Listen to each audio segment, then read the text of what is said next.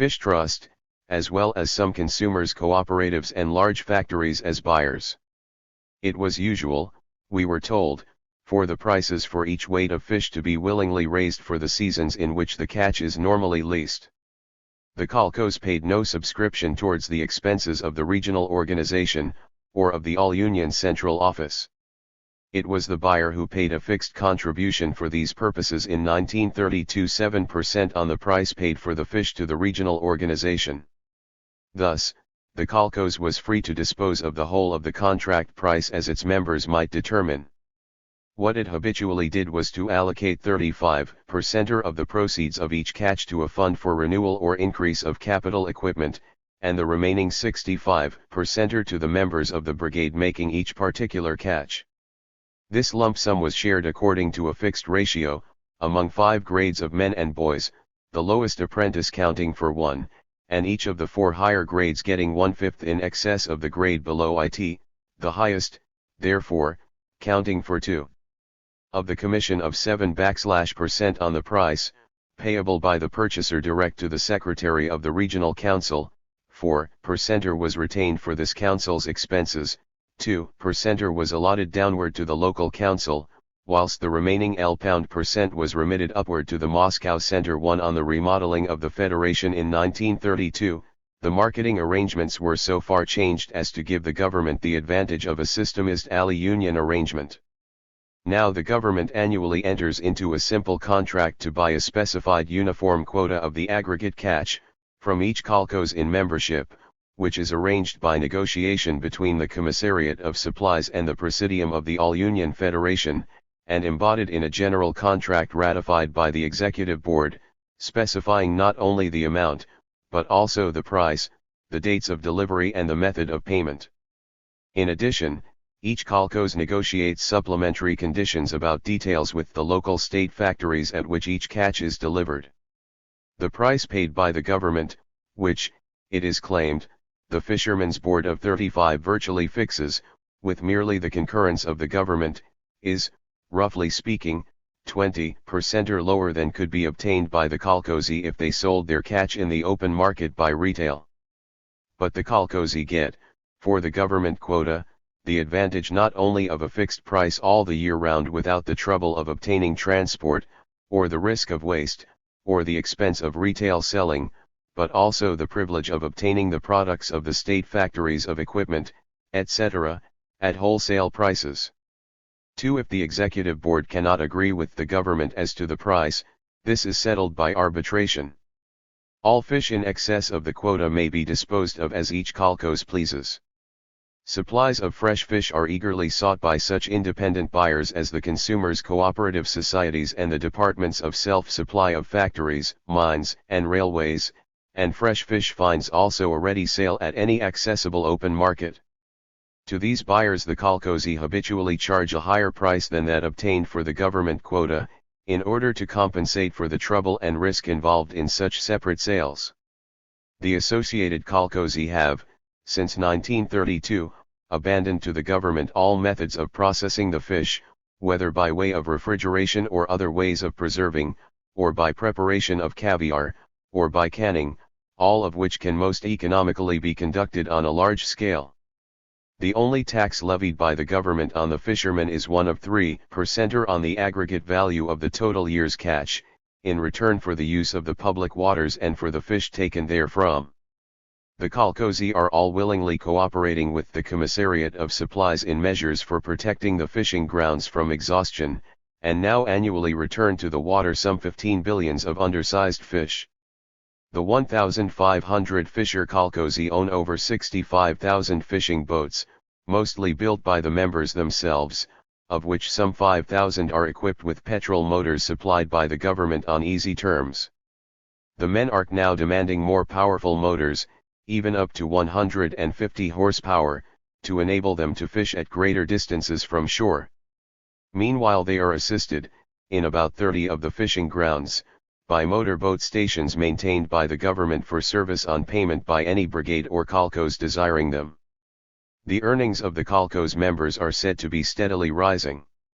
In many districts they are reported to be between 2,000 and 2,500 rubles a year for the average man, but in others they do not reach so high a sum. Considerable cultural advances are reported. In some districts hundreds of women take part in the work, and become kolkhoz members. There are floating clubs, with libraries and musical instruments, maintained by some of the kolkhozi. There are creches for the infants.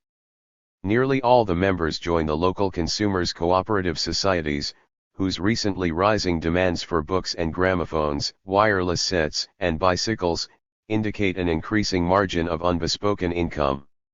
Integral cooperatives. This association, unique in constitutional form and in its peculiar combination of functions, was established only in July 1934, as the outcome of a decade of experience with organizations of other types. 1. We trace its origin to the hierarchy of local associations established in 1924 by and for the large numbers of hunters and trappers of wild animals. The membership included hunters of different types, whether professional hunters and trappers, who lived entirely by this vocation and formed only 15% of the membership, semi-professionals, who accounted for another 50% and who pursued the vocation for gain or for the pot, but combined it with another occupation, and finally, also those amateurs, about 1/3 of the whole, who hunted only for amusement. The local associations and their regional unions set themselves to render the services that each of these classes required. They provided in some districts a certain amount of watching of the forests and the game. They supplied the hunters with all the implements of their vocation at little above wholesale prices. They stored and sold, when desired, the products of the chase. But the hunters' associations in some parts of the USSR did more than this. In the sparely inhabited regions of the north, where few other institutions exist, the hunters' societies united the features of other kinds of cooperatives, developing fishing and the breeding of reindeer, providing fish canneries and meat factories, supplying all the necessities of the villages, and marketing all their disposable products. Practically the whole adult population of these areas belonged to the hunters' societies, to which they contributed several 100,000 members. The hunters' cooperative societies in other areas of the USSR came to number nearly 1,000, with some 600,000 members, organized in about 6,000 groups. Each society was governed by general meetings of its members, who elected a president, and usually a small presidium. The societies were grouped in 35 regional federations, with councils of delegates from the societies within each region. These regional federations sent delegates to meet in occasional union congresses of hunters and trappers from all parts, and maintained an active central office in Moscow. But this widespread cooperative organization proved lacking in stability. Both its membership and its functions were too heterogeneous for lasting unity, over a geographical area so vast as the USSR. The divergence of interest between the professional hunters and trappers, on the one hand, and, on the other, the sporting amateurs and the peasants who hunted only occasionally, led to perpetual conflicts. In 1933, by decree of TSIK and Sovnarkom of the USSR of August 17, the integral societies of the far north, consisting largely of national minorities, were set up as an independent system on the principle of the kolkhoz. At last the Ale Union Federation of Hunters was finally dissolved, and a new and more limited federal body, confined practically to northern and far eastern Siberia, but maintaining a central office at Moscow, was established. On July 25, 1934, by a Congress of delegates representing local cooperative societies in these areas. The new body was, so far as hunting was concerned, from the first dominated by those for whom the pursuit of game is a constant means of livelihood, taking up at least half their time, and these are now very largely concentrated in northern and eastern Siberia. The amateurs throughout the Union now find their wants supplied and their interests attended to by the voluntary organizations dealing with sport of every kind. The peasants, occasionally hunting for the pot, are now mostly members of collective farms, and dispose of their furs directly by communicating with the nearest agents of the Commissariat of Foreign Trade, or its fur trust. The new federation, however, retains in membership the main bulk of the mixed cooperative societies within the geographical area with which it deals, whether these unite, in one and the same societe are, both production and distribution, or take on the form of kolkhozy, specialising either on agriculture or on fishing, or on reindeer breeding. We are told that, in this area, largely inhabited by different tribes of non-Russian stock, the people are at a stage of development too primitive to allow of their becoming members of various cooperative or other bodies having distinct and separate purposes. Whatever cooperative societies they establish almost invariably take on a mixed form, which is styled integral, and which permits them to include, in one and the same society, hunting, fishing, agriculture, stock breeding, the marketing of produce of every kind, and the retailing of all the commodities that their members desire. It is a curious example of the feeling in favor of multiformity that the vast geographical area over which this form of cooperation prevails one is abandoned to the societies preferring it. Equally, it is an instance of the policy of cultural autonomy that no attempt is made by the USSR government to impose on these national minorities what, in other parts of the USSR, has proved a superior form of organization. To neither Centrosoyuz, representing the consumers' cooperative societies, nor Viskarabaksoyuz, representing the Fisher Kolkhozy, seeks to extend to this area, nor endeavors to entice away the local membership. The USSR Commissariat of the Timber Industries and the State Fishery Department of the USSR Commissariat of Supplies penetrate into this territory without competing with the integral societies, which sell their furs direct to the Fur Trust of the USSR Commissariat of Foreign Trade and their fish to the RSFSR Commissariat of Local Supplies, or to any other purchasers whom they can reach. The RSFSR Commissariat of Local Trade maintains in the area, principally in the more considerable centers of population, its own trading depots, whilst the USSR Commissariat of Foreign Trade, through its Fur Trust, and the USSR Commissariat of Supplies, through such organs as Soyuz-Pushnina, Ribtrest, etc., contract with all or most of the local productive societies to buy a specified quota of their output at agreed prices. 1. The Association of Integral Cooperatives included, in 1934, 869 societies termed simply integral, 610 consumer societies, mostly more or less mixed in function, 243 cooperative productive associations, many of whom deal also in commodities for their members' consumption, and over 700 kolkhozy, predominantly for agriculture or reindeer breeding, but including some mainly for fishing. These separate societies are all governed by periodical meetings of their members, which elect a president or manager, and a small presidium. Nearly 1,000 of them, which carry on retail trading in household commodities, have specific trading districts assigned to them, varying in extent from about 3,000 square kilometers up to about 23,700 square kilometers. But all the societies, including the kolkhozy, are united in 263 regional unions by rayons, okrugs, oblasts, or krayas. It is presumably these 263 local unions that will elect delegates to the Congress of Integral Cooperative Societies that may be periodically summoned. The organizational structure of the far north of Siberia is plainly in an inchoate condition, unlikely, as it seems to the present writers, to remain long without substantial change, as to the nature of which no prediction is offered. War invalids. The 7 years of war, 1914 to 1920, left in the USSR an incalculable number of partially disabled men, whose existence imposed on the Soviet government a problem transcending in magnitude and difficulty that of any other of the belligerents. It was dealt with on different lines from those followed by the other countries. The absence, in the USSR, of any vested interests of profit-making employers, and of any objection by Soviet trade unionism, made it possible for the Soviet government to set the partially disabled men to work, on their own account, upon any productive enterprise within their capacity. The form usually adopted was that of the artel. The war invalids capable of any productive work were invited to join a widespread federal association of owner-producers, largely self-governing in character, which in 1927 numbered 2,861 little local societies, with over 38,000 working members. The association has been liberally assisted from government funds, in order to enable it to start a large number of industries for its members.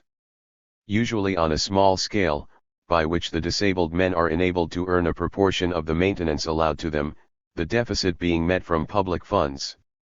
The separate enterprises, in 1927 numbering over 7,000, are of the most varied kinds. There are small flour mills and oil factories, little distilleries and cheese-making centers, together with fruit and vegetable gardens, growing for the local market. There are bakeries making confectionery, shoemaking and tailoring workshops, and furniture factories. Some men keep bees and poultry, others man the numerous book and newspaper stalls on the basis of a commission on sales, or drive carts and lorries in the execution of a succession of jobs of transportation. The gross income of the association in 1925 to 1926 was 264 million rubles, of which rather more than one-third was the net product of the members' own labor, the balance being found from public funds. In due course, as the number of war invalids capable of work gradually decreased, the same organization was utilized for the invalids of industry, men or women partially disabled by accident or industrial disease in the factory or the mine. At the present time these invalids of industry far outnumber, among those at work, the men disabled in the war. Out of a total of about 100,000 members of the Federation who are in one or other form of employment, about 70,000 are members of manufacturing artels, whilst the others are in artels of service, supplying part of the personnel of hotels, theaters, cinemas, the large retailing establishments and other government departments, clubs, hospitals, and educational institutions. All partially disabled men are encouraged to join one or other of these artels and to continue to perform such work as they can, as this is so much better for them than vegetating in idleness on a meager pension. Such workers are often trained free of charge in special technical institutes for the disabled. They have often their own clubs for suitable recreation, and their own sanatoria and rest houses in the Crimea or elsewhere. There are special summer schools in the country for the children of the disabled. A few of these manufacturing artels of partially disabled men have become completely self-supporting, and able to allow their members a small bonus in addition to their stipulated wages.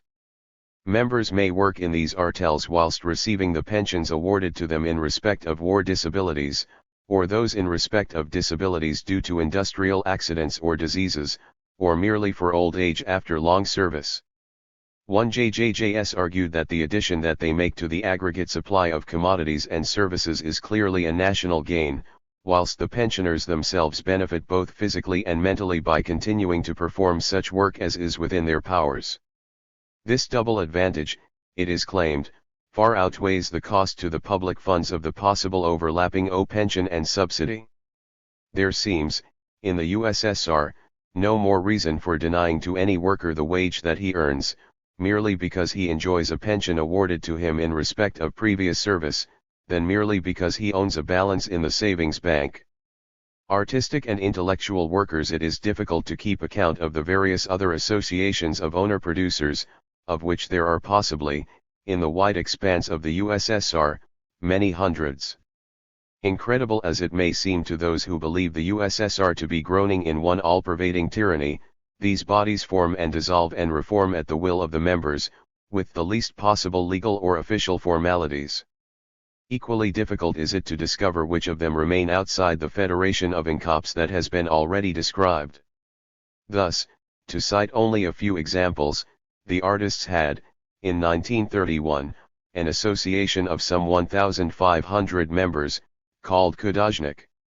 This society provides its members a certain amount of accommodation in collective studios, runs for their service a small but efficient color factory, organizes exhibitions for the sale of their works, and even gives them credit when they are more than usually hard up.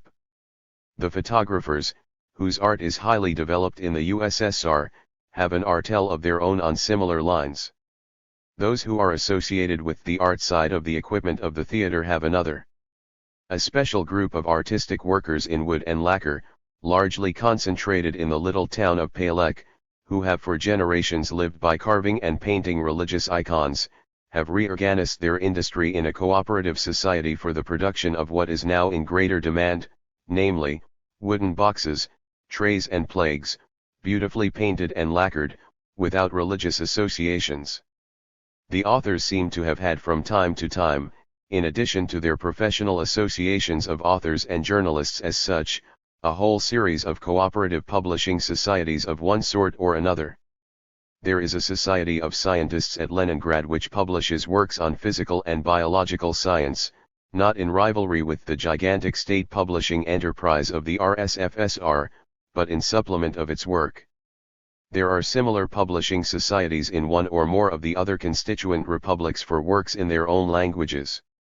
A separate enterprise at Moscow is that of the Cooperative Society of Foreign Workers in the USSR, which issues, for the instruction of the German, American, and British residents, a series of books and pamphlets in their own language, most of them describing particular features of Soviet industry, agriculture, and social institutions. Won the world of labor in the USSR. The dominant impression made by the survey of the organization of man as a producer will, we think, be one of multiformity. There could hardly be a wider divergence in constitutional structure than that between the 154 highly centralized trade unions and the loosely federated 20,000 cooperative societies of owner-producers in industry, or between either of these bodies and, on the one hand, the 240,000 kolkhozy, or collective farms, or, on the other, the 1,500 Fischer kolkhozy. To add even further to the multiformity, there is still to be reckoned the strange breed of integral cooperatives, whose chief peculiarity seems to be to jumble up together many of the characteristics in which all the rest differ from each other, not to mention also the exceptional variety afforded by the federation of partially disabled men and women, who work at every conceivable occupation, and find their ground for separate association in the common feature of physical disability of one or other kind. These 50-odd million men and women working in the production of commodities and services are, it will be noted, of different kinds or grades. Some would be classed as brain workers, others as manual workers. Their personal remuneration, and, with it, their standards of living, vary considerably, and whilst the level is undoubtedly rising all round, there is visible no tendency either to identity or to that equality which is stigmatized as a dead level. But amid all the multiformity of constitutional structure, and all the heterogeneity of work and grade, of wages and standard of living, there is one feature that is constant and ubiquitous in all the productive organizations. There is no segregation by wealth, or social class, or position in the hierarchy. In every enterprise, large or small, urban or rural, the directors and managers, the technicians and specialists, the bookkeepers and the gatekeepers, the skilled mechanics and the general laborers are members of one and the same organization, whether it be called a trade union, an industrial cooperative society, a collective farm, a fisherman's collective, an integral cooperative, or a society of war invalids. The ground for their common membership is their common interest in the enterprise in which they find themselves associated, and their similar common interest in the other enterprises engaged in the same branch of production throughout the USSR. Not only in their daily work and their monthly pay is there this common interest among all grades, but also in their other conditions of life. The hours of labor, the safety and amenity of the place of work, the provision of medical attendance and hospital treatment, the whole range of social insurance, the adequate provision and proper maintenance of dwelling places, the arrangements for the care and education of children, the means of recreation, holidays, clubs and rest houses, music and the theater and endless other matters concern workers of all kinds. What, in all this upgrowth of collective organization, practically all new or remade since the revolution, has happened to workers' control? One less than half the aggregate of producers in the USSR, it will be seen, are working under a contract of service at all. Much more numerous are the various kinds of owner-producers for whom the trade union form is inappropriate. These owner-producers, whether in industrial artels, in collective farms or in fishermen's associations, are themselves the owners of the commodities they produce, from the sale of which, after defraying all expenses and the government taxation, their remuneration is derived.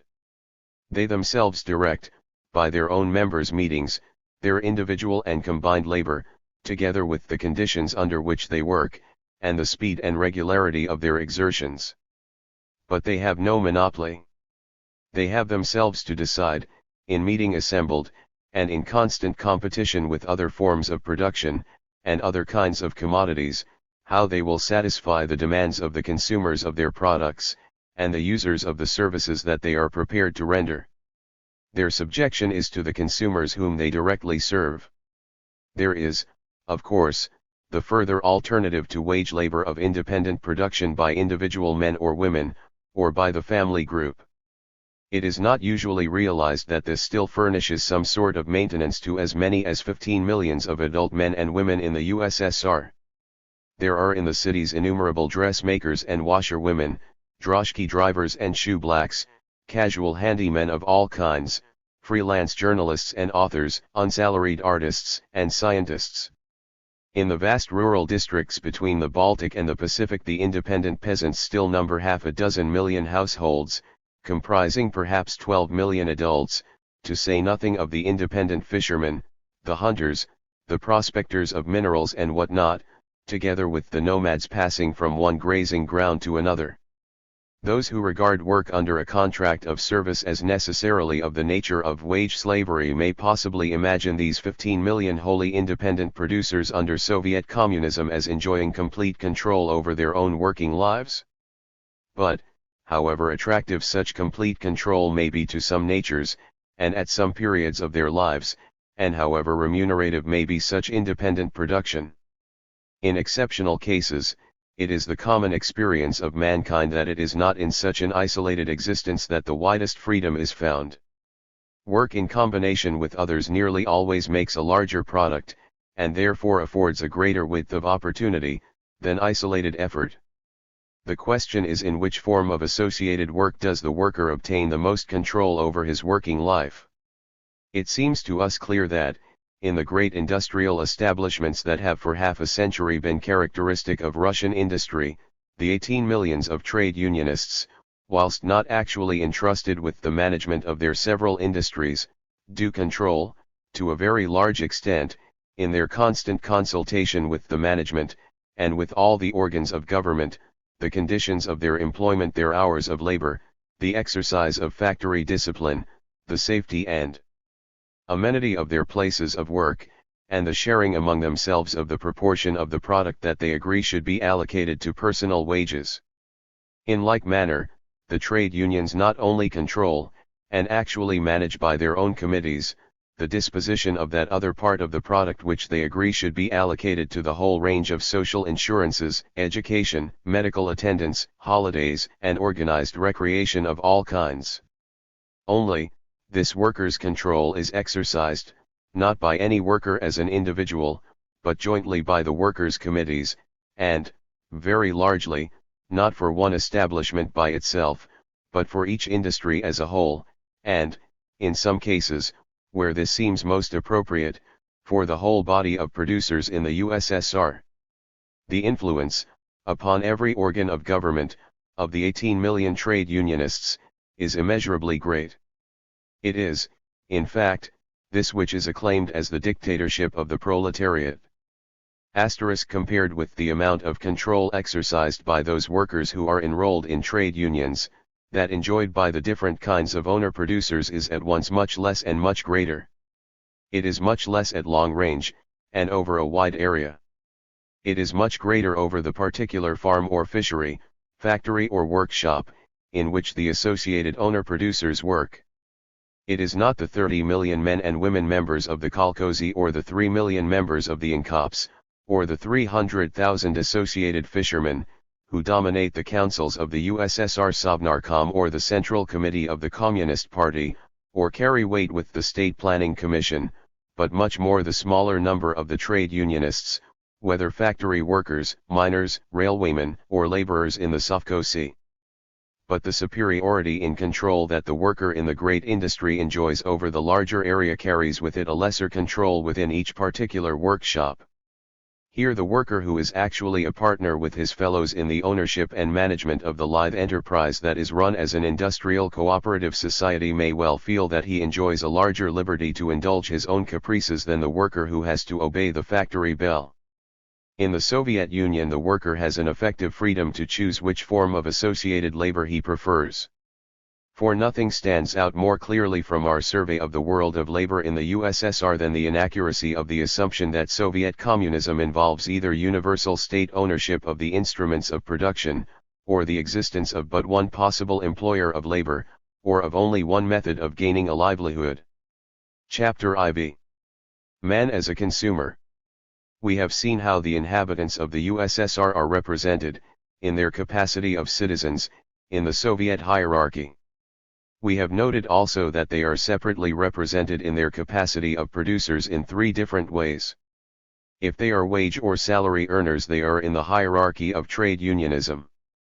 If they are not engaged at salary or wages, they are in one or other of the TWIN organizations of owner-producers, working respectively in manufacturing artels or in COPs and in collective farms. But, in all but the simplest societies, mankind has also a third capacity, in which wishes and ideas need a vehicle of expression, and individual activities a mechanism of collective control. As consumers, men and women think and act differently from what they do either as citizens or as producers. Moreover, in all but the smallest communities, to organize, with exact regularity, a daily distribution, among the whole body of consumers, of the innumerable commodities they desire, is a task of immense magnitude and difficulty, calling for its own distinct administration. Before assuming power, Lenin saw clearly and confidently that this task would have to be undertaken by the consumers' cooperative societies, with the membership becoming universal. We may doubt whether he, or anyone else, realized that, in the circumstances of the USSR, the organization of distribution would prove at least as difficult as the organization of production, and that it would actually take longer to raise to any common standard of efficiency. Let us consider, at the outset, some of the troubles that, in any country whatsoever, beset the organizer of a systematic distribution of foodstuffs and other household commodities. There is, first, the difficulty of getting an honest and efficient personnel. This matters far more in distribution than in production. The factory operative may contrive to be idle spasmodically, but this can be largely prevented. What is more to the point is that the materials and products that he handles are seldom such as to tempt him to purloin them for his own or his family's consumption. To the salesman or warehouseman in a cooperative store, on the other hand, or to the lorry driver or porter, at a time when food is scarce and his children at home are hungry, the provocation, if he happens to be pecuniarily distressed, to abstract something to take home is well nigh irresistible. The temptation is increased by the practical difficulty of ensuring, in a vast number of separate stores, a demonstrably accurate audit of anything except money or stamps. Many kinds of goods in bulk cannot easily be checked on delivery from hand to hand, either by counting or by weighing, whilst stock-taking is a process demanding for accuracy the highest skill and the utmost technical knowledge. Moreover, there must be an allowance for waste in retailing, and even in storing, and no one can say with confidence how much. And nearly all commodities depreciate and spoil, to an extent that cannot easily be either checked or estimated. The vagueness in the ascertainment of how much there is produces a laxness in the disposing of it. Even the elected committeemen and the higher officials of the cooperative movement, just because they are always handling relatively large quantities of food and drink, are found, we think, in all countries to be more disposed to treat themselves lavishly out of the stores, than are the corresponding committeemen and officials of the trade union movement. Efficiency behind the counter involves, however, much more than honesty and precise accounting.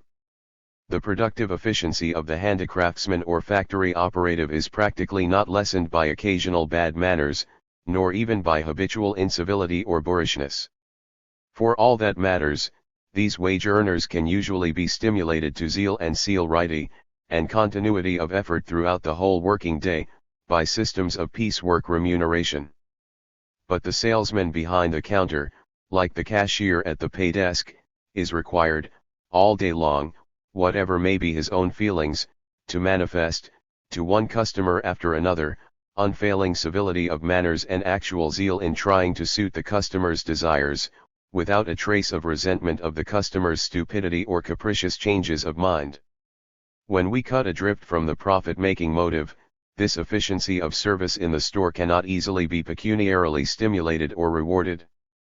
Piecework rates of wages are often impracticable, and even the system of more or less arbitrary bonuses for good conduct or smart salesmanship usually fails to effect any considerable improvement. And there is a further trouble in organizing distribution that is not always borne in mind. The man who actually makes cabinets or boots, or who joins with others in constructing a house or a colossal hydroelectric plant, may find joy in his work and pride in his production. But it is not easy for the most virtuous of salesmen to get up any enthusiasm for the daily service of handing out, to an indiscriminate crowd of purchasers, bread and potatoes, cabbages and groceries. It is not for nothing that retail shopkeepers have everywhere been despised by other vocations. In Russia, even more than in other countries, the little trader, often a Tartar or a Jew, or the village usurer or vodka seller, has long lived in an atmosphere of contempt, manifested alike by the handicraftsman and the factory operative, the merchant and the brain-working professional. The result has been a repugnance among the Russians to take to retail shopkeeping, which has not been wholly removed by its transformation into a public service. It has been noticed that relatively few active socialists, and especially few members of the Communist Party, have been at any time salesmen or clerks under the committees of the consumers' cooperative societies. All these considerations, which apply even more to the Russian people than to some others, make the construction of a satisfactory system of distribution perhaps the most difficult of all the tasks to which Soviet communism has set its hand. Unfortunately, the previous history of the Russian consumers' cooperative movement and the position in which it stood in 1917 were not such as to facilitate its accomplishment of the task that Lenin had, in thought, assigned to it. Consumers' cooperation had been introduced into Russia from England and Germany half a century before, but only in the way of paternal philanthropy by exceptional employers, and in a form which may not have remained entirely free from the evils of the truck system. Consumers' cooperation as a democratic outcome of independent workmen's organization may be said to have begun sporadically in Russia with the 20th century, and to have made headway only with the revolutionary movement of 1905. As an independent organ of working-class opinion, it only barely survived the Tsarist repression of the subsequent years, but the movement continued to grow, in city and country, under watchful police supervision, as a non-political outcome of enlightened liberalism, making for individual thrift. During the 3 years of war, the consumers' cooperative societies in many cases rendered great service, in association with the patriotic efforts of the Zemstvos, in maintaining the supply of necessaries both for the army in the field and for the civilian families at home. When the 1917 revolution occurred, the consumers' cooperative movement, which counted a quarter of the families in Russia in its membership, was almost wholly under the influence of anti-Bolshevik leadership. At any rate, the 100 or more representatives whom the movement sent to the Democratic Conference summoned by Kerensky's government in September 1917, ranged themselves unanimously with the cadets and compromisers. One especially in the Ukraine had the cooperative movement an invidious intellectual heritage. At Kiev, and generally in the Ukrainian cities, the movement was frankly nationalist in spirit, desiring no connection with Moscow. In 1917 it supported the Menshevik uprising in the Ukraine and backed up Kerensky. In the following years it sided with Petlura, and supported Denikin and the counter-revolutionary efforts. Not until the population of the Ukraine had become disgusted with the reactionary character and the excesses of Denikin's army were there any overtures to Moscow. The leading cooperators of the Ukraine had, however, by this time so clearly indicated their intellectual position that they were naturally distrusted. When the Bolshevik government was firmly in the saddle, the cooperative societies went on struggling with the increasing difficulties of supplies, and Lenin's administration, whilst noting their manifest lack of sympathy with its program, took no immediate action against them. Presently, however, in the welter of war communism, the whole organization of these societies was absorbed into the government machinery, their buildings and local organization being autocratically utilized for the distribution of the state rations. This, however, was not the end. There is reason to believe that Lenin remained faithful to his conception of a voluntary organization of consumers, a hierarchy of consumers' cooperative committees as an essential part of the constitution, undertaking the whole distribution of household commodities. With the acceptance of the new economic policy, came the restoration to independence of the consumers' cooperative societies. These were placed anew on a legal basis by the legislation of 1923 to 1924. On this revival of the voluntary societies, steps were taken to exclude from the leadership of the movement, as far as possible, those who had been prominent in it prior to 1919 and to bring to the front the Bolshevik members. The activists of the Communist Party nearly everywhere saw to it in the cities that the elections brought about the necessary preponderance of well-disposed cooperators on the committees, and the Central Board of Centrosoyuz has ever since been in complete accord with the general line. In spite of all these inherent difficulties and temporary defects, the cooperative membership and turnover have, throughout the past decade, increased by leaps and bounds, because no family could wish permanently to forego the advantage of belonging to a cooperative society. It became unnecessary to retain such attractions to recruiting as the dividend on purchases, and even the payment of interest on share capital. 1. The continuance of rationing, and the increasing limitation of purchases by the use of cards, issued to the producers as such, made it almost necessary for every member of the family over 14 years of age to be separately enrolled in order to be eligible to share in the distribution of the commodities from time to time in short supply. 2. The result has been that, although membership of a consumers' cooperative society has remained legally quite optional, its practical advantages have made it, leaving out of account the deprived categories on the one hand, and the nomadic races and some still savage tribes on the other, almost coterminous with the adult population of the USSR. Unfortunately, as we shall relate, this astonishing increase in membership and turnover has sorely tried the capacity of the movement. Year after year the leaders and committees have been incessantly struggling to keep pace with the rapid multiplication of their customers, and at the same time to make good one defect after another that experience has revealed in the organization. But we must first describe that organization as it exists today. 3. The hierarchy of consumers' cooperation in the USSR. In 1935, the aggregate membership of consumers' cooperative societies in the USSR at the end of 1934 is stated as 73 millions, enrolled in 45,000 local or primary societies, which now extend to every part of this vast area. These societies are of three main types, namely, the village store, which is by far the most numerous, the city society with a shareholding membership open to all comers, and a speciality of the USSR, the vocational society or closed cooperative, in which membership is restricted to the persons employed either in a particular establishment or in a particular vocation. 1. A majority of the cooperative members are to be found in the 41,000 relatively small village societies in the rural areas, and these, whilst adding branches in the neighboring hamlets, remain mostly of the simplest type. These are united in 2355 RAYON unions. These again, along with the 4,000 CITY societies, having over 40,000 branches, are united in 32 provincial unions for the 6 smaller constituent republics and the 20 divisions of the RSFSR. From the councils of these 32 provincial unions are drawn the representatives who constitute the Central Board of the Central Union of the USSR and RSFSR. The members' meeting. At the base of the cooperative pyramid is the open meeting of all the members over 18 of each of the local or primary societies.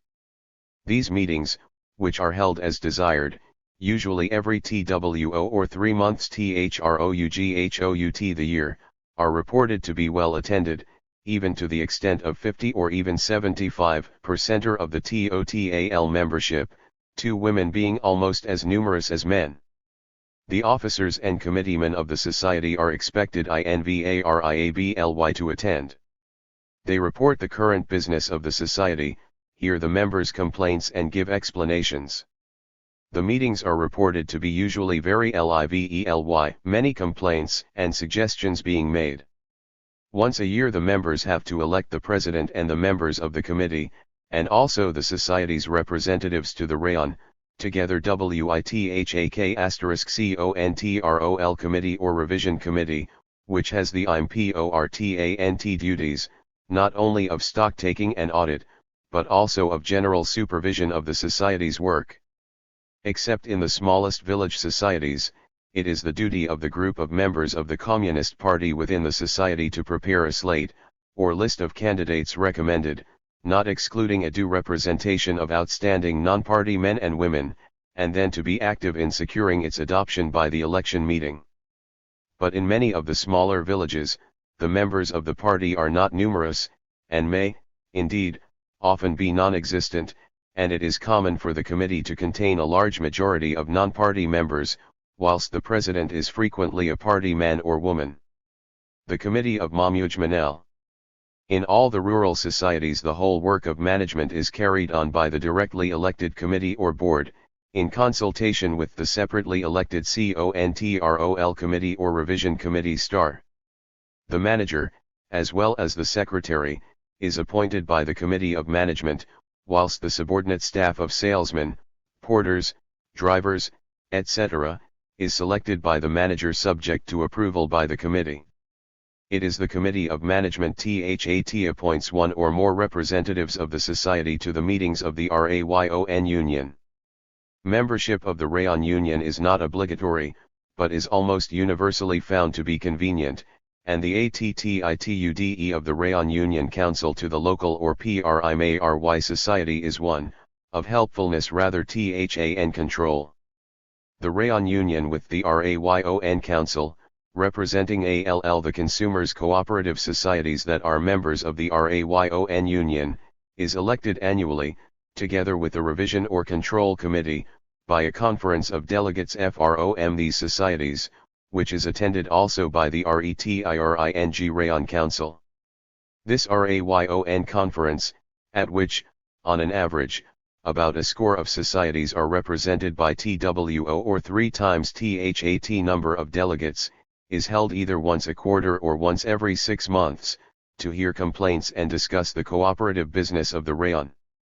The Rayon Council elects its own president and several other members of a presidium, who, with a separately elected revision committee, jointly constitute its only executive. The Rayon Council usually elects also the rayon representatives to the next higher AUTHORITY, the conference of the Oblast or Republic Union to which the Rayon belongs. The Rayon Union Councils are now required to become members of the higher stages of the hierarchy, and to act under their instructions in carrying out the tasks prescribed by the general plan.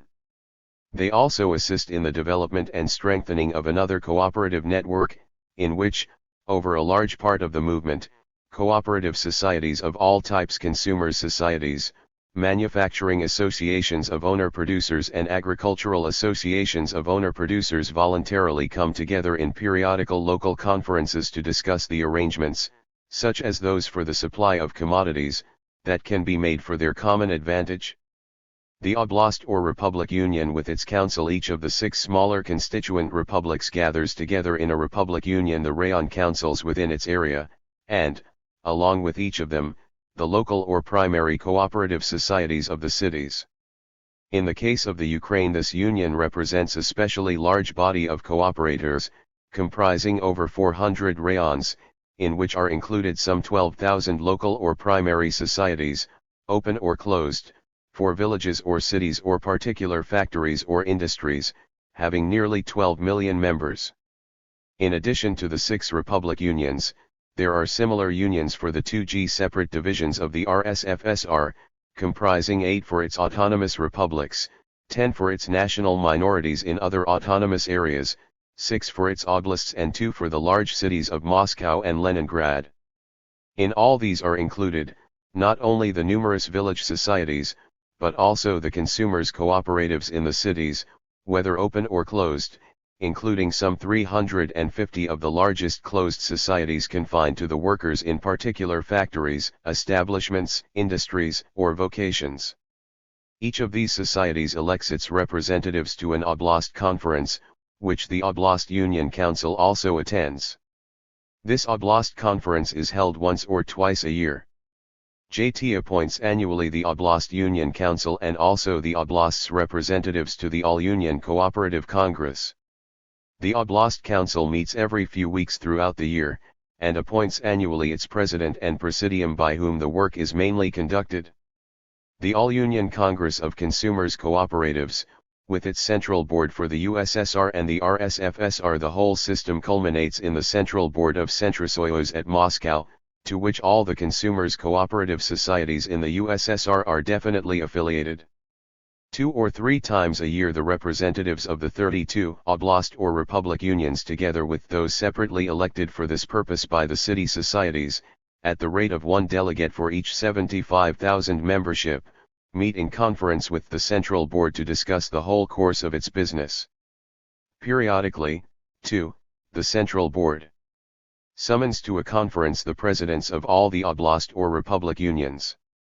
Every 2 years the Central Board itself, together with a revision committee, are elected at a specially summoned meeting of a much wider body, the All-Union Congress of Consumers Cooperatives, comprising the authorized representatives of all the 2355 rayon unions in the USSR American Samoa, well as of the 32 oblast or republic unions. This Congress elects the president of the Central Board, but the presidium of the Central Board is elected by the Central Board itself.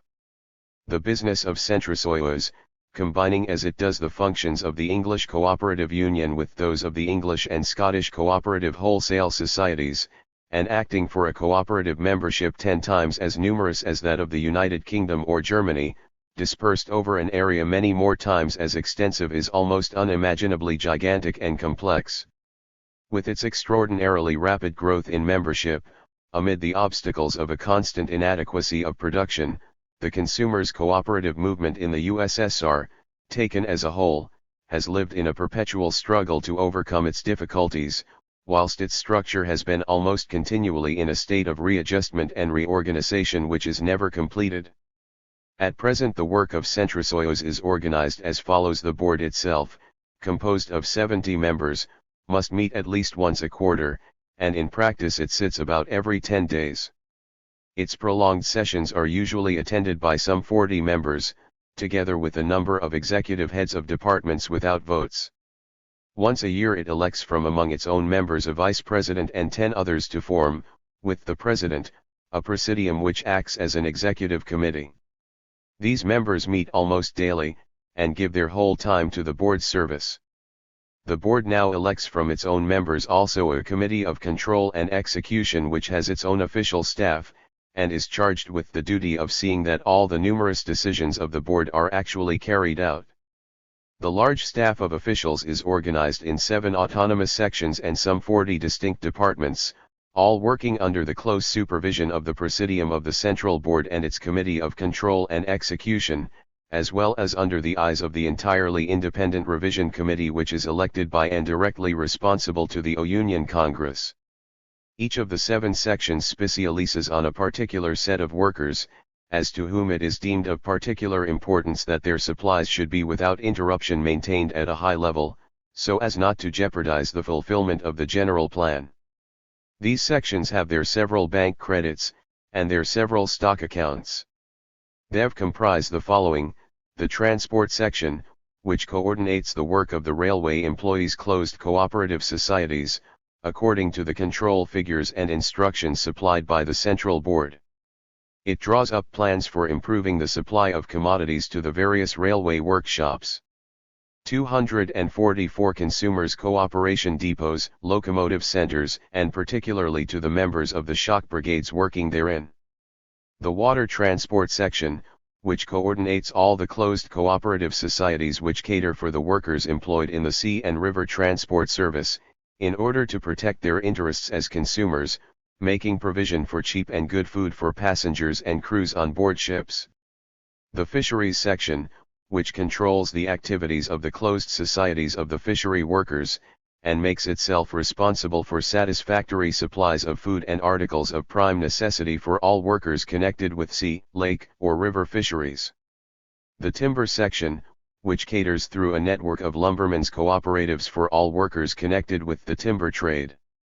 It sends foodstuffs and manufactured goods to the places where the trees are felled, and seeks to raise the productivity of labor through improved supplies.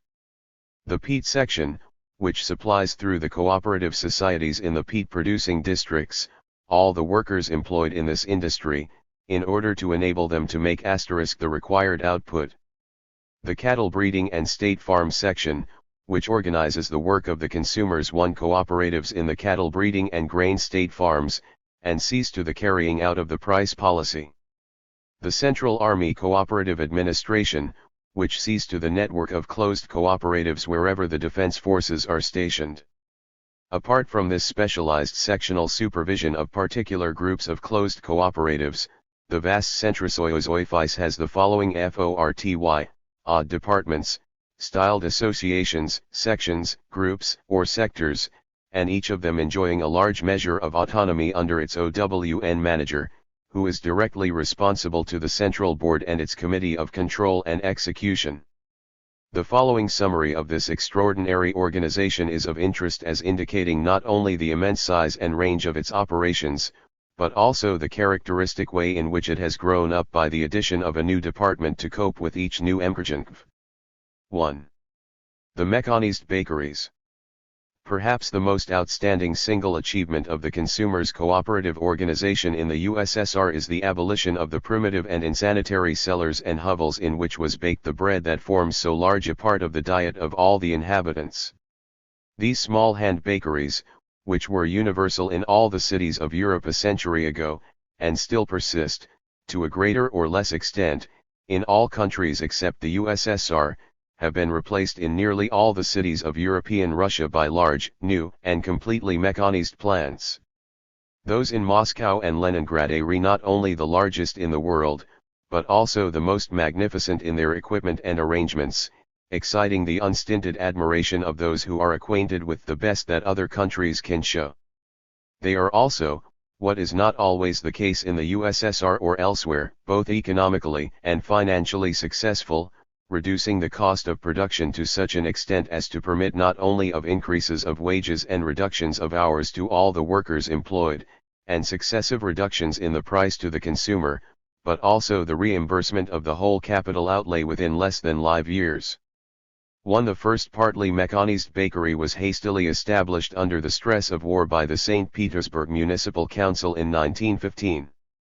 This was successively enlarged and improved by the Bolshevik government, but not for a whole decade was it found possible to decide to supersede the hand bakeries.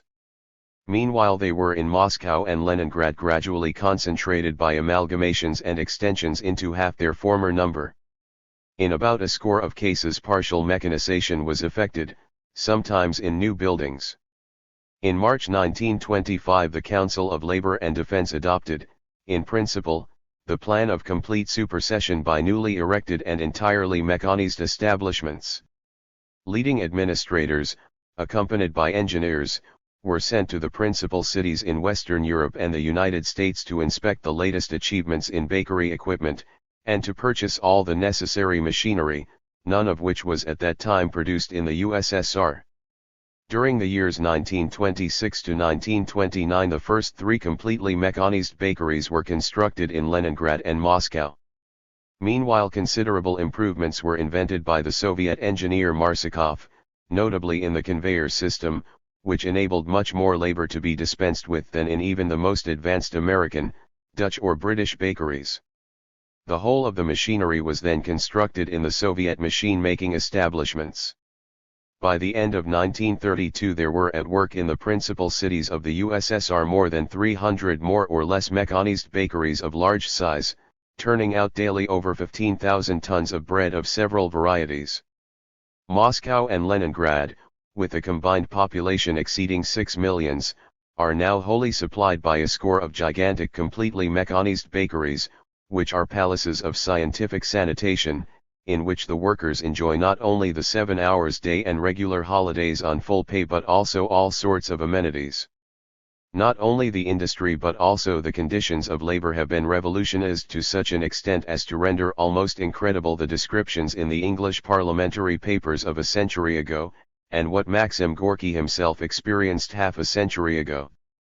This has been one of the most successful achievements of the Soviet administrators, in which L.M. Kaganovich played a large part, and which stands to the credit of the Leningrad and Moscow cooperative unions, as well as to that of the members of the Board of Cooperative Bread-Making of Centrosoyuz, by whom the whole network of mechanized bakeries is directed.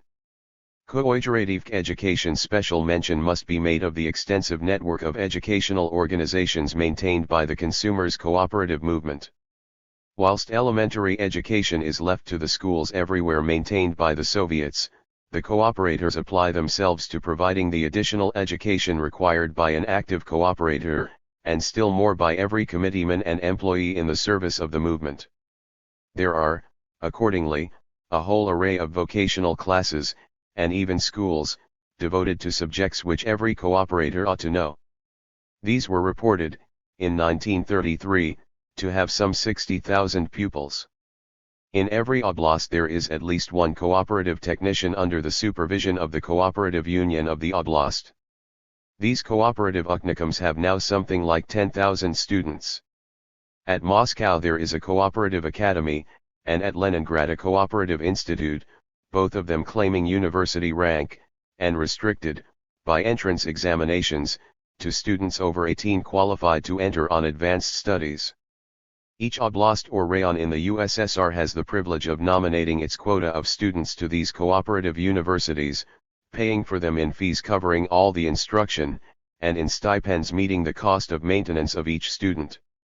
From the graduates of these two institutions are drawn an increasing proportion of the principal officers of Centrosoyuz, and the managers of many of the more important primary societies. The system of cooperative education in the USSR is by far the most extensive in the world. The results achieved, the cooperators of the USSR pride themselves, not without warrant, on the marvelous growth of their movement, in turnover as well as in membership, and in the range and variety of the commodities supplied, now comprising at least 70% of the total retail trade within the 1C cooperation in the USSR, by Leslie A. Paul, 1934, pages 113 to 131. Union. There seems to be scarcely a center of population west of the Urals, and none of any magnitude in Siberia or Transcaucasia, which is not served by a local consumers' cooperative society, usually covering several villages and hamlets. Every year the membership, the trade over, the capital employed, and the numbers of separate buildings or other selling points and of the persons engaged in the work, goes on increasing, apparently without check. The range and variety of the commodities supplied, at any rate by Centrosoyuz, and in the central stores of the city societies, has steadily increased, and many of the local or PRIMARY societies, especially in the cities, have taken increasing advantage of this widening of the range of supplies. Thus the large Leningrad City Society, which has some 400 branch shops for its 980,000 members, opened in 1933 a magnificent central store, stocked with 25,000 different commodities, the contents alone being insured against lire for 25 million rubles, including, for instance, a score of different penknives, and 40 different varieties of boots and shoes, in a dozen different sizes. Nor is this provision of variety in any way unique. The children's toy department in a central Moscow store was found, in 1931, to have 400 kinds of toys in stock, and was severely rebuked for having so limited a variety. The stock was immediately increased to 1,500 kinds of toys, and in 1935 it is to have 2,000. Already in 1932 various cooperative societies in the cities were advertising their willingness to supply clothing made, to measure and specially fitted to each customer's figure. This refinement will be facilitated by the promised establishment of a separate department of the government clothing factories, which is to specialize in bespoke tailoring, and expects to employ a stall of 1,500 expert cutters and fitters and coat makers, to execute individual orders upon the measurements taken by the local societies. In all sorts of ways the convenience of the customer is being increasingly studied. Thus, it could be authoritively claimed in 1934 that delivery of goods to the home has been developed on a large scale in recent years. In Leningrad over 200,000 persons have their orders delivered to their homes, in Moscow there is a similar number, at Dnipro 10,000 families have theirs delivered, at Kuznetsk 10,000 persons, and so on. Delivery orders are executed by special warehouses or branches of the big retail shops. The system of subscription books for the purchase of staple commodities such as bread, milk, vegetables, etc., has lately become quite popular. In Leningrad, since the beginning of 1933, nearly half the bread has been sold on monthly subscription books purchased at the beginning of each month. The subscription book covers the quantity required for the month, its use eliminates daily cash purchases, and speeds up the sale of the bread to each customer. Meanwhile, in various cities, vigorous 1. Supply and Trade in TUSSR. By W. Nodell, 1034, pages 51 to 52. The numbers stated for Leningrad and Moscow seem exaggerated. The difficulty of obtaining sufficient motor lorries has stood in the way of extending this service. Variety of service. 249 efforts have been made, in recent years, to establish so-called house shops in the big workers' apartment houses. The house shops aim at organizing the supply of food products and other necessaries to the tenants of the house. These shops, as a rule, are open only a few hours a day, and the tenants themselves help in the work. This multiplication of retailing points and increasing attention to the customers' varying demands has gone hand in hand with concentration of mass production in a smaller number of gigantic factories. Thus, as we have mentioned, the making of bread in nearly all large cities, and also throughout the Donbas coal mining area, has been practically monopolized by highly mechanized cooperative bakeries on a gigantic scale. From these huge bread factories a fleet of motor lorries deliver several varieties of bread several times a day to hundreds of bread shops in each large city. The concentration of production permits of the most systematic and prompt distribution of the staple article of Russian diet, through a vast network of selling points, which, in Moscow and Leningrad, reaches the high figure of 1 in the midst of each 400 families. Another extension of the past few years has been the development of communal feeding, by the provision of cooperative dining establishments, supplying plain meals at low prices. This has gone very far. Not only does every factory, every large office, and every educational institution, from the elementary school to the university college, provide meals for its own people, on its own premises, but there are also large public dining halls open to all comers. The work is too great to be undertaken under a single direction. Communal feeding, we are told, is carried on by 2 organizations, Soyunurpit, a special trust subordinated to the People's Commissariat of Supply, and Vyskopit, a trust subordinated to the Centrosoyuz. Soyunurpit controls communal feeding establishments in Moscow, Leningrad, Donbas, Kharkov, and the Urals. In all other cities, and in villages, communal feeding is organized by Vyskopit. The cooperatives operating in the given factory, town, or village. 2. There has been a corresponding development of cooperative supplies in the villages, but less generally in operation. Village cooperative societies are sharing in the wider range of supplies offered by Centrosoyuz. In many cases the village has organized its own communal feeding arrangements, either through the collective farms or through the village cooperative society. Usually they work together. The aim of a village cooperative society in the USSR, it has been said, is not merely to sell goods, but to sell them in a way which will strengthen the collective farm, help to complete the sowing, harvesting, threshing as speedily as possible, help to carry out all agricultural operations in the best manner. That is why, in the spring, all cooperatives carried part of their work into the field. That is why, during reaping and threshing, tens of thousands of stalls are opened in the fields, so that the collective farmer does not have to go to the village for goods, but can get them on the spot where he is working. Enterprise of this kind is, however, not universal. Some of the village committees of management, and their managers, are still content to obtain only the commonest kinds of customary necessaries, ignoring the steadily widening of range of available supplies and not giving scope for their members' new wants. The oblast cooperative councils are accordingly now trying to educate the demand. Experimental shops are being opened by these councils in local centers of population, in which goods of better quality, and in greater variety, are exposed for sale, for the purpose of bringing to the notice of committeemen, managers, and members alike how greatly the range of cooperative supplies has increased.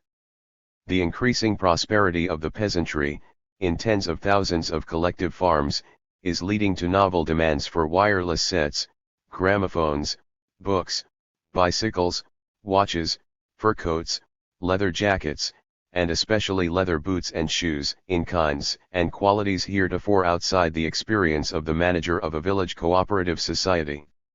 It is a sign, not necessarily of any worsening of the service, but, more frequently, of an awakening of new desires and of a consciousness of higher standards, that the members continue to grumble at the shortcomings of the distributing organization that they themselves control. The popular dissatisfaction with the cooperative societies has arisen in the past very largely from the inadequacy of the supplies to meet the constantly growing demands of the consumers. The severe rationing of this or that foodstuff, the limitation on the amount of this or that commodity that may be supplied by the society to any one member within each year, even the total failure, at this point or that, of the supply of certain commodities, all this has been plainly not so much the fault of the consumers' cooperative movement as one of the shortcomings of the organization for production, caused, in the main, not by any falling off in the supply either of food or of household commodities, which, in the aggregate, goes on steadily increasing year after year, but by the enormous growth in the effective demand, with which it is almost impossible to keep pace. The popular complaints have, however, this amount of justification, that the Central Board has never yet wholly succeeded in preventing unnecessary delays and stoppages in the transmission of supplies from farm or factory to the store counter. There have been not a few occasions when village and even city stores have been clamoring in vain for particular supplies, when these have been lying unopened, and even forgotten, at some intermediate point. More usually the manager and even the committee of the village store are found to be sunk in a routine of repeating their old orders, strictly limited in range to a few commodities that they know will go off quickly, rather than seek to fulfill their customers' unexpressed yearning for a wider choice. Whatever inspection the Central Board maintains over the working of the 41,000 village stores, this has apparently not yet succeeded in stirring to a livelier imagination the minds of those who ought to be on the alert to satisfy the customer's desires. In the cities much of the complaints have, in the past, related to the queues, and the frightful amount of time that shopping requires. This is not due so much to the inadequacy of supplies which the consumers' cooperative movement cannot completely amend as to the working of the whole distributive apparatus of the Soviet Union, and particularly the primitive cooperative arrangements for selling, which have been in constant course of improvement, but at a rate never quite keeping pace with the growth of population. In the large cities, there have hitherto been not enough shops. Inside the shops there is, even now, not enough length of selling counter, indeed, at times, not even enough standing room for the customers. There are often not enough salesmen and cashiers to avoid the formation of queues within the shops, and, on the commodities, not enough legible price tickets visible to the customers, so as to enable them promptly to make up their minds. One behind all the complaints to which the shortcomings of the consumers' cooperative movement have, from time to time, given rise, there is a popular suspicion that the movement has not yet been able wholly to rid itself of elements out of sympathy with the Communist Party, and that such unfriendly influences may even intentionally lessen efficiency at all points. Until a few years ago, the movement certainly retained on the staff an unusually high proportion of persons disaffected towards the communist regime. In 1930 it was found that Centrosoyuz was employing no fewer than 136 former Mensheviks, members of the Bund, social revolutionaries, cadets, popular socialists, anarchists, and others, ministers of former governments, 109 former merchants, 82 ex-officers, of whom 34 served in the White Army. Those figures were obtained only during the special purge that was carried out in 1930. The total personnel employed by the movement now reaches 1 million, and it has so far proved impossible to enroll anything like that number of trained and zealous, honest, and industrious salesmen, cashiers and accountants. The cooperative personnel, it has been said, has been distinctly inferior, bureaucrats on top, slow, indifferent, and rude employees on the bottom. There have been more speculators, embezzlers, thieves, and bureaucrats in the cooperative system than in any other branch of Soviet enterprise. Nor are there available in the USSR the 40,000 or 50,000 competent store managers that are requisite. In the 4/5 of the cooperative societies that operate in the villages, it is still usual for the committees of management to fill all the salaried posts from among the village residents, very largely from members of the committeemen's own families.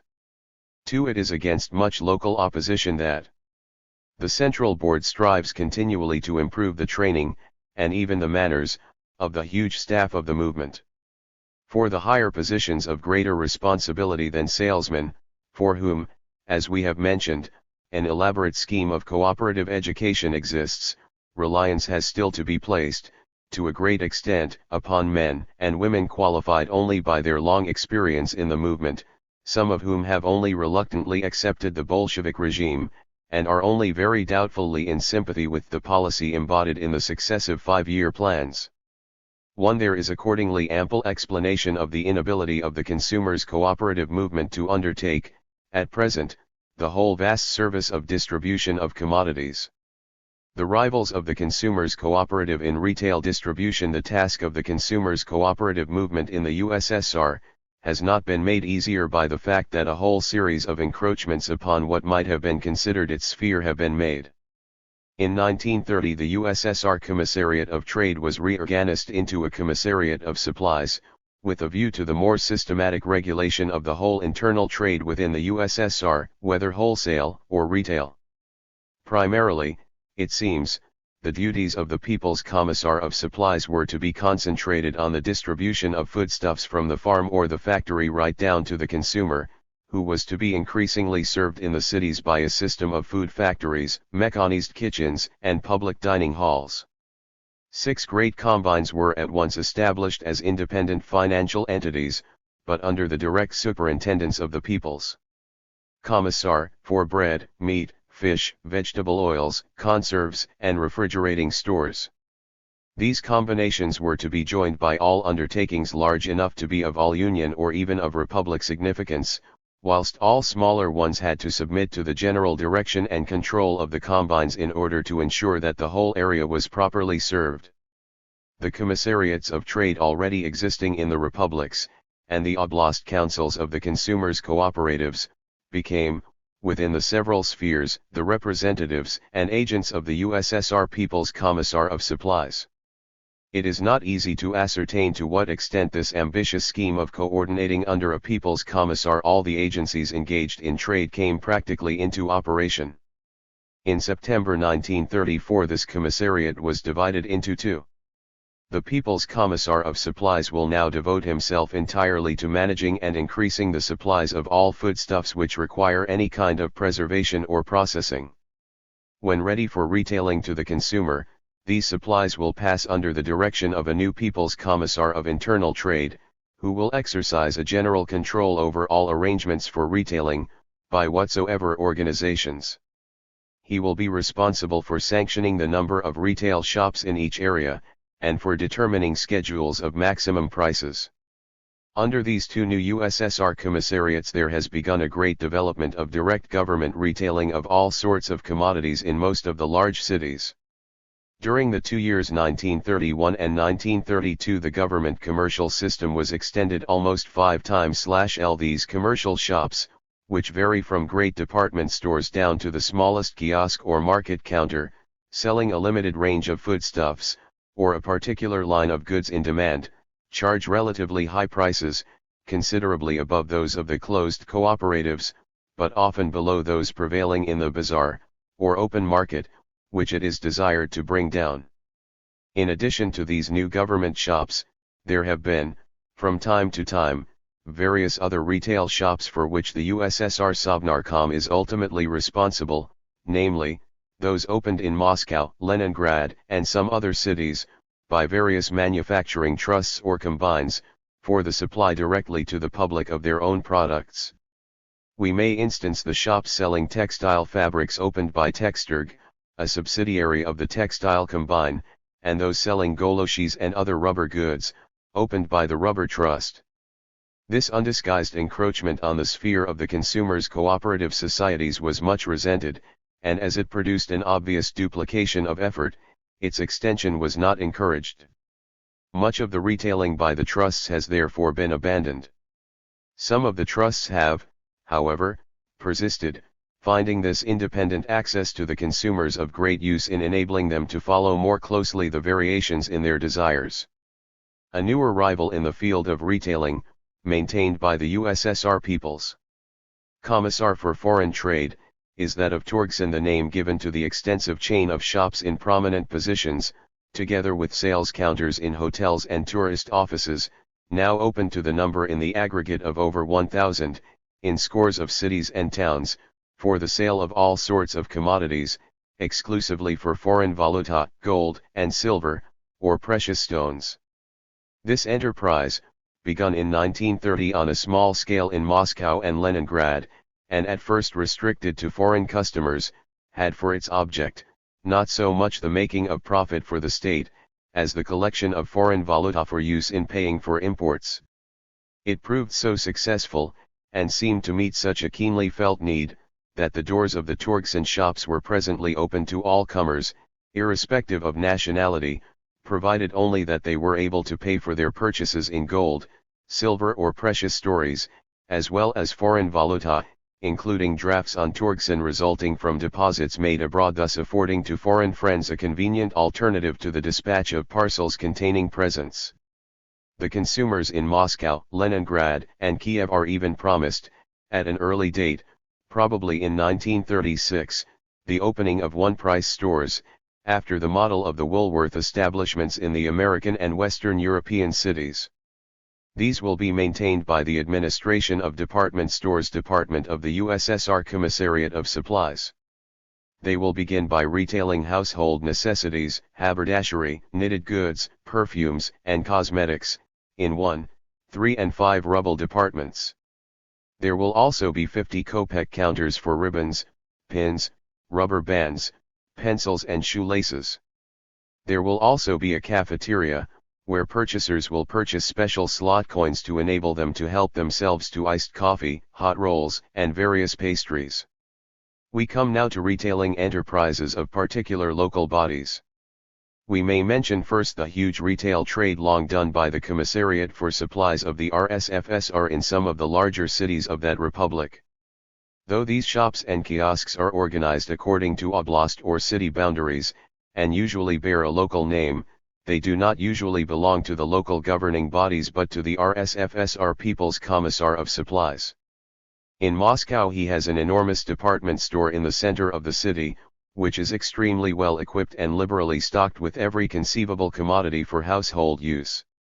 Smaller departmental stores exist in streets in other quarters of the city, together with special shops for the sale of shoes, clothing, wine, and tobacco, and a large number of kiosks and street stands selling candy, cigarettes, etc., making a total of over 500 selling points at which the People's Commissar for Trade deliberately competes with the consumers' cooperative societies, not, indeed, by lower prices but by more varied stocks, and chiefly, it is said, with intent to supply models in organization and methods of retail distribution. Second in magnitude only to the extensive retail trading of the RSFSR People's Commissar himself, is that conducted by various local authorities.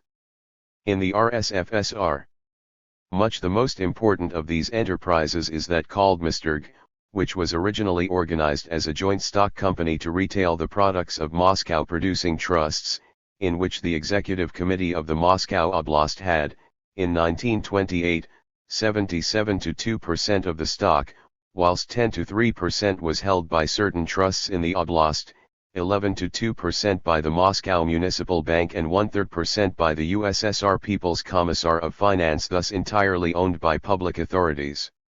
It was managed by a board of live directors, elected by the corporate shareholders, and assisted by a larger council on which the trade unions and the local governing bodies were represented. Already in 1929 its total capital was over 10 million rubles. It had then 9 wholesale divisions, which supplied its retail departments with hardware, technical equipment, chemicals, building supplies, knitted goods, textiles, clothing, office equipment, and jewelry. It supplied materials for all building works in the Oblast, and contracted with factories for the supply of working clothes and overalls of their staffs. J.T. Long had a monopoly of the supply of the Moscow public offices with lead pencils. Its total turnover in 1928-1929 was 288 million rubles, at a working cost of under 8%.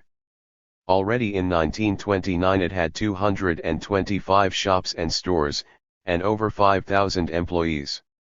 In 1933 it was entirely reorganized and placed immediately under the administration of the Moscow City Soviet. On the other hand, the Leningrad City Soviet does not itself maintain any retail stores. Another type of retailing organization is that undertaken for their own products by trusts of local significance, and thus under the direction of the municipal or other local Soviet. Moselprom, for instance, was long a Moscow trust, employing some 15,000 persons in factories producing candies, macaroni, fancy confectionery, beer, tobacco, toys, and other small articles. Half its product was taken wholesale by the Consumers' Cooperative Organization, the USSR Trusts or the State Export Organization. But the other half Moselprom marketed itself in Moscow through its own 40 stores and 400 kiosks, and a large number of agencies in restaurants, hotels, etc. It has now ceased to exist as a separate entity, and its production and distribution have been taken over by different commissariats and the Moscow City Soviet. The Ukraine stands second only to the RSFSR in the magnitude and range of the retail trading conducted practically by its own Sovnarkom under various commissariats. In another field we have to notice the district pharmacy or drug store, which, as a part of the public medical service, is everywhere conducted by the People's Commissar of Health of the particular constituent or autonomous republic. These district pharmacies are, however, to be found only in the urban areas. To the rural areas drugs are dispensed by the visiting medical practitioner or his assistants. Nor do all these shopkeeping enterprises of the USSR and republic governments, or of the oblast or municipal governments, or of the trusts and combines that they control, exhaust the list of rivals in retailing with which the consumers' cooperative movement has to contend. Other forms of cooperation also compete for the consumers' shopping. Some retail shops in the cities are maintained by the manufacturing associations of owner-producers, for the sale of linen, embroidery, toys, and small articles of wood or leather. There are artels of bakers who keep retail shops for confectionery.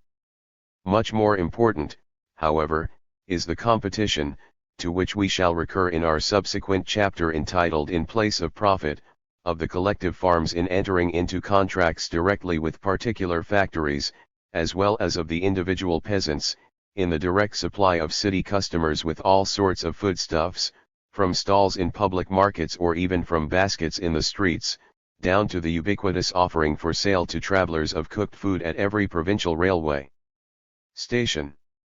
This direct supply of the consumer was, during 1932, greatly widened, so far as concerns the 2/3 or 4/5 of the peasants who are members of collective farms, by the definite instructions of the USSR People's Commissar for Agriculture that the whole surplus of the collectivist product, over and above the fixed quota due to the government and after all the government exactions had been duly met, together with everything produced individually by the members, may be freely sold anywhere, at any price, to the consumers, either individually or collectively in the open market to or direct to the factories or trusts, or to the public restaurants and hotels, or to any of the consumers' cooperative organizations either in separate transactions or on standing contracts.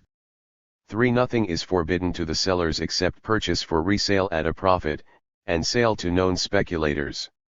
Recent encroachments on the sphere of the consumers' cooperative movement apart from the maintenance and even the increased development of the various rival distributing agencies that we have described, the last 3 or 4 years have witnessed a series of definite encroachments on the sphere heretofore assigned to the consumers' cooperative movement. It lies become definitely part of the policy of the government to relieve both centrosocios and the local societies of part of the burden of their ever-increasing work. Although they have come to deal with over 70% of the retail distribution of commodities in the USSR, there is no longer any idea of their eventually undertaking the whole of it. It is doubtless on other grounds that the associations of owner-producers, whether in manufacturing artels or in collective farms, have lately received, as already mentioned, so greatly enlarged a freedom to sell their products directly to the consumers, either in their own shops or at the public markets, instead of this supply necessarily going through the consumers' cooperative societies.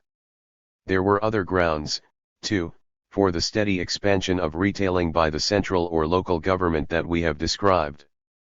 Possibly the most important of the recent encroachments on the actual or potential sphere of the consumers' cooperative movement has been the transfer to the factories themselves by decree of December 4, 1932, of the whole property and all the functions of the closed cooperative societies attached to the larger and more important factories, usually those having more than 2,000 employees.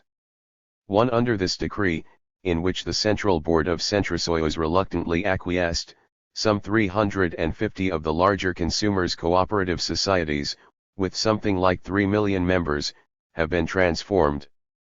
All their buildings and equipment, with their farms and other enterprises, have been transferred to the factories for the employees of which they catered, with no other compensation for the capital expenditure that had been incurred by the sale supply. With regard to foodstuffs is the necessity for submitting any large stocks to some process of drying or preservation, or else of constructing and maintaining huge cold storage establishments. Cooperative organization. Then the nominal creation of loans to the factories, bearing no interest and without any term for repayment, which Centrosocios may include in its balance sheet among the cooperative assets. The members of the transformed cooperative societies suffer, indeed, no pecuniary loss, not even that of the small sums paid up on their shares in the societies now dissolved, as these sums, bearing no interest, still benefit the same individuals as trade union members were working in the particular factories concerned. But they now participate in the management of their food and other supplies, not as cooperative shareholders, but as factory workers who are members of their trade union. They attend the shop, brigade, or shift meetings of their co-workers, in lieu of those of the cooperative society, and instead of voting for the committee of management of that society, they vote for the shop, brigade, or shift representatives on the factory commission for supplies, and other committees, as they do for their main factory committee. The production and distribution of food and the retailing of other commodities continues as before, but it now becomes an integral part of the work of the factory management. The superintendent or director of the factory, subject to the combine or trust and of the Sovnarkom, takes over the responsibility for these functions from the former cooperative society's committee of management, including the administration of farms and other cooperative departments, hitherto under the authority of the cooperative hierarchy, headed by the Central Board of Centrosocios. The intention and object of this momentous decree was avowedly this very supersession of consumers' cooperative management by factory management. It was believed that greater efficiency in food supply, and retail distribution, and a more exact issue of ration cards, one would be secured by cutting away these large factory retailing establishments from their dependence on the overburdened centrosuyos, whilst leaving them free to purchase what they chose, whether directly from state or municipal departments acting either as wholesalers, manufacturers, or agricultural producers, or from the manufacturing associations of owner-producers, or the consumers' cooperative movement itself.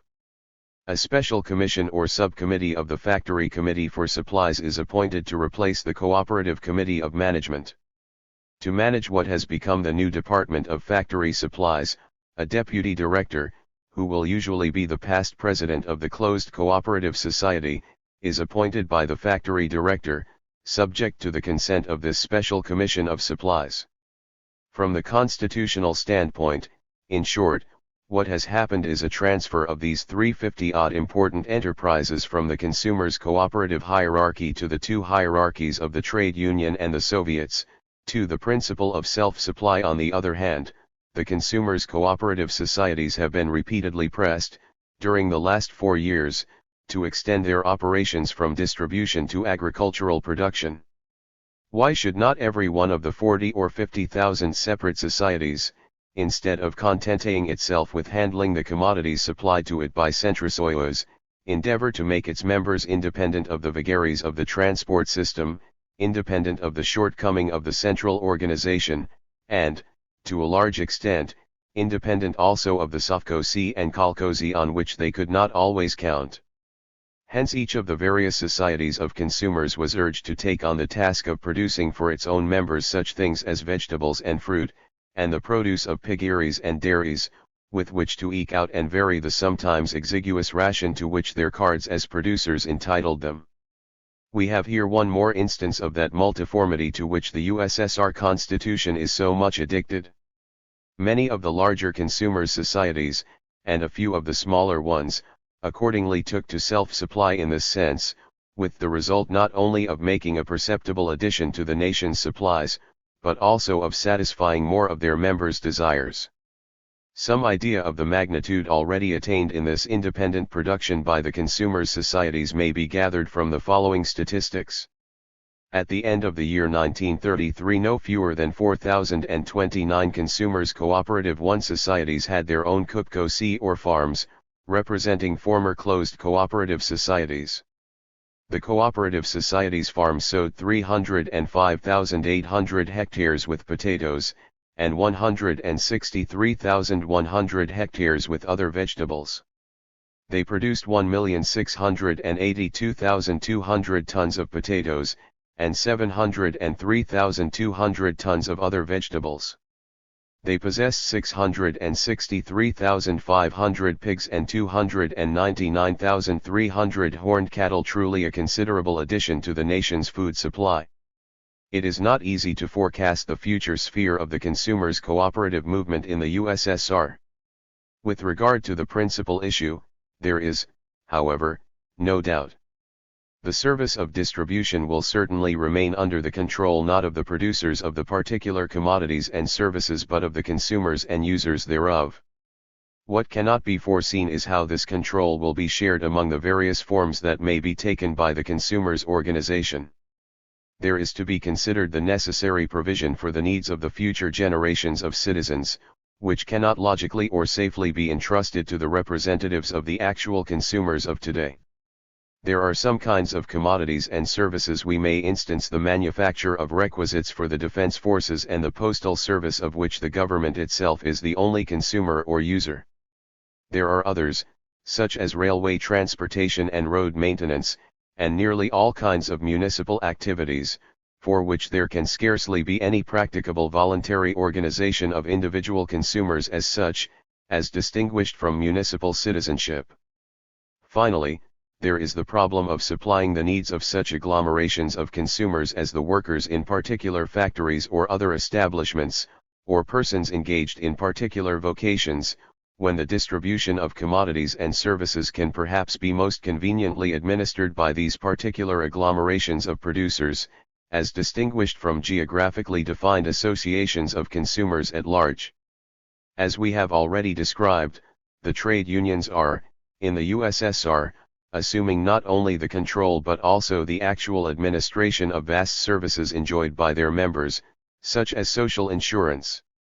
Thus there is certainly a place in the organization of distribution for the State Department and the municipality on the one hand, and for administration by industrial or other establishments on the other, or even by associations of producers such as the trade unions.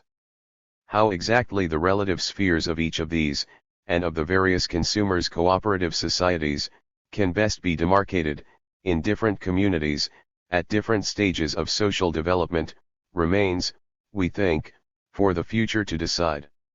It may be suggested that the answer to the inquiry may turn on the conditions in which it proves possible to secure, from one or other kind of social institution, the most efficient management of particular branches of distribution.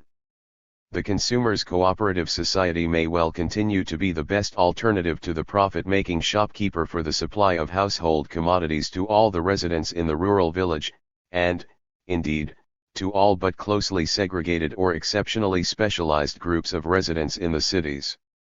It may be that, in the cities, some special groups of consumers may be able to secure more efficient management than a consumer's cooperative society is likely to supply, if the distribution of household commodities to such groups is dealt with as part of the administration of the establishments in which their members are employed. In either case it is distribution under the direction of the consumers of the commodities and services they desire, not under the direction of the producers of those particular commodities. Similarly, where the government or the municipality undertakes vast services for common use, or in the interests of future generations, it does so as a universal association of consumers, under the control of the citizens, and not under that of the particular workers who produce these services. Chapter V. The vocation of leadership. In the constitution of Soviet communism, as we have seen, the adult inhabitant, apart from specific legal disqualifications, finds separate provision made for his or her participation and representation in three distinct capacities, namely, as a citizen, as a producer and as a consumer. We have now to add, to this unparalleled elaborateness of the representative system, an artificially constructed category that we can best describe as one of super-citizens. These men and women are not withdrawn from ordinary life or common citizenship. They have a conscious responsibility greater and deeper than that of the plain man or woman. They are held to a higher standard of behavior, under a more stringent discipline. They are, in fact, selected out of the mass for the exercise of a special vocation, one and the fulfillment of a particular duty based upon a definite creed, namely, that of Marxism as authoritatively interpreted from time to time. This select body, universally known as the Communist Party, or simply as the party, everyone else being non-party, may easily be deemed the most important part of the effective constitutional structure of the USSR. It must, however, be noted that, unlike those parts of the constitution of the USSR that we have already described, the multiform democracy of man as a citizen, man as a producer and man as a consumer, the Communist Party has no organic connection with the Soviet government by statute or other form of law. Neither the organization nor the activities of the Communist Party are so much as mentioned in the fundamental law, or in any statutory amendments of it. Nor has the party any legal authority over the inhabitants of the USSR, not even over its own members. The only sanctions that the party can use to control its members are those of reprimand and expulsion, and these entail no legal disability. The party members enjoy no statutory privileges. They are individually under the same obligation as other citizens to obey the law of the land, and they can be and are prosecuted and punished, like other people, for any action condemned by the law. The Communist Party appears, in fact, to have practically the same status under the law as a Roman Catholic order, such as the Society of Jesus, has, or used to have, in a Roman Catholic country. If the party influences or directs the policy of individuals or public authorities, it does so only by persuasion. If it exercises power, it does so by keeping the conscience of its own members, and getting them elected to office by the popular vote. Even when not holding public office, the party members act as missionaries among the non-party citizens in the organizations of every kind throughout the USSR. It is in this way that the party secures the popular consent to, or at least the popular acquiescence in, the policy that it promotes. The Communist Party has, since its establishment, changed not only its name but also its function. It was created, as the Bolshevik section of the Social Democratic Party of Russia, primarily as the instrument of revolution. It was continued and strengthened, after the seizure of power, in October 1917, as the organ by which the revolution could be maintained and directed. It exists today, as the student of political science will realize, chiefly as the means by which the people of the USSR, in all their multiform participation in government that we have described, are continuously supplied with intellectual leadership. To give this leadership, not merely at the center or from the heights, but ubiquitously, in the factory or on the farm, no less than at election meetings, is the service which the voluntarily recruited membership of this remarkable companionship adopts as its life duty. There has, in fact, been created, as part of the constitutional structure of the USSR, a highly organized vocation of leadership. How the Communist Party arose. The student of the numerous books and pamphlets, articles, and letters, emanating from the little groups of Russian revolutionary exiles during the first 15 years of the present century will have no doubt about the origin and purpose of this organization. Though the Social Democratic Party, the definitely Marxian successor to half a dozen waves of revolutionary activity since 1825, was inaugurated at Minsk in 1898, it was Vladimir Ilyich Ulyanov, at that time not yet widely known as N. Lenin, who, from 1900 onward, gradually gave the nascent party its unique form. Unlike his Russian predecessors, unlike every other party organizer, Lenin had no use, within the party, for mere sympathizers, for partially converted disciples, for adherents who based their acts on Christianity or a general humanitarianism, or on any other theory of social life than Marxism, nor even for those whose interpretation of Marxism differed from his own. It was not a body of electors prepared to give him their votes he was collecting. Popular election had practically no place in Tsarist Russia. For the instrument of revolutionism he was forging, he needed something different from an electoral force, namely, a completely united, highly disciplined, and relatively small body of professional revolutionists, who should not only have a common creed and a common program but should also undertake to give their whole lives to a single one end, the overthrow of the entire governmental structure of the autocratic police state. The creation of such a body was no easy task.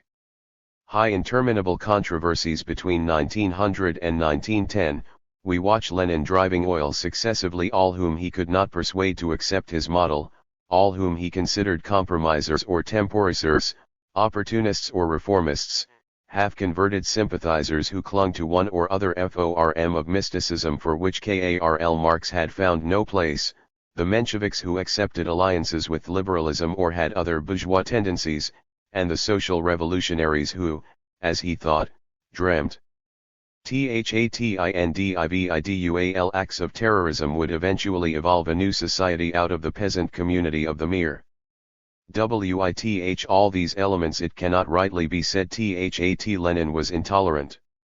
He allowed that they were fully entitled to go their own way.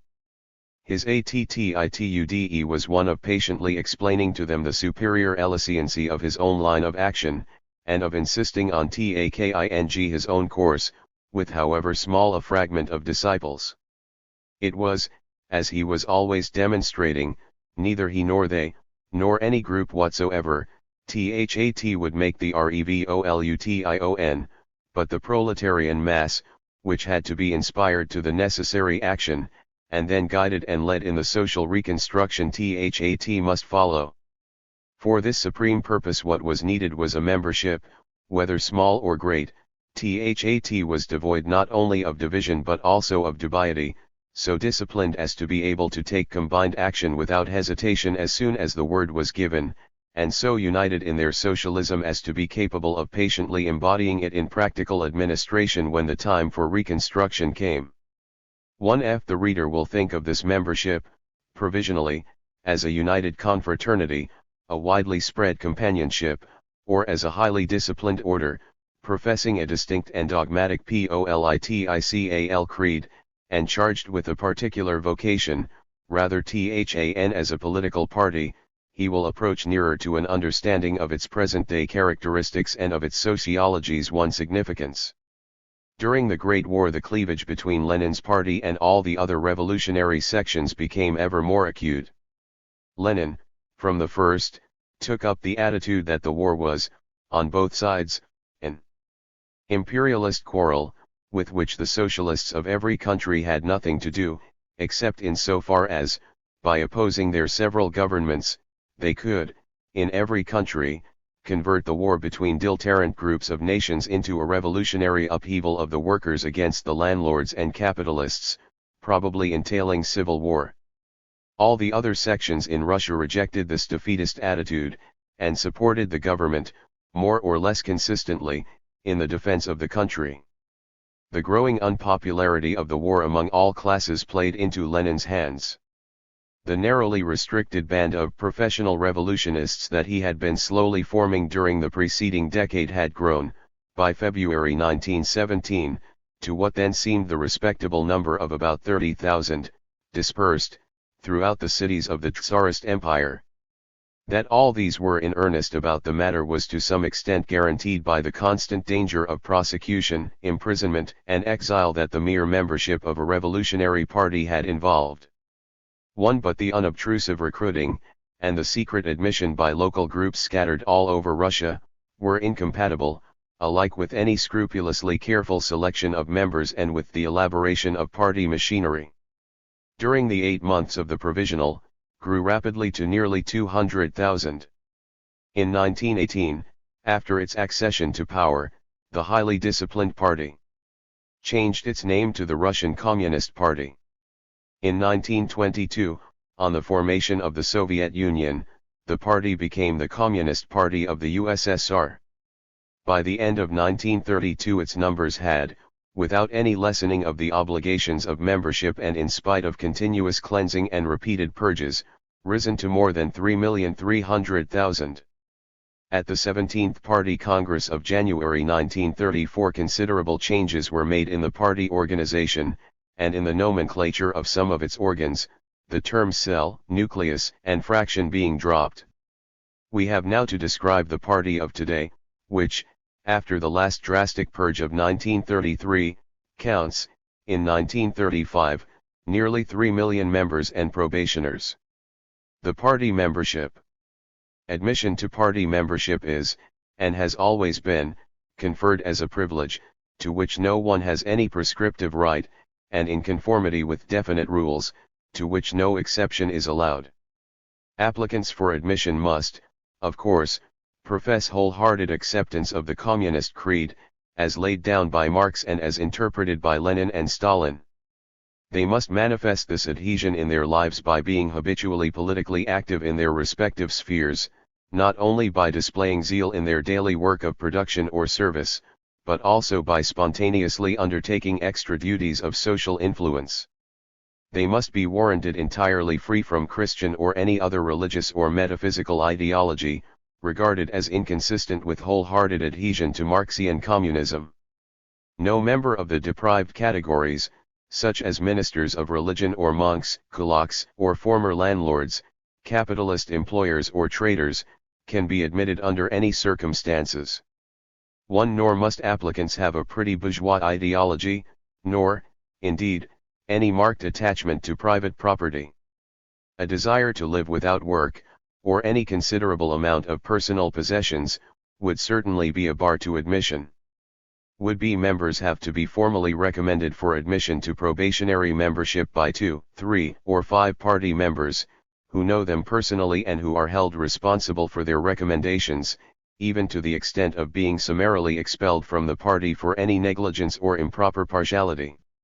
Even on the highest recommendation, candidates are not finally accepted as members until they finish a probationary period of at least 1 year or 2 years, according to their class status at the date of application. During this period of probation, the candidate pays the full membership dues, varying according to his salary or other income, and he is summoned to all open meetings. He is assigned tasks and generally treated as a member, except that he is not allowed to vote on party decisions. More important is the fact that he is watched by his new comrades, his conduct is periodically reported on, and his character is carefully studied. If he is not considered in all respects satisfactory, his application will either be summarily rejected, or his period of probation will be extended. The requirements for admission as candidates differ in detail according to age, occupation and social heritage.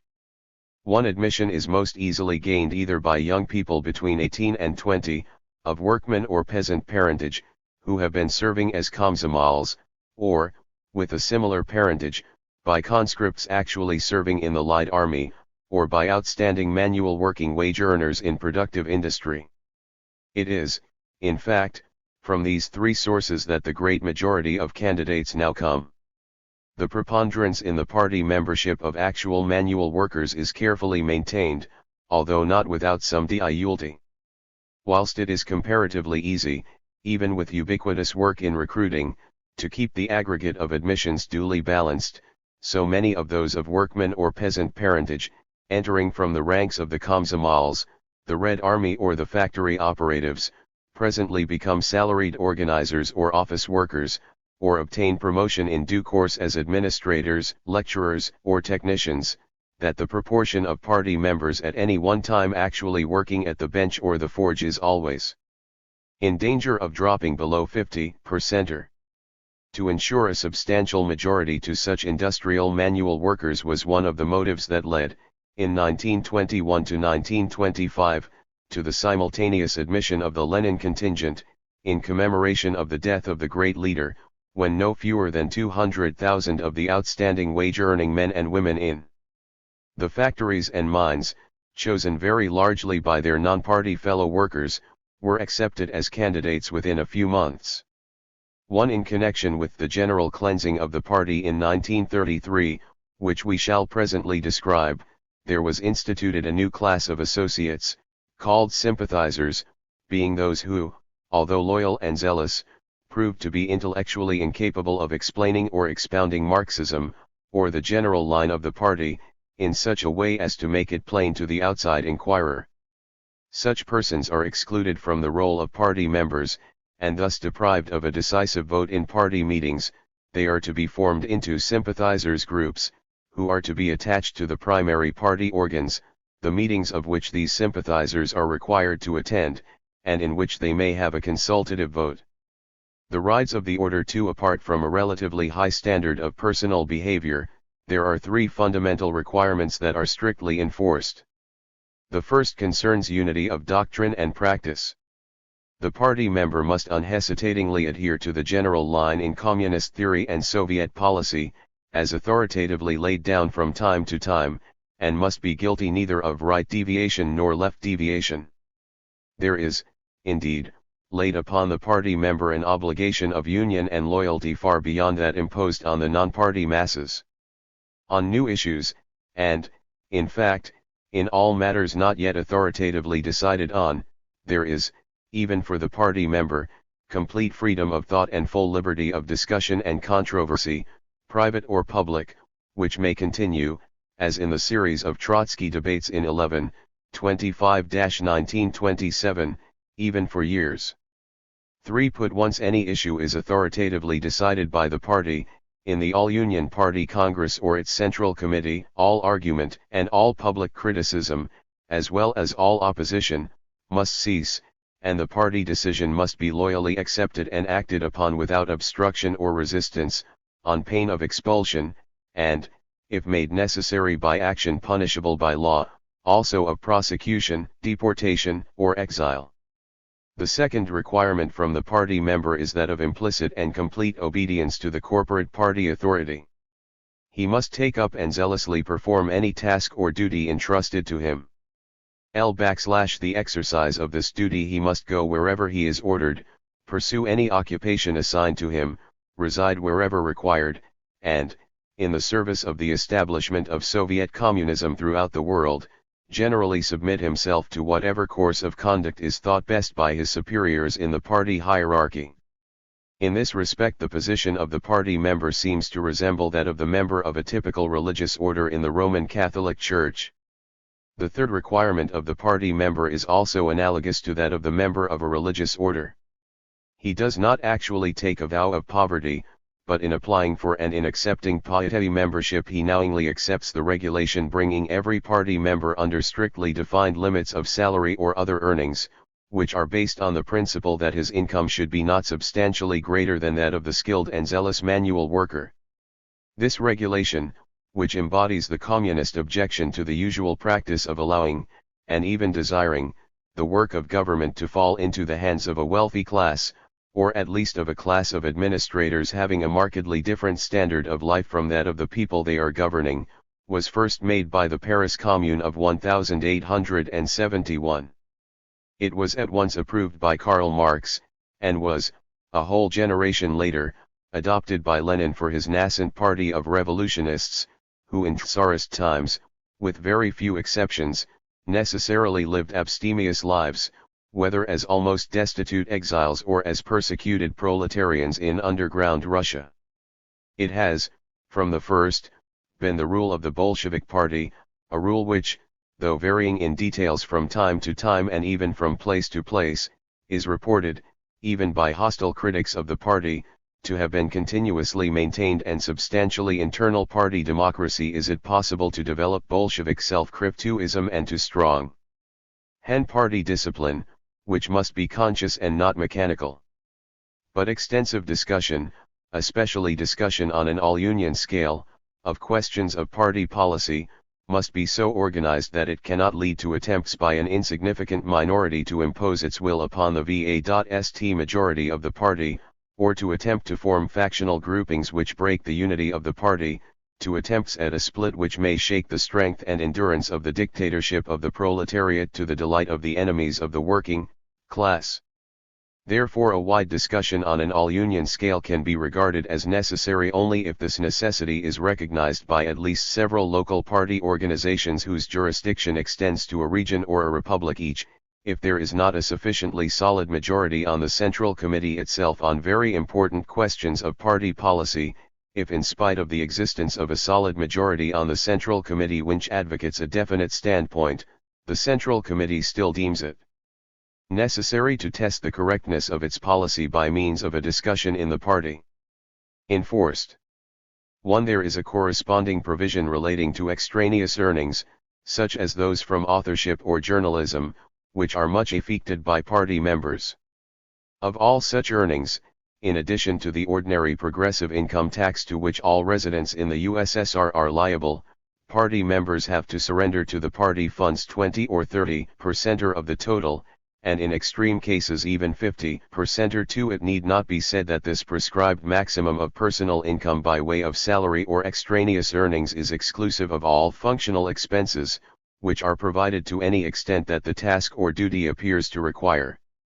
3. Thus, officials, whether or not party members, have all traveling expenses paid, proceeding frequently by aeroplane.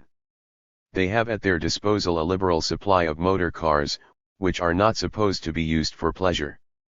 They very naturally enjoy, though as officials in the overcrowded cities and not as party members, a valuable preference in the allocation of apartments, and they, like many million industrial workers, are, again as government officials and not as party members, entitled to shop at the retail stores maintained at their several establishments, with less restricted supplies of deficiency commodities, and more carefully limited prices, than are available to the unfavoured citizen.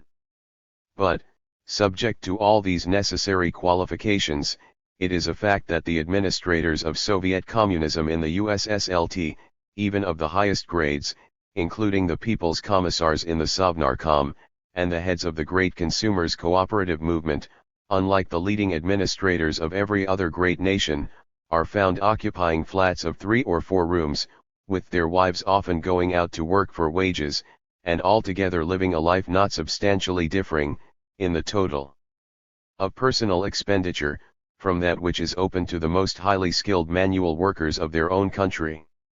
The meaning of leadership. What, then, is the vocation that the 2 or 3 million party members undertake on these terms in the USSR of today? They constitute, it is said, the vanguard of the proletariat, or, varying the metaphor, the spearhead of its activity, in the maintenance of the Bolshevik Revolution and the building up of the socialist state.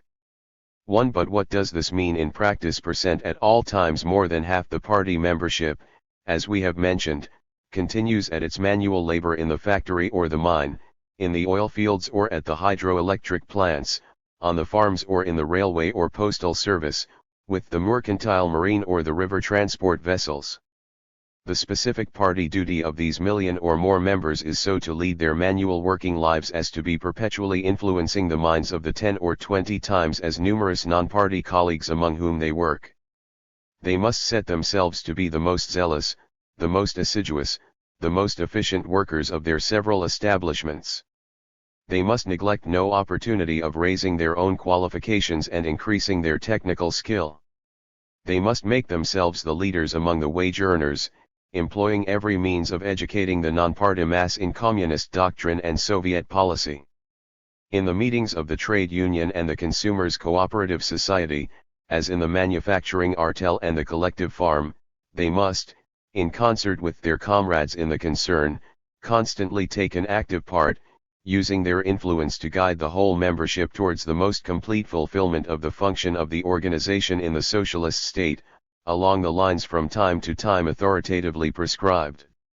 We see them, accordingly, filling the shock brigades and cost accounting brigades, by means of which the output is increased, scrap is diminished, waste prevented, and the production cost per unit reduced FO a minimum. With the same object they lead their shifts, teams, brigades, or whole establish meets into successive socialist competitions with others working in the same field. They freely undertake the numerous spare time offices connected with their various organizations, which are either wholly unpaid or only slightly remunerated, such as insurance officers, dues collectors, social club officials, or secretaryship of this or that committee, realizing that such service increases their influence upon their fellow workers. It is to be noted that their power over the workers has to be entirely educational and persuasive in character, not authoritative. The party members in any establishment cannot, as such, give any orders, either to the management or to their fellow workers. They can impose no policy. They can change nothing but the minds of the men and women among whom they work. This persuasive training of the non-party mass, continuously effected by a million of the principal manual working leaders, unobtrusively organized in tens of thousands of party cells, represents a social influence of incalculable potency. For some 40% or more of the party membership, the vocation takes the form of salaried service in the innumerable kinds and grades of public administration, including trade union and cooperative, and even the voluntary organizations that we shall hereafter describe. These offices are by no means confined to party members, or even to persons of communist opinions. It seems that, in various important branches of public administration, party members are actually in a minority among those in receipt of departmental pay.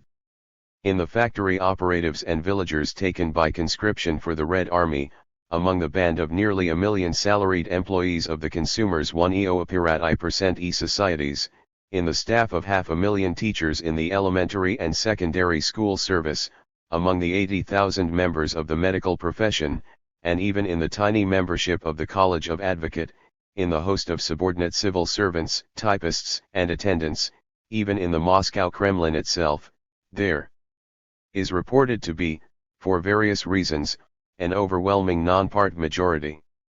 In the directly elected Soviets, as we have mentioned, the proportion of party members is increasing, but except in the cities they are usually in a minority, and in the more remote or more primitive villages largely from sheer lack of a sufficient number of party candidates they seldom fill more than a quarter of the seats. Out of nearly 2 million elected members of primary Soviets in city and country in the whole USSR, it seems as if 750,000 are party members or komsomols.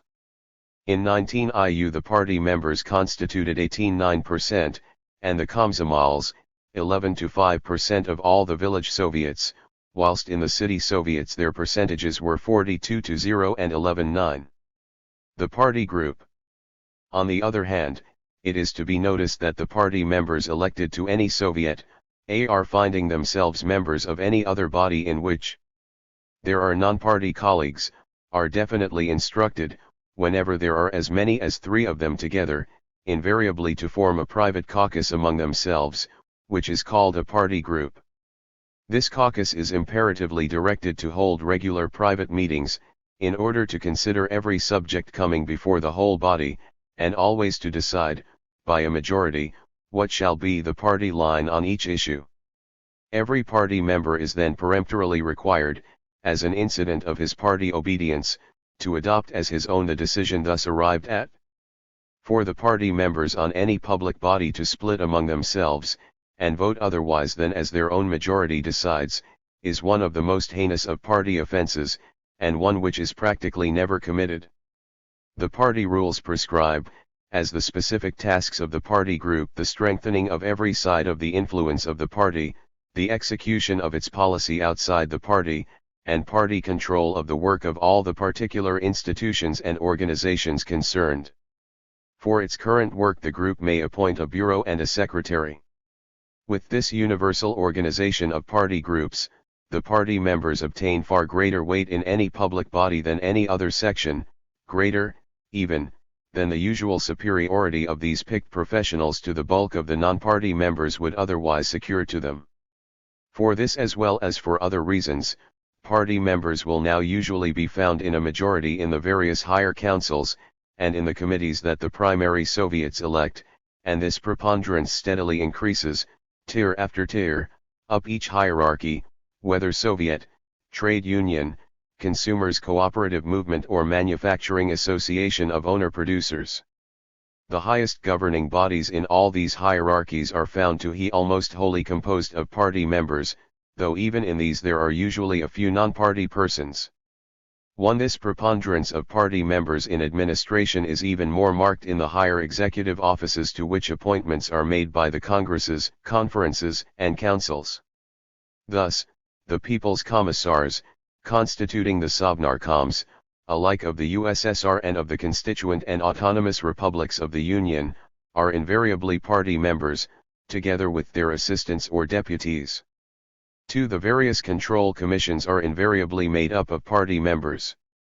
All the trusts and combines are directed by boards composed, exclusively of party members. All the higher commanders of the Red Army, together with a majority of the junior commanders, are party members. Most of the directors of industrial establishments of all kinds are party members, although the technicians whom they control still include a considerable proportion of non-party persons. The same may be said of the institutions of higher education, whether university colleges or technicians, and likewise of the various medical institutions, and even of nearly all the cultural institutions, such as libraries, theaters, and parks of culture and rest. In short, the party members who are office-bearers, and who are all pledged to complete obedience to the dictates of the party authorities, have assumed as their main vocation the supreme direction of policy and the most important parts of its execution, in every branch of public administration in the USSR, where public administration covers a much larger part of the common life than it does in any other country. And just as the Communist Party cell in the factory or the institution coordinates and directs the influence which the party members exercise among their fellow workers, so the Communist Party Central Committee, and especially the Inner Politburo which it appoints, not only prescribes the general line to be pursued by all the party cells throughout the USSR, but also coordinates and directs the policy and executive action of the Sovnarkom of People's Commissars, and of all the party members, who constitute the most important part of the stalls of these commissariats. It is in this way, in fact, that is exercised the dictatorship of the proletariat. 1.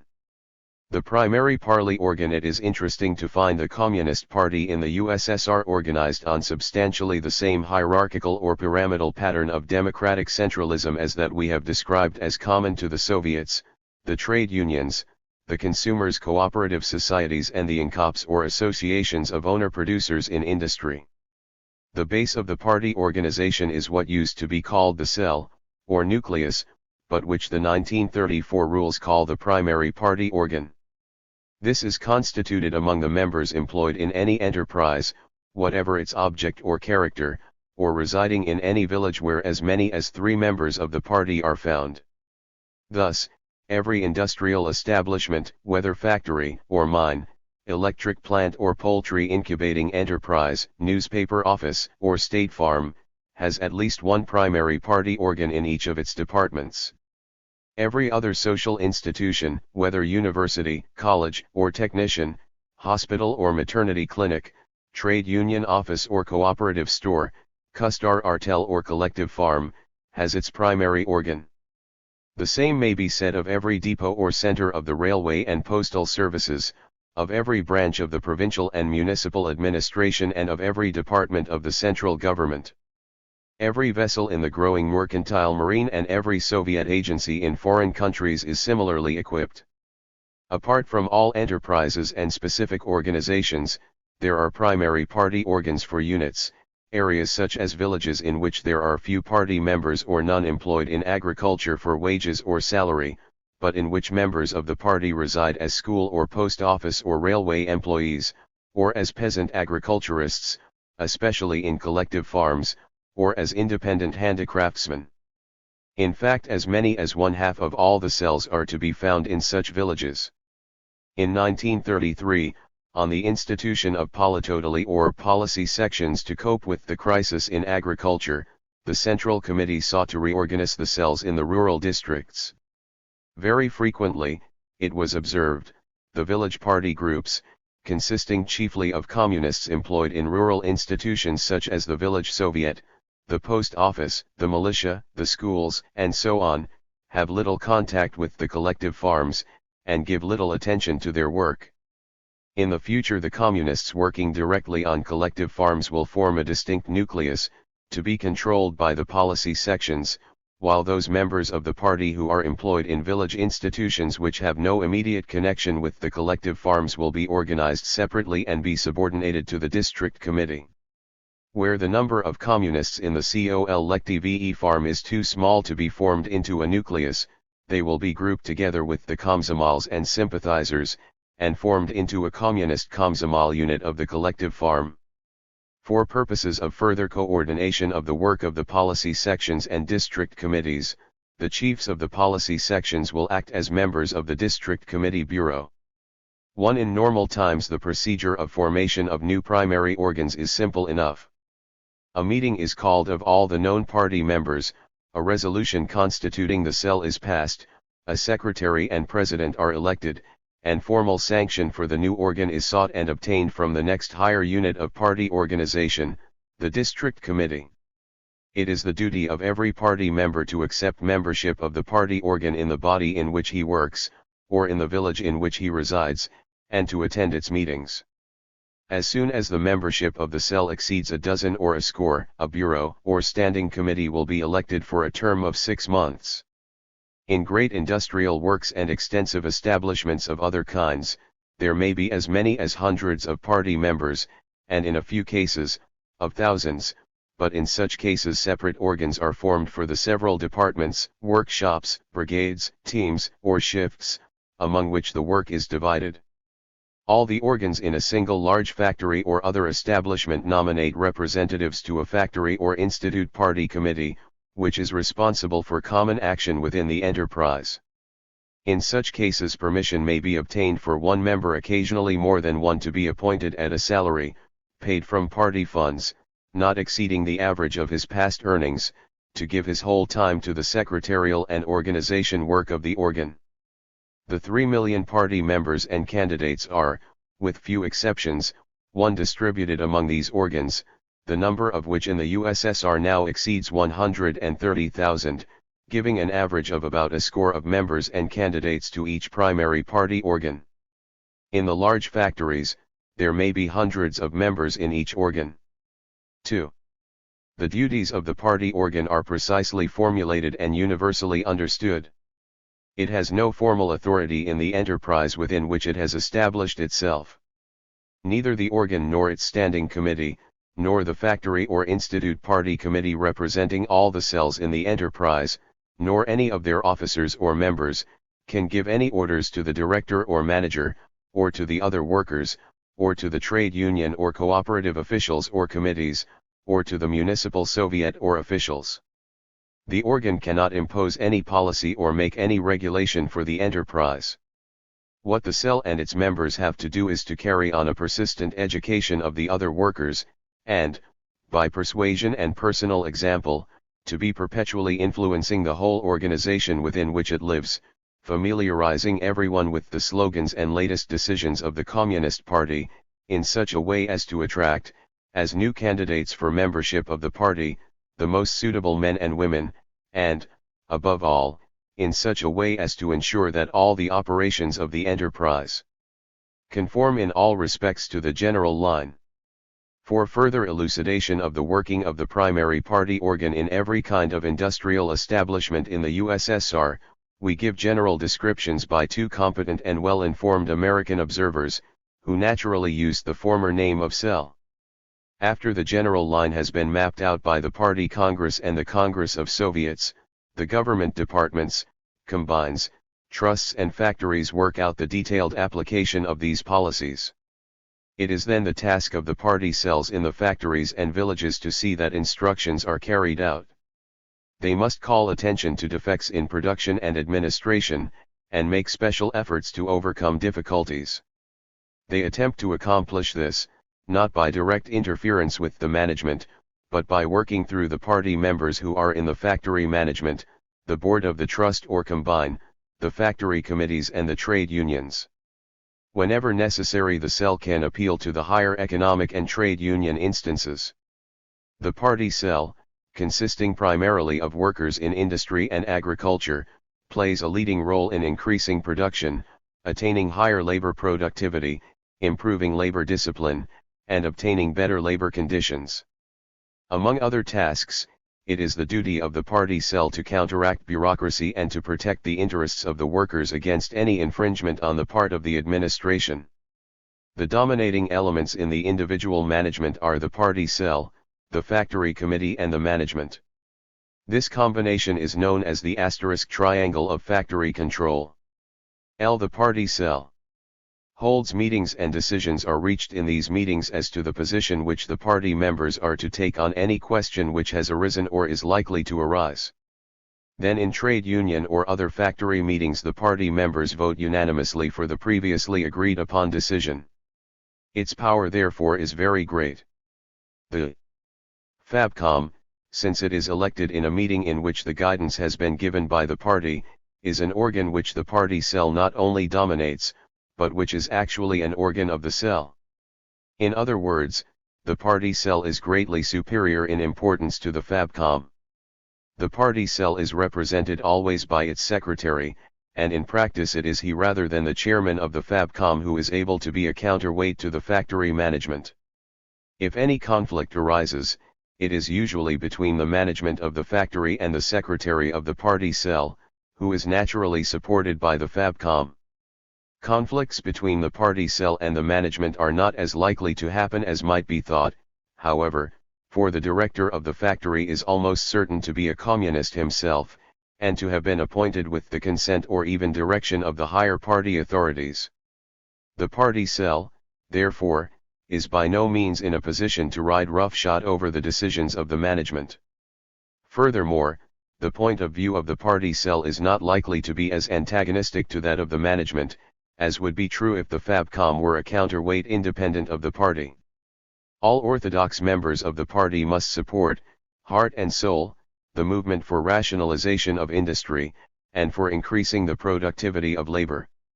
The party cell cannot, therefore, openly oppose the management in any move that it makes towards improving the efficiency and productivity of the factory. In this way the position of the party in the factory organization is in earnest that conflicts over attempts to increase productivity will be reduced to a minimum. Indeed, the influence of the party organization in the whole structure cannot be overestimated. It is a force which works directly among the personnel of industry to obtain support for official industrial policies, and welds the management and the party laborers into an organization whose responsibilities and duties as party members are of more importance to them than their position in industry, be it as officers of labor unions, managers of factories, directors of trusts and syndicates, or even members of the Supreme Economic Council itself. One among the 130,000 cells, in some tens of thousands of enterprises of the most varied kinds, working under all sorts of conditions, there must necessarily be an almost endless variety. We give a few examples of cell activity or inactivity. In October 1932, when some alarm was felt about the crisis in agriculture, a correspondent of the Moscow Daily News gave a detailed account of the work being done by the two party cells among the hundreds of persons employed on a particular state farm. The two sections into which the farm was divided had each its cell, with 12 and 8 party members respectively. These members, besides performing all the regular duties of a cell, had joined forces to drive their fellow workers into a higher productivity.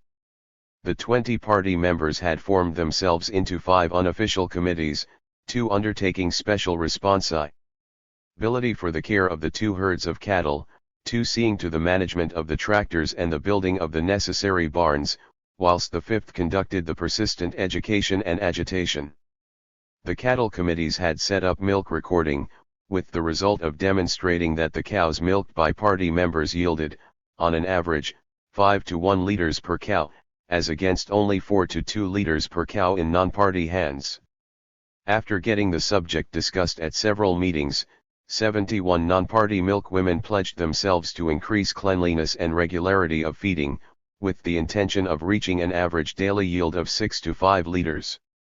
The Committee on Tractors held discussions with all the tractorists, who ultimately promised to reduce the average idle time of each machine from 45 to 20% and so carry out the plan of autumn plowing well ahead of schedule time. Meanwhile, all party members and komsomol's have led extemporized brigades of non-party workers of all ages in expeditions for collecting leaves, weeds and young shoots, which can be converted in the silo into fodder for the winter. The Committee on Education and Agitation had got established 2-day schools for candidates on probation and an evening political school for all comers, working on a definite program. Another vision of a cell is given in a resolution of severe reprimand passed by the Central Committee of the Communist Party in the Ukraine, about the failure of the cells and the Party Factory Committee in a great steel works to get carried out the administrative reforms demanded by the party authorities. The party organization in the STA Steel Works has not yet introduced the principle of single manager in industry, it has not yet abolished the threefold intervention by the director of the works, the secretary of the Works Committee and the secretary of the Communist Factory Cell in the administrative and technical management of work. It has not yet stopped the unjust persecution of technicians and the interference of the People's Commissariat of Labor. The plenary session of the CC of UCP hereby declares that all local branches of the CP shall hereafter prohibit all kinds of interference by the administrative and judicial authorities in the industrial life of factories and workshops.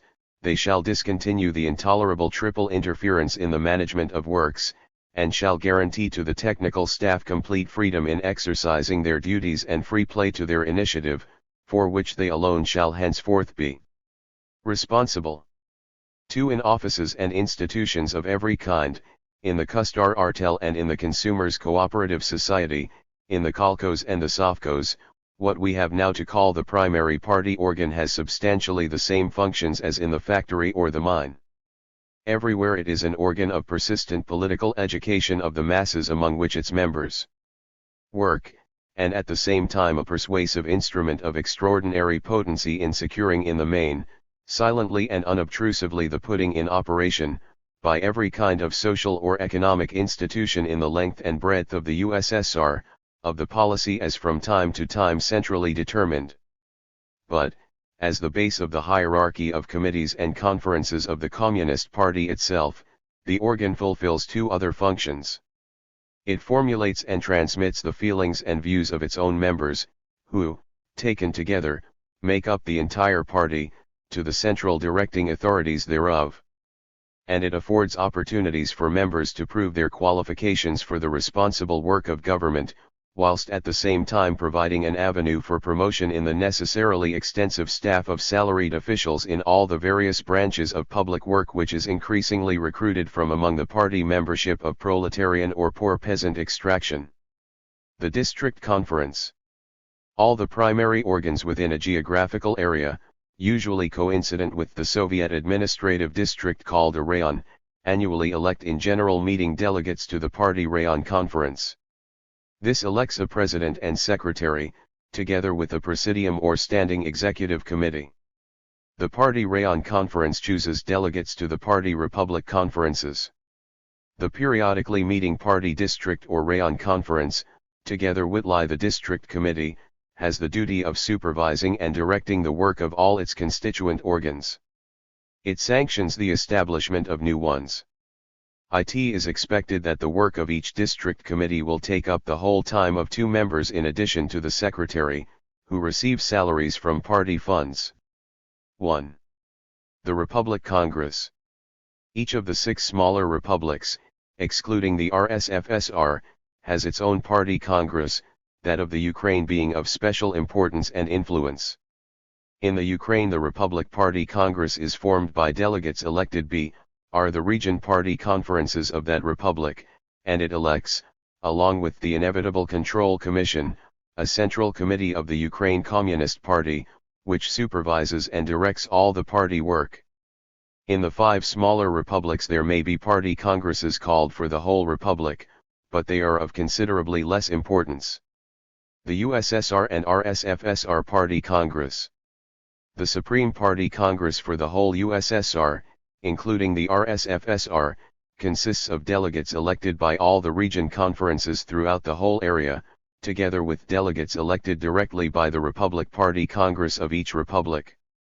The USSR Party Congress used to meet annually, then usually every 2 or 3 years, and now apparently only every 4 years, when over 1,000 delegates and alternates assemble at Moscow. So large and so infrequent a Congress can do little but listen to set speeches, and formally ratify what has been done by the Central Committee of the party which it elects.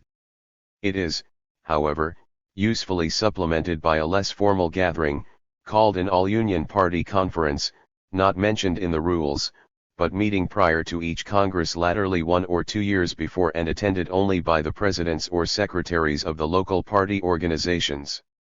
The distinction in function between the all-union party congresses and the all-union party conferences is not clear to us, except that it is the Congress which elects the Central Committee, together with the Commission of Party Control, and which ratifies their actions, and that it is only the decisions of the Congress which are formally binding, those of the Conference, if in the nature of new departures, requiring ratification by the Central Committee.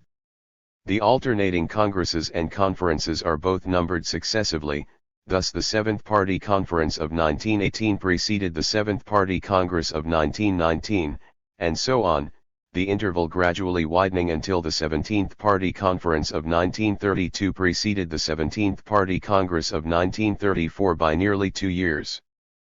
But we cannot detect any difference between the usual business, or the subjects dealt with, by the one and the other. Both listen to long and elaborate accounts of the progress made in various departments of administration, together with ambitious projects for the future. Neither spend much time, if any, in dealing with party, as distinguished from Soviet, affairs.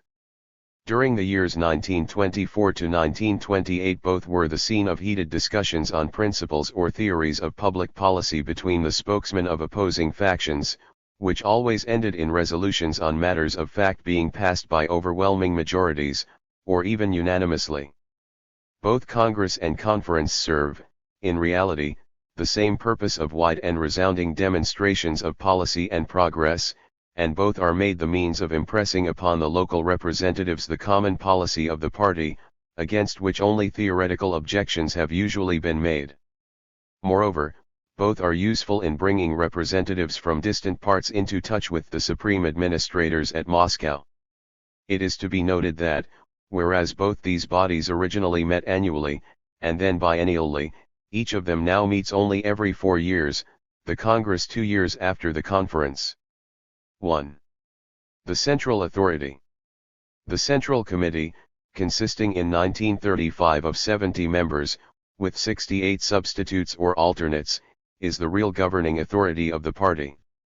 But as it meets at most only about a dozen times a year, its authority is practically exercised by the President, the General Secretary, the 3 Assistant Secretaries, and the 2 influential committees that it elects, together with the elaborately organized series of departments now developed under their supervision. The committees are the Politburo, now composed of 10 members and 5 candidates, and the Orgbureau having 10 members and 2 candidates. The Party Congress also elects the Central Control Commission, and the Auditing Commission, both of members not included in the above, who must be of 10 years party standing. The duty of these commissions is to see that the decisions of the Party Congress are carried out, and also to organize and direct the constant cleansing and periodical purging of the party membership. The Party Control Commission, which often meets jointly with the plenum of the Central Committee in order to become fully acquainted with its policy, one maintains the record of every party member in the USSR, and deals with every accusation or suspicion of delinquency. Its operations locally were, until 1934, practically merged with the organization of the Workers' and Peasants' Inspection, which are elsewhere described. 2. The Central Committee. In the Central Committee, to which the periodically meeting All-Union Congress of the Communist Party entrusts complete powers between Congresses, we come very near to the heart of the whole constitutional Slavsky, Paris, 1931, or in English, in the outline history of the Bolshevik Party of the Soviet Union, by N. Popov, 2 volumes, London, 1935. Translated from the 16th Russian edition. At the 17th Party Congress in 1935 there were 1,225 delegates with full powers, and 736 candidates with only consultative voice. Among those with full powers, 598, or 48 to 5%, attended for the first time. About 80% of the whole had entered the party before 1920, nearly a quarter of whom had done underground work prior to 1917. 3/4 of the whole had fought in the Civil War. Though number of delegates from among the workers in agriculture and transport was greater than ever before. Organism of the USSR. 1. The Central Committee varies slightly in numbers from time to time. As elected in January 1934, it comprised nearly as many alternates or substitutes as members. These candidates may attend the meetings, but do not vote unless they are chosen to fill vacancies. The committee must meet every 3 months, and now meets usually for 2 or 3 days monthly, when its members are supplied beforehand with reports and drafts for their consideration. These papers are prepared, and policy and decisions are provisionally formulated, by the standing subcommittees, the Politburo and the Orgbureau, having at their command an extensive and highly trained secretariat, and consisting each of nearly a dozen members, at whose incessant meetings the current business is attended to. The Central Committee has a presidium of 4 members and 4 alternates, which consults with the Politburo. It is agreed on all hands that it is in the Politburo, which has always included the principal national leaders for the time being, nearly all of whom hold important executive offices in the Soviet government, that the real power resides. This is, however, true only in the sense that the Politburo, in consultation with the Presidium of the Central Committee, can normally count on the support of the plenum of the Central Committee, the next meeting of which is at most only a few weeks off, just as the Central Committee itself presumes on the support of the All-Union Congress of the party, whose next meeting may be 3 or 4 years off. But this support has not been invariably forthcoming. There has always been opposition within the communist ranks, writes a careful observer. 2 in 1917, in 1921, in 1923, in 1926, and 1927, to say nothing of minor quarrels. There were, at the Central Committee and Party Congress, definite factions led by successive leaders advocating rival theories, which were fought out in repeated debates and oratorical controversies. There have been, at all times since 1917, not only differences of opinion within the party, but even hot controversies among the leaders as to policy, sometimes, as in the struggle with the Trotskyists, extending over years, and arousing considerable public discussion.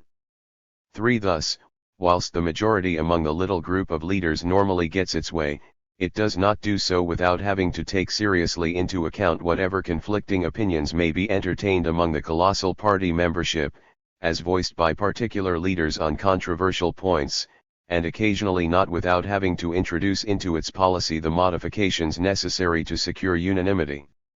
1. What in the USSR is exceptional, and even unique, is the fact that the Central Committee of the Communist Party, and its most important subcommittee, the Politburo, which are not known to the written constitution, or to the codes, and are nominally not organs of the government at all, are constantly occupied. Not with the internal business of the Communist Party itself, but mainly, and sometimes almost exclusively, with the policy and the practice, the legislation and the administration of every department of the Soviet state. The members of the Politburo plainly feel themselves to be personally responsible for the whole government of the country. Although the party rules declare that the Central Committee regularly informs the party organizations of its work, the committee naturally keeps its internal proceedings strictly confidential, and no account of the discussions is ever published. 2. But in April 1928 the widely circulating newspaper Izvestlia gave, possibly by inadvertence, the prospective agenda for the ensuing half-year, not only of the plenum of the Central Committee, but incidentally also of the Politburo, NS confirmed by the Central Committee, in conjunction with the Central Control Commission. This skeleton agenda for the ensuing 6 months, which naturally does not include the matters of urgency demanding consideration at each meeting, makes evident how comprehensive is the control that the party maintains, as a matter of course, over every part of Soviet policy and its execution. We give the complete text, although we are unfortunately not in a position even to enumerate the elaborate reports which were evidently prepared for circulation before each meeting. 3. Membership is deliberately promoted as the best means of securing active concurrence in policy. Decrees and Directives 285. THEAGENDA. April 1. Crop Movement. 2. Program of the Communist INTERNATIONAL. May 3. Improvement of higher and middle technical educational institutions with a view to the training and use of red specialists and economic workers. 4. Radio and cinema betterments. 5. Universal obligatory primary education.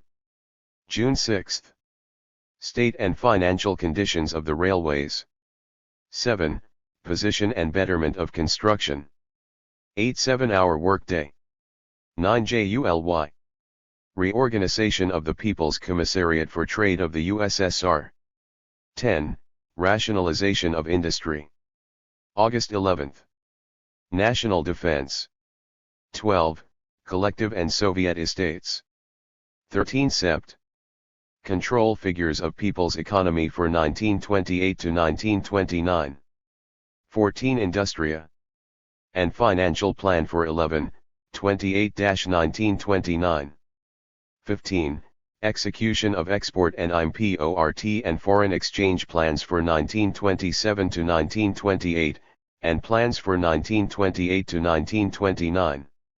October 16. Execution of 1927-1928 budget and the budget plans for 1928-1929. 17. Results of bank mergers and reorganization of the State Bank. 18. Political and economic work in the Ukraine. November 19. Struggle with bureaucratism in the state. An economic machine. 20. The 5-year economic plan. 1. After confirmation by the plenum of the Central Committee, the decisions of the Politburo are often published broadcast in the newspapers, either in the speeches of the leaders, or as long and detailed schemes of administrative reform in particular departments.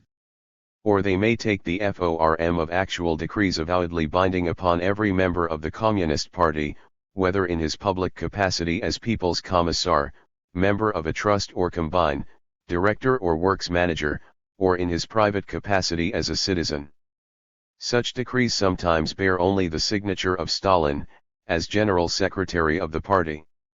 Sometimes they are signed also by Moyatov, as President of the Sovnarkom of the USSR. Sometimes the co-signatory will be Kalinin, who has for so many years been the President of the Presidium of the AL Union Central Executive Committee, who may be taken to represent the O-Union Congress of Soviets, the supreme legislative authority. We have been unable to them then has been given by will of the Politburo. One is Veslia, April 12, 1928, Sonnet Rule in Russia, by W. I. Bitzel, 1929, pages 71 to 715. It may be doubted whether any cabinet of a parliamentary democracy organizes so completely in advance its consideration of the subjects to which it can be foreseen that special attention will have to be given. Understand on what basis these signatures are chosen for particular documents, or what exactly is the distinction between them and laws formally enacted by the O-Union Congress of Soviets with the concurrence of the two chambers of its Central Executive Committee. 1. But there can be no doubt that Stalin correctly described the situation when he referred to the supreme expression of the guiding function of our party. In the Soviet Union, in the land where the dictatorship of the proletariat is in force, no important political or organizational problem is ever decided by our Soviets and other mass organizations, without directives from our party. In this sense, we may say that the dictatorship of the proletariat is, the dictatorship of the party as the force which effectively guides the proletariat. 2. It must be emphasized that the Central Committee does not limit its intervention in the government of the USSR to what may be considered legislation, even in its widest sense. Acting with the Control Commission, now the Commission of Party Control, which is separately elected by the Party Congress, the Central Committee, at the instance of both its subcommittees, is perpetually directing the executive work of the far-flung party membership. This we have already noticed with regard to the primary party organs and party groups, through which the supervision and control are exercised over the lower stages of the Soviet hierarchy, and through the district committees of the party, with the aid of the extensive salaried staff maintained by the party itself at every nodal point throughout the USSR. 3. During the years 1932 and 1933 there were three new developments, in what may be called direct projections of the authority of the Central Committee, outside the party hierarchy, by which groups of party members were placed actually within the administrations conducted by People's Commissars, in order to control them in the direction of reform. One of these developments, the establishment of machine and tractor stations, throughout a large part of the agricultural area, we have already described in connection with the newly appointed USSR People's Commissar of Agriculture. Here we need only notice that all the chiefs of these machine and tractor stations, and the majority of their working staffs, numbering altogether many thousands of men and women, were chosen from among trusted party members of long-standing and good reputation, by the responsible officers of the Orgbureau, under the direction of the Central Committee, by whom also their allocation to the several districts was determined. It should be said that the newly appointed USSR People's Commissar of Agriculture, himself a party member, to whom the chiefs of the machine and tractor stations were made nominally responsible, warmly welcomed this intervention of the Central Committee in the difficult administrative task that he had undertaken. In the following year the Central Committee, again in concert with the USSR People's Commissar of Agriculture, suddenly made the appointment of about 25,000 selected party members to constitute a new staff of policy sections, one which were placed in virtual control of a large proportion of the state and collective farms, with instructions to clean up the mass of inefficiency, negligence and positive damage to public property into which the sullenness and individual greed of the old man peasant, who had been pressed into the new collective organizations, if not also the factor of deliberate sabotage by disaffected citizens, had brought some of the Sovkhozy and many of the Kolkhozy. All these policy sections were placed under a special chief, very carefully selected by the Central Committee, who was to work in the Commissariat of Agriculture itself, and be second only to the People's Commissar. Under the direction of this chief of the policy sections, assisted by the new assistants also selected by the Central Committee, the policy sections were to have charge of all the party work on the farms, they were to distribute the party forces as might be required, and they were to coordinate their activities with the territorial party committees, which were instructed to render all possible assistance in their work. It is to be noticed that the blame for the inefficiency was placed on party members and non-party workers alike. The task of the new policy sections was generally to spur the party members and the active non-party men to higher achievements, to enforce proletarian discipline, to combat absenteeism and loafing, to raise the technical qualifications of both party and non-party workers, and to conduct a systematic struggle against class enemies, kulaks and wreckers, who are at present rather being encouraged by the easygoing attitude taken towards them by the communists. One, the THIRD of these developments concerned the commissariat of KAIL, ways, where a similar mass of inefficiency had become apparent, WITH the result that the lines had become overwhelmed, WITH the continually increasing passenger and freight traffic. In June 1933 the Central Committee decreed the appointment of some thousands of trusted party members as policy sections in the RAILWAYADMINISTRATION, stationing them at every railway depot, warehouse, engine house and IMPORTANTJUNCTION. Here, under the orders of a newly selected chief of the railway policy sections, who took up his abode in the Commissariat of Railways, as second only to the People's Commissar, the party members detailed for the policy sections were instructed peremptorily to cut out red tape, to put an end to delays and stoppages, to expose and dismiss employees of any grade who are guilty of idleness or negligence, or even of failure to improve their technical qualifications, whilst new scales of pay were to be duchade. Finally, liquidating the petty bourgeois ideal of equality of wages, which stands in the way of effective organization of an efficient service.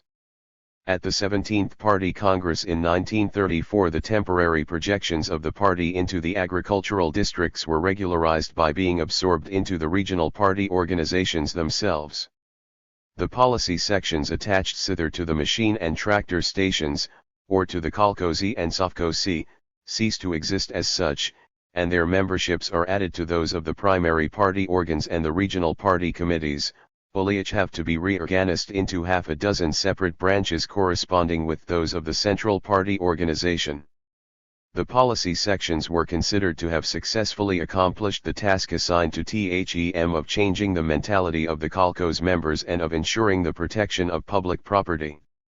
But experience had proved that the policy sections were no longer sufficient to conduct the greatly increased and more complex work of the present-day Kolkhoz village.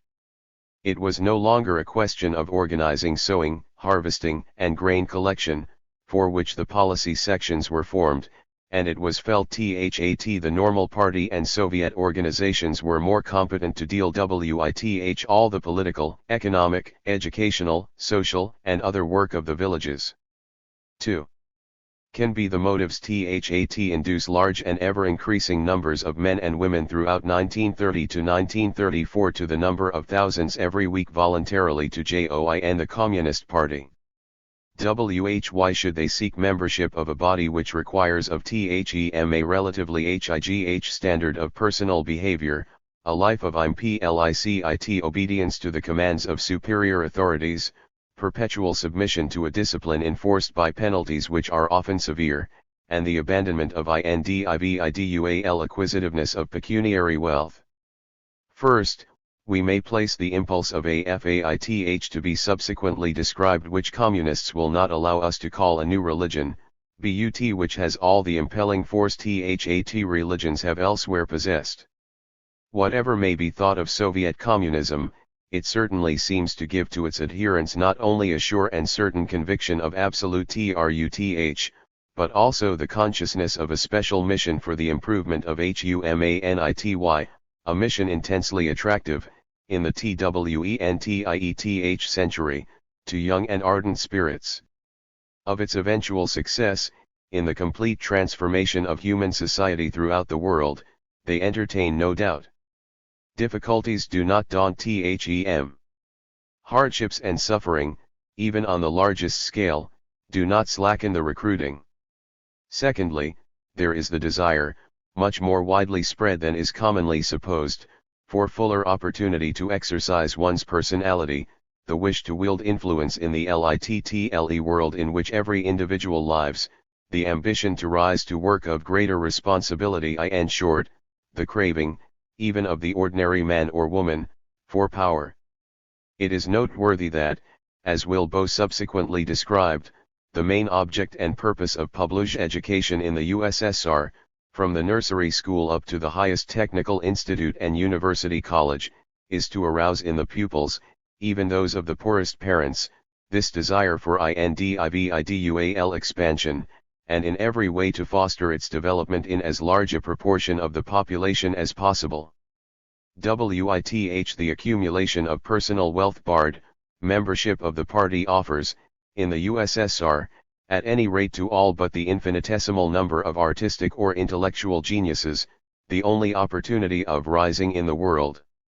These motives, it will be allowed, are not in themselves unworthy of respect.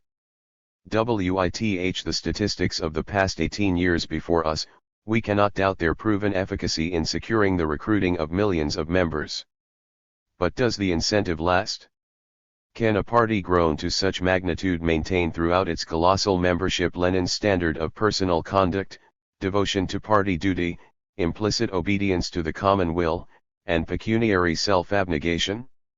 Communists freely admit the frequent presence, in the party membership, of backsliding and sloth, of hypocrisy and self-seeking, of disgraceful personal misconduct, of right and left deviations from the general line, of jealousies and perverted ambitions, leading to intrigues and factionalism. These evil influences, they suggest, cannot be wholly excluded. But they can be kept down by vigilant and perpetual scrutiny of the behavior of the members, and by the drastic disciplining, even to peremptory expul Zion from the party, that is constantly going on, of members found guilty of offenses against communist ethics. This disciplining, and removal of offenders against communist ethics, and the periodical purging of the lists, is carried on in a manner and to an extent which is, we think, unknown in any other organization in the world. Any member of the party who falls below the standard set for a party member is dealt with, first by the party organ to which he belongs, and further by the Central Commission of Party Control, which investigates every accusation or report that is received. There is, accordingly, in the present gigantic membership, a constant hail of cautions and reprimands, private or public, followed if necessary by disciplinary removal or demotion, suspension from membership for a year or more, or summary expulsion from the party, coupled, in serious cases, by notification throughout the departments that the delinquent is to be refused employment in any responsible position, or, where necessary, by communication of the offense to the department of the procurator with a view to criminal prosecution. 1. The misconduct of the party member to which serious attention is called may be of various kinds. Any manner of life habitually inconsistent with communist ethics will lead to trouble. Thus, drinking is not forbidden, nor a failure to live continuously up to the highest sexual standards. But habitual drunkenness which impairs health and judgment, or a loose living that causes public scandal, is severely dealt with. Peculation or embezzlement, involving public loss, not only entails expulsion from the party but is also referred to the procurator for criminal prosecution, as may also a high degree of negligence causing waste or damage. Ostentatious expenditure, or a luxurious standard of life incurs criticism, and may easily lead to censure as being inconsistent with communist, Ethics. On the whole, there appears to be a steadily rising standard of personal conduct from one end of the USSR to the other. With the increasing influence of the Komsomolets, there seems even to be a growing puritanism in manners and morals expected from the party member. This we describe in our subsequent chapter XII, entitled The Good Life. The purging of the party. In addition to this perpetual party cleansing in detail, the entire membership, the whole of the millions, are periodically subjected, one by one, to a simultaneous public inquisition into their individual character and conduct, with the intention and result of eliminating, even by the 100,000, those who are deemed unworthy of retention in the party. Of these systematic and simultaneous party purgings there have already been several. The first was made on Lenin's suggestion in 1921, when the party consolidated its ranks at the time of the transition to the new economic policy, and some 250,000 members and candidates, about one-third of the then total, were excluded. This first party purging was followed in the subsequent years by a series of partial measures. Thus, in 1924, there was a systematic testing of the members and candidates in all the cells not engaged in productive industry, then comprising about one-fourth of the party membership, and of this number about 5% were expelled from the party. In 1926 there was a similar but less complete testing of the cells in the villages, with numerous exclusions. A complete re-registration of members was made in 1927, when some 46,000 chiefly persons guilty of deviation from the general line were quietly dropped. The second complete party purging, mainly directed against industrial mailingers or persons of disgraceful conduct, together with those who had neglected or refused to carry out the party policy, was decided on at the November plenum of the Central Committee in 1928, and undertaken in 1929, on the inauguration of the first 5-year plan and the campaign for the development of the collective farms, when the exclusions numbered over 100,000, or nearly one-tenth of the whole.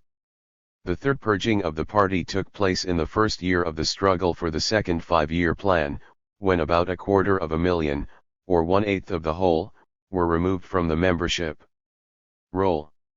This third party purging, so the Central Committee of the party declared, must be thoroughly organized. Its main intention must be directed to improving the qualitative composition of the organization. Only those comrades can remain in the party who are wholly devoted to the working class, who places the interests of communism and the party above everything. The special features of the purge of 1933 appear to have been the attention paid to ensuring that every member should have a competent knowledge of the party program and the most important decisions, so as to be able to explain them to the non-party masses, the strict examination, in the nuclei attached to the non-productive undertakings, of the conduct of those who abuse the party position for personal ends, embezzlement, nepotism, careerism, bureaucratic attitude towards the masses. And, the rural districts, the sharp scrutiny of the way each member is lighting for the fulfilling of the obligations of the collective farms.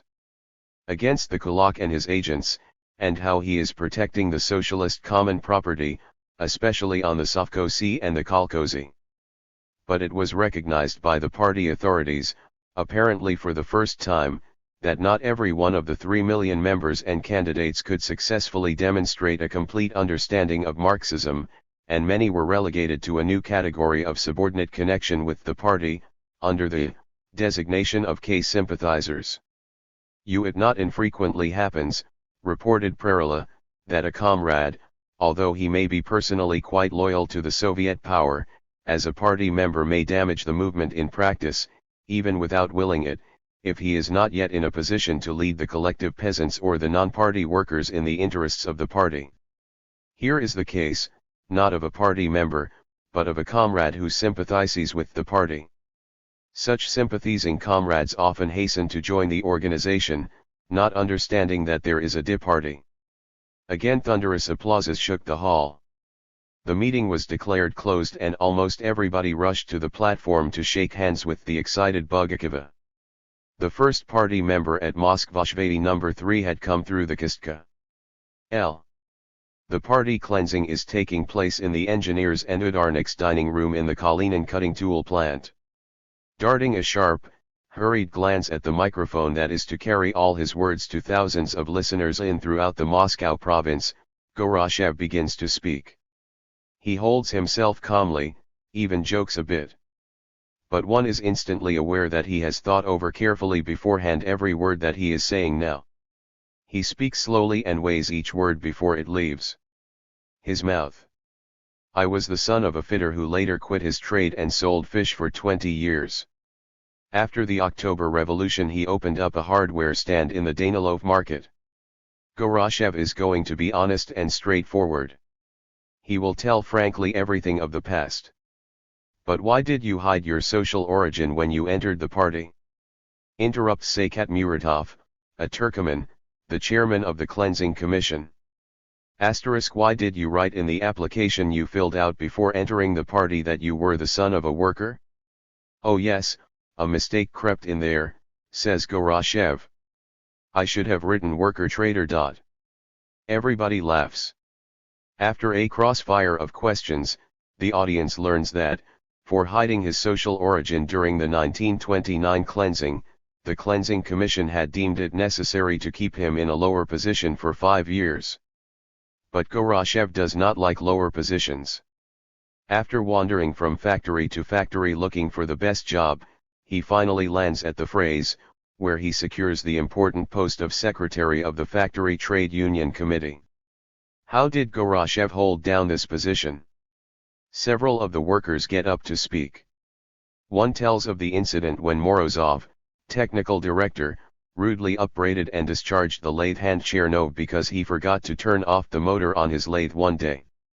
It was a secret to no one that Morozov repeatedly assumed a haughty attitude towards the workers. The one factory paper and social opinion in the plant rose in defense of Chernov. But despite this, Goroshev backed up Morozov in discharging Chernov. Another speaker reveals the curious method of giving out premiums that was sanctioned by Goroshev. When on the 15th anniversary of the October Revolution premiums were granted to the best udarniks in the Phrase plant, thanks to the blessing of Goroshev, premiums were given to members of the engineering and technical staff and one worker. Ho did not protect the interests of the workers said another, but protected, instead, the interests of his own pockets. The funds of the Factory Trade Union Committee were a mutual aid society for Goroshev and his cronies. Loans that were not returned, and thefts, were part of the heritage that was received from Goroshev by the staff of the Trade Union Committee. 6,000 rubles were squandered in a short time by him. A significant portion of this sum went directly into his pockets. Here is an example of how Goroshev managed the trade union money. He was tired. He decided to take a rest. So he got a hospital bulletin and went to a sanatorium as a sick man. As a sick worker is entitled to his wages in the Soviet Union during the period of his illness, Goroshev received his money. But this was not enough. On coming back, he took a vacation for himself. This was enough, it would seem. No. In addition, he took a large sum of money for an unused vacation. Semyonov, a worker in the trade union organization, gets up and says that no decision was passed by the trade union committee ratifying the giving of any money for unused vacation to Goroshev. I was finally removed from my post for mismanagement says Goroshev. Goroshev got married. Now getting married is a big event. One ought to celebrate it properly. But to celebrate properly one needs a bountiful feast with plenty of good things to eat. So Goroshev gets one of the factory trucks one night, goes down to the store, and piles into the truck a small mountain of cookies, apples, sugar, butter, candy. The factory paper caught him red-handed, and after a long denial Goroshev finally confessed to his guilt. He was relieved of his position of secretary of the Factory Trade Union Committee and sent to work on the production line at a lathe. But Goroshev, as we have seen, does not like lower positions. And a short while later we see a new figure, Goroshev assistant personnel manager of the milling cutter department. His party job is a komsomol organizer. Here, admits Goroshev, my leadership was not efficient. That's not quite correct, says a komsomol. You didn't give us any leadership at all. Others get up and put the finishing touches to the portrait of Goroshev, as the careerist, cheat, self-supplier, squanderer of trade union funds. When Goroshev steps down from the stand 2.5 hours later, he is no longer smiling. His career is ended. Once more he is sent back to the production line. This time he will stay there until he becomes a different man. Asterisk. The results of the 1933 purging. The party cleansing of 1933 was practically completed before the opening of the 17th Party Congress, to which one of the two vice presidents of the Sovnarkom reported its results. He described its special objects, therein differing from previous cleansings, as the discovery of the extent to which the members, admittedly loyal in theory, were still actively taking part as fighters at the front of socialist construction, and the degree in which such members were intellectually equipped to explain to the non-party masses the Marx-Lenin-Stalin faith that they held. True to Soviet custom, Ludzutok found much for outspoken criticism. He complained that, in many cases, the local party organization had failed to maintain contact with their individual members. Party education was far from adequate. The directives and decisions of the Central Committee were often neglected, or else acted on in a formal and lifeless way. The percentage of members expelled by decision of the district and primary cleansing commissions was 17, whilst 6 to 3% more had been reduced to the new grade of sympathizers. These percentages would be somewhat reduced after the hearing of the appeals. Leningrad and Moscow had the smallest averages of exclusions, at 12 to 7 and 13 to 6%, whilst East Siberia had no less than 25 to 2%, the Urals, 23 to 1%, Odessa, 21 to 9%, the Far Eastern, 21 to 9%, and Karelia, 20 to 3%. The internal reorganization of 1934. In the course of the year 1934, following the decision of the 17th All-Union Congress of the party upon proposals presented by L. M. Kaganovich, two considerable alterations were made in the administrative structure of the Central Party Authority. The Central Control Commission of the Party 3 was reappointed, but under the new name of Commission of Party Control, and with a membership reduced to 61, whilst its functions were, as we understand it, very largely transformed.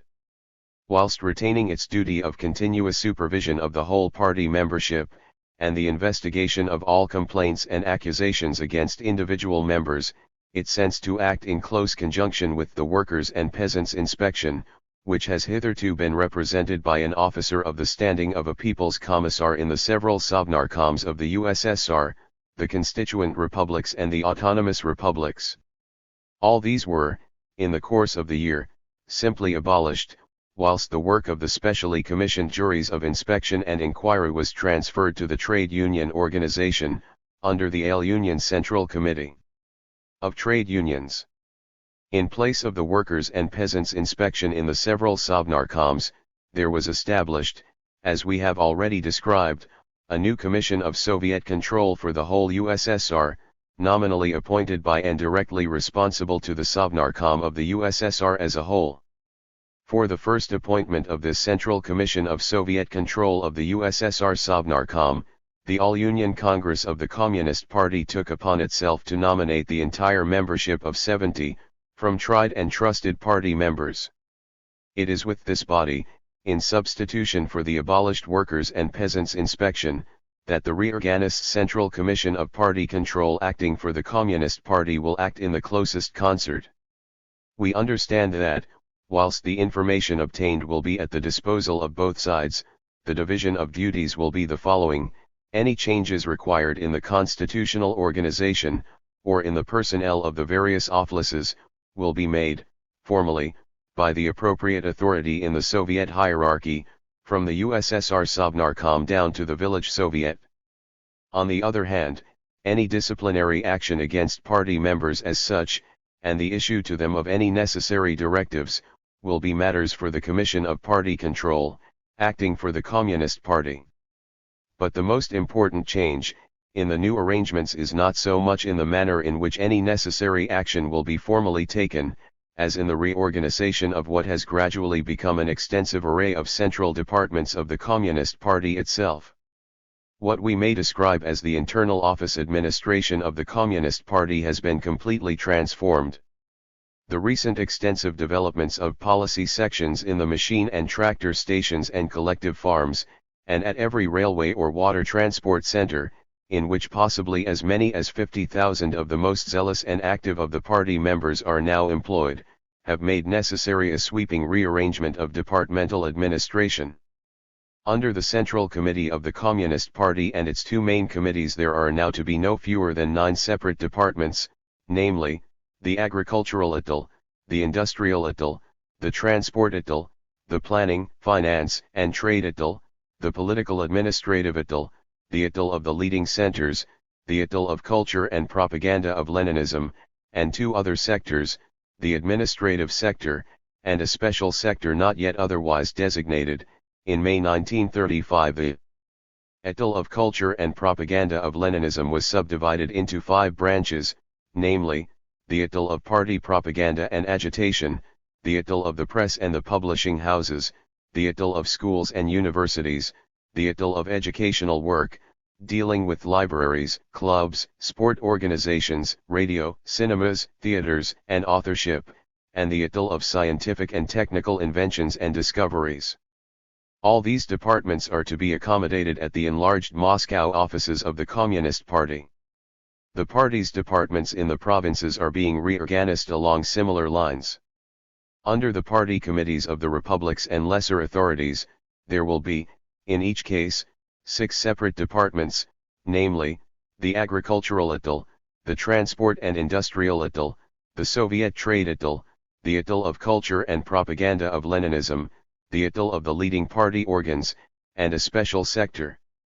The existing secretariats under the Oblast or Krai party committees and those under the various executive committees of the party in the constituent and autonomous republics will be abolished, and only 2 secretaries in each case will be allowed.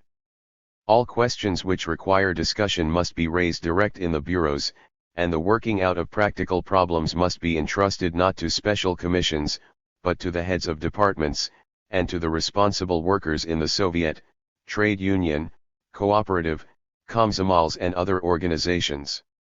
The party administrations in the rayons and smaller cities are being similarly reorganized, so that they may be directly concerned with the various branches of production. They are to be specifically and intimately connected with the local party organization, such as the primaries and groups in the village soviets, collective farms and state farms, and with all the policy sections that are in the field. Instead of the Ateli hitherto existing under the rayon party committees and those of all but the largest cities, there are to be appointed responsible traveling instructors or organizers, who are to be ex officio members of the Rayom or Gorkom, and who are each to be attached to a group of primary party organizations, where they are expected to deal with all branches of the party work, whether cultural, political propaganda, mass agitation, organization, etc. IT will be for the secretary and his deputy or assistant to control and supervise the work of these traveling instructors or organizers, their distribution in the field, and the carrying out of the instructions given to them. 1. What is the motive and intention, or the governing idea, behind these sweeping measures of what we might at first sight regard as essentially office reorganization? As we understand IT, the reform is intended to set up, from one end of the USSR to the other, a double system of inspiration, direction, inspection, criticism, and especially of continuous check-up of the actual putting in operation of all the various decrees and directives of the Soviet government. The student of political science will be interested to trace, in this reorganization, the proposed establishment not of one but of 2 separate centralizations. The USSR Sovnarkom of People's Commissars, with its elaborate hierarchy of Soviets from the All-Union Congress down to the Selo Soviet of the village, and its corresponding hierarchy of departments, federal or provincial, unified or non-unified, all subject to the new Commission of Soviet control, represents the temporal power. Henceforth there will be, alongside this temporal power, another hierarchy, equally penetrating and ubiquitous, headed by the new Commission of Party Control, directed not from the Moscow Kremlin but from the adjacent central offices of the Communist Party, having no statutory or other legal authority, and using only its influence on the minds of the party members. Nearly one half of all these party members happen, indeed, to have been elected or appointed to most of the key positions of either the local or the central government. Provision is made, in a way which we do not doubt will be successful, for consistent unity in the decrees and directives emanating from either of these parallel authorities, and for complete harmony in the action taken. 1. The Komsomols. Second in importance only to the Communist Party itself, is its multiform junior organization headed by the All-Union Leninist Communist League of Youth, which we shall refer to under its common appellation of Komsomols. To this latter is an entirely voluntary body of some 5 millions of young people between 14 and 23, with an extension of term for those elected to office, and for such others as may be locally desired. Perhaps the most striking feature is the magnitude of the growth and the width of development of this army of Komsomols. As long ago as 1903, Lenin proposed and carried at the Social Democratic Party Conference a resolution recommending special party organization among young men and women. In the following decade of industrial development, the total number of young people employed in the ever-growing factories rose, by the end of 1916, to what was for Russia the large total of 300,000. During the revolutionary months of 1917, these young people, especially in Moscow and Petrograd, spontaneously formed political groups of their own, which played a prominent part in the meetings and demonstrations. The various revolutionary sections sought to attach these youthful groups to themselves, but success lay with the Bolsheviks, who, towards the end of 1917, were able to incorporate many of their members in the Red Guard. In October 1918, the first Congress of Bolshevik Youth Organizations was held at Moscow, when 22,000 members were represented, and the Communist League of Youth was formalized. At the Second Congress in 1919, the membership had risen to 96,000. The THIRD Congress in 1920 counted no fewer than 400,000. Including many recruits from the peasantry. Down to this date the note had been that of active service on the military, even more than on the political front. Now that had been achieved, the membership fell away.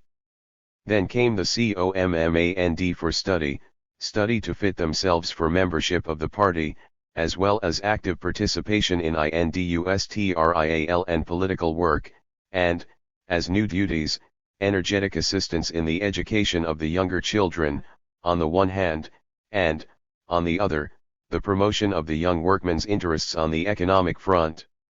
The consolidation of the organization, and also the inception of its extraordinarily wide growth and varied development, may be dated from the 5th Annual Congress of 1922 with its institution of class pride and a Komsomol code of conduct. In all directions the organization broadened out. Every form of communist training was developed and pursued, the promotion of healthy forms of recreation, from athletics to theater going, every kind of intellectual study, from discussions and lectures to contributing to newspapers and publishing poems, every branch of activeness, from liquidatingilliteracy and clearing away rubbish, to joining shock brigades and taking part in cleansing raids for checking bureaucratism.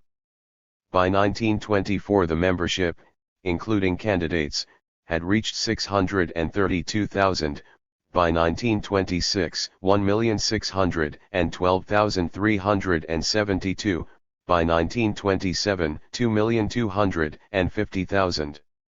The lists were more strictly scrutinized, but in 1928 the membership was reckoned at 2 million, and by 1935 it had risen to something like 5,500,000, one-third from the industries of the cities and two-thirds from the agricultural villages, being APPROXIMATELY 90% of the TOTALINDUSTRIALYOUTH, and 20% of all the peasant youth, of the entire USSR, about one-fourth of all the members being girls and young women.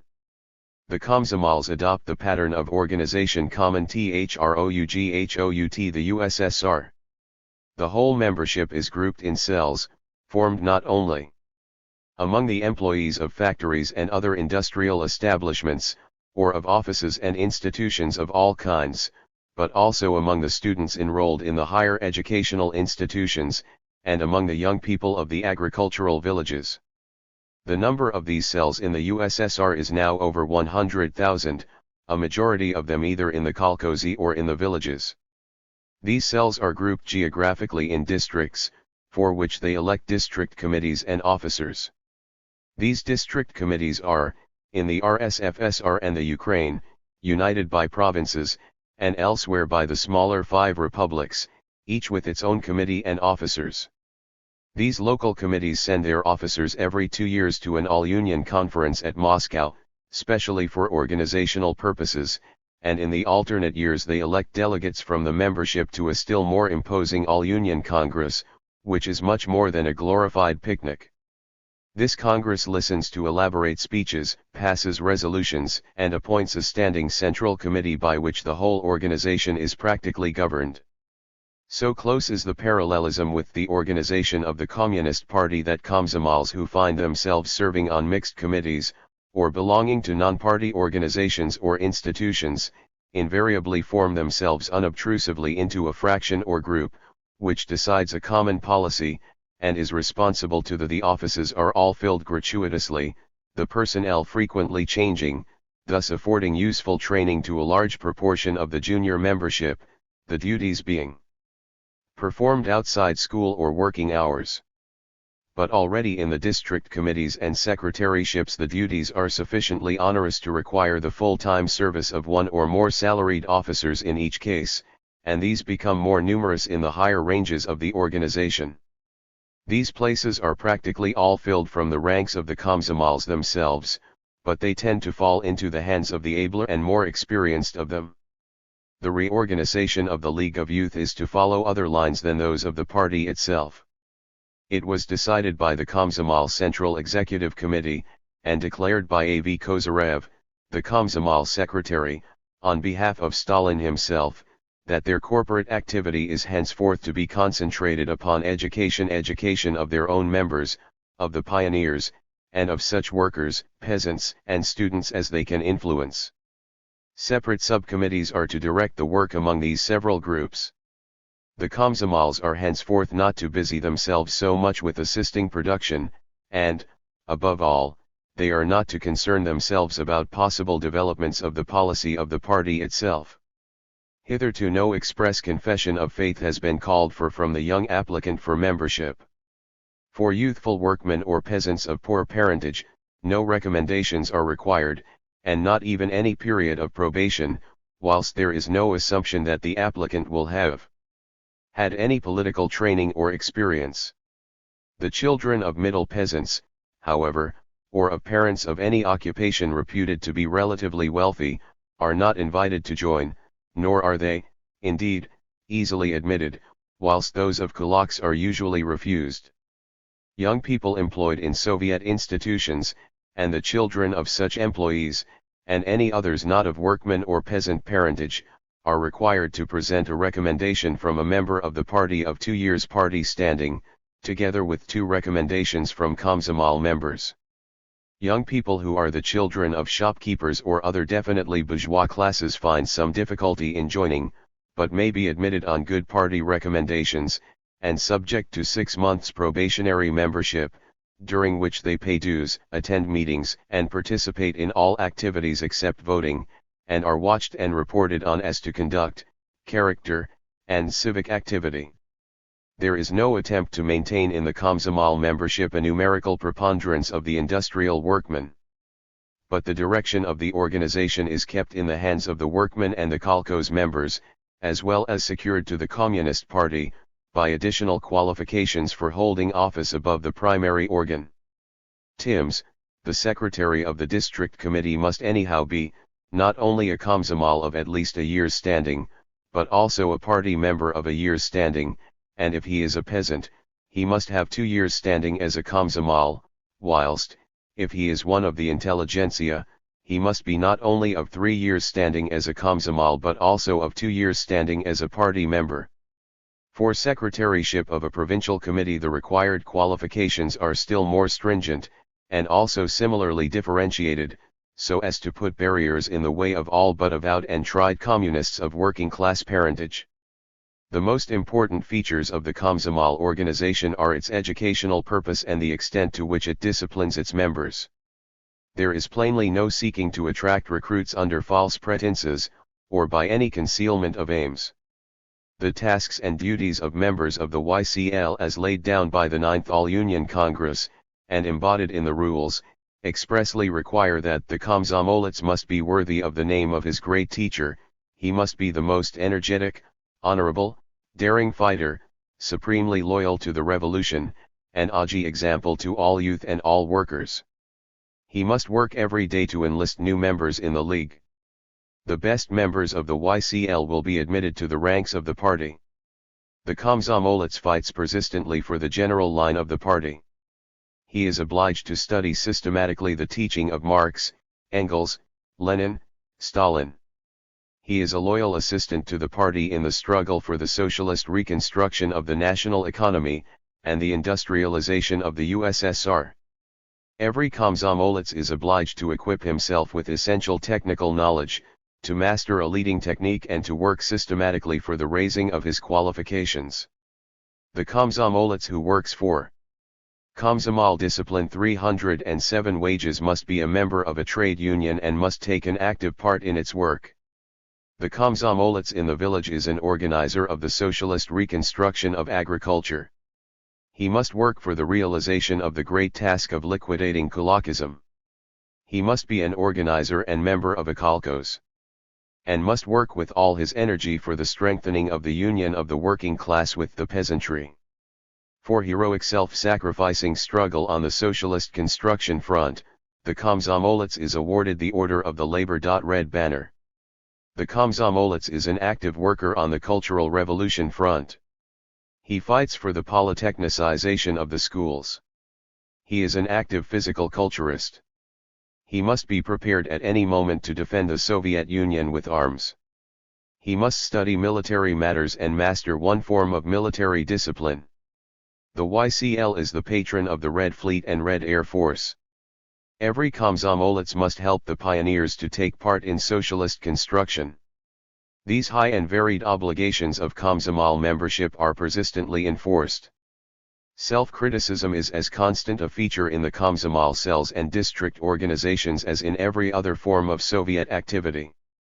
The pressure of public opinion in the Komsomol cell is reinforced by frequent admonitions from the higher authorities of the organization, and made still more effective by the Komsomol newspaper press, the principal organ of which is the Komsomol Pravda published by the Komsomol Central Committee, which has a circulation running into many hundred thousands, from end to end of the USSR.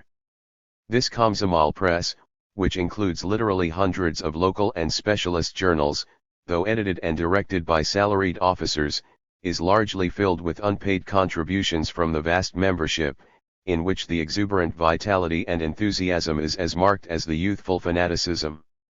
Discipline is, however, also maintained within each cell by more direct means.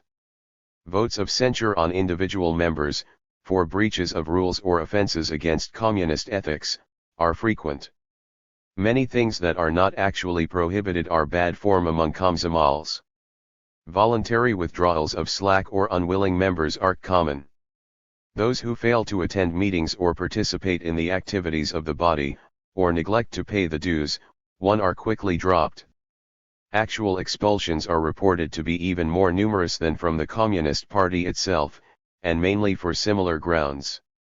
Conduct unbecoming a komsomol, if persisted in, may in itself lead to expulsion, whilst habitual drunkenness or sexual looseness, and any form of behavior deemed indecent or disgraceful, will certainly be so punished. The requirements of political literacy is insisted on. The young komsomol must attend a political circle or a special school until he has acquired a knowledge of the main principles of Leninism, and if after 3 years he is adjudged to be still politically illiterate, he will usually be removed from the membership roll. Nor may he neglect his share of political activeness. Any member not performing a due amount of voluntary social service, in one or other form, is cautioned, reprimanded and eventually expelled.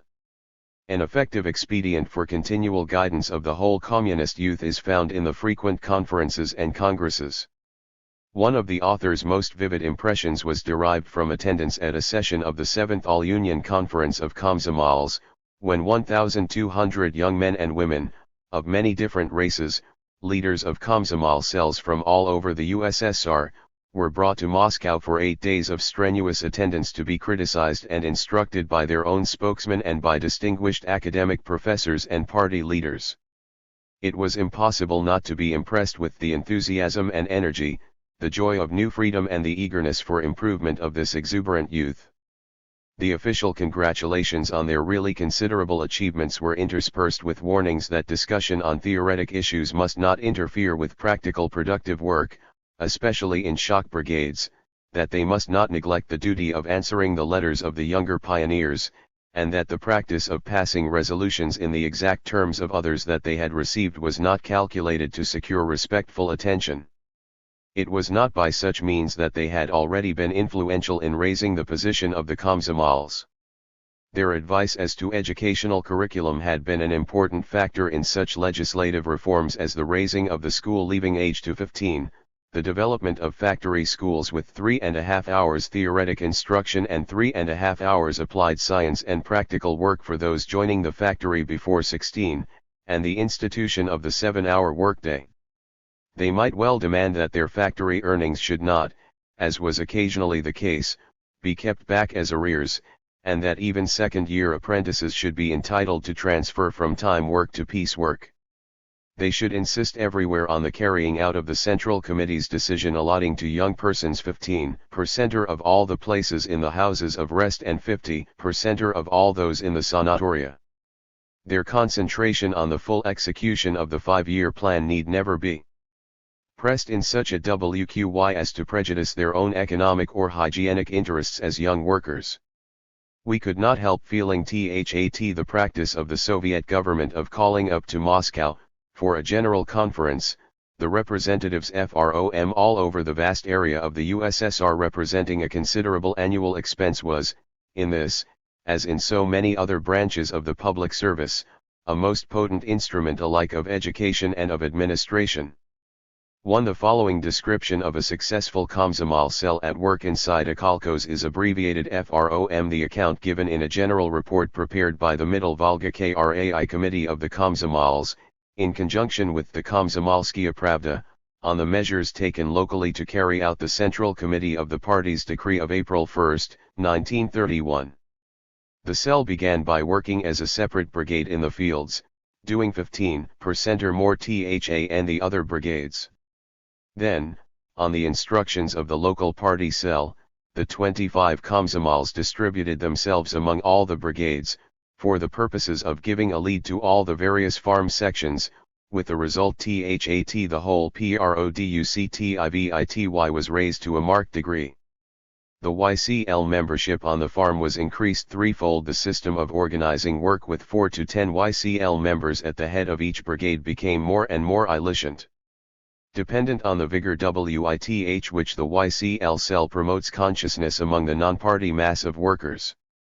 2. In 1932 to 1933, when the agricultural crisis was at its height, a large number of Komsomols were selected for service in the Ukraine, the Volga Basin and the North Caucasus, as harvesting overseers.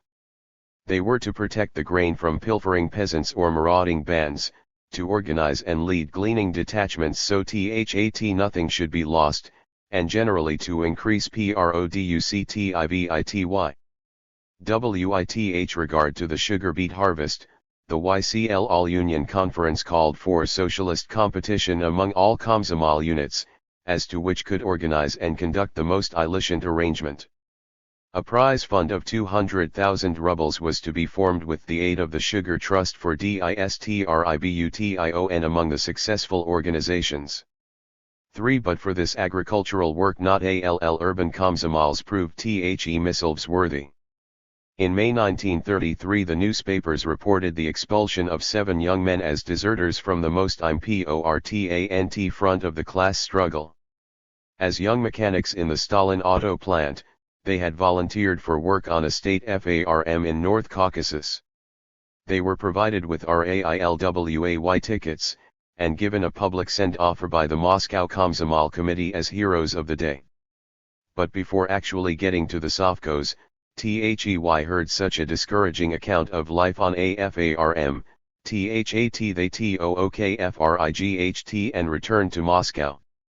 Brought before the Moscow Committee, they frankly explained that they were told that wages on the farm were lower than in the factory, farm life was too dull for them, there were very few people around in the village. That work would be very hard. We thought it would be tough out there, we simply took fright, and thought we might as well return.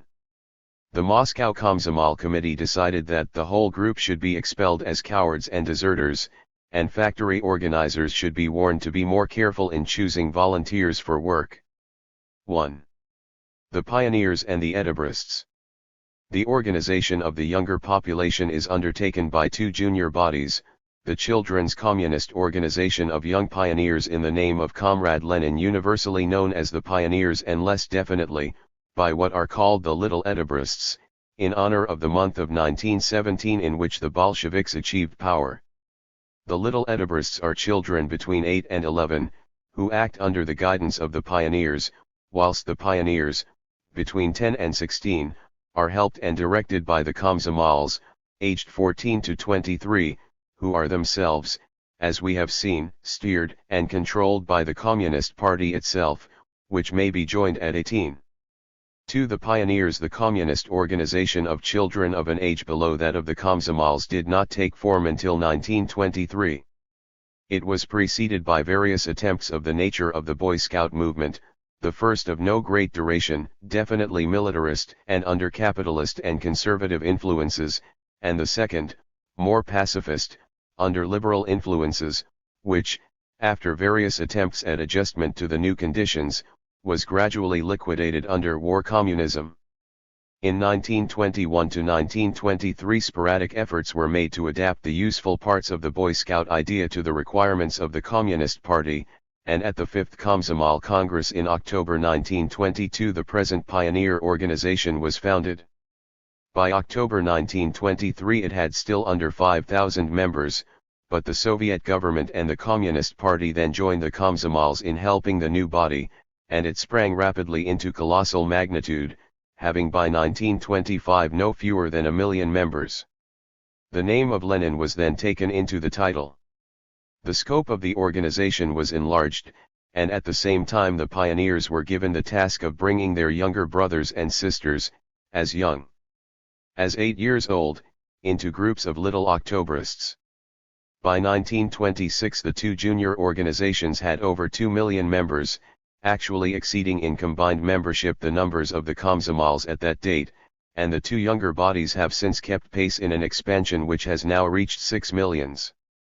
Thus the pioneers have enrolled about 8% of all the children between 10 and 16 in the USSR, just over 1/2 of the members being the children of peasants, 1/3 being the children of industrial workmen, and 1/6 being of other parentage, including office workers, toiling intelligentsia and the new bourgeoisie of NEP.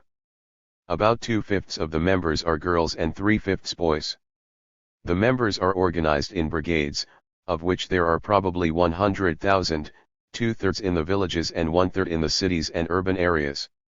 In the cities each factory has its brigade, and this basis is preferred, so as to ensure proletarian influence. Other brigades are formed in or around workmen's clubs or children's homes, and, failing other nuclei, even in schools. In the villages, on the other hand, the school nearly always has to be made the base of the brigade.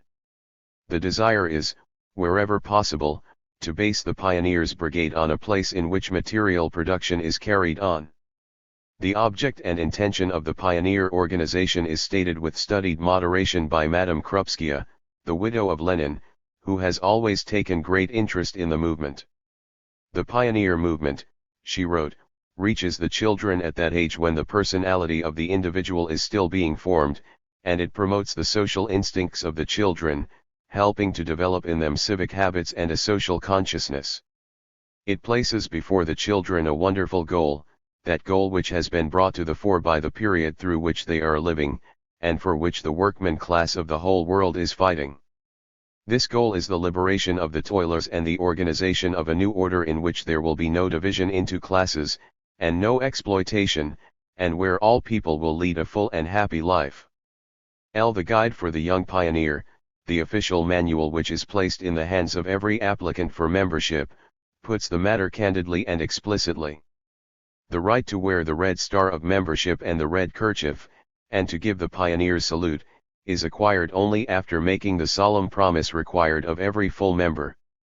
I, a young pioneer of the USSR, in the presence of my comrades, solemnly promise that I shall stand steadfastly for the cause of the workman class in its struggle for the liberation of the workmen and peasants of the whole world. I shall honestly and constantly carry out the precepts of Illich and laws and customs of the young pioneers. The 5 laws and the 5 customs are summarized as follows. The laws: the pioneer is faithful to the cause of the workman class and to the precepts of Illich.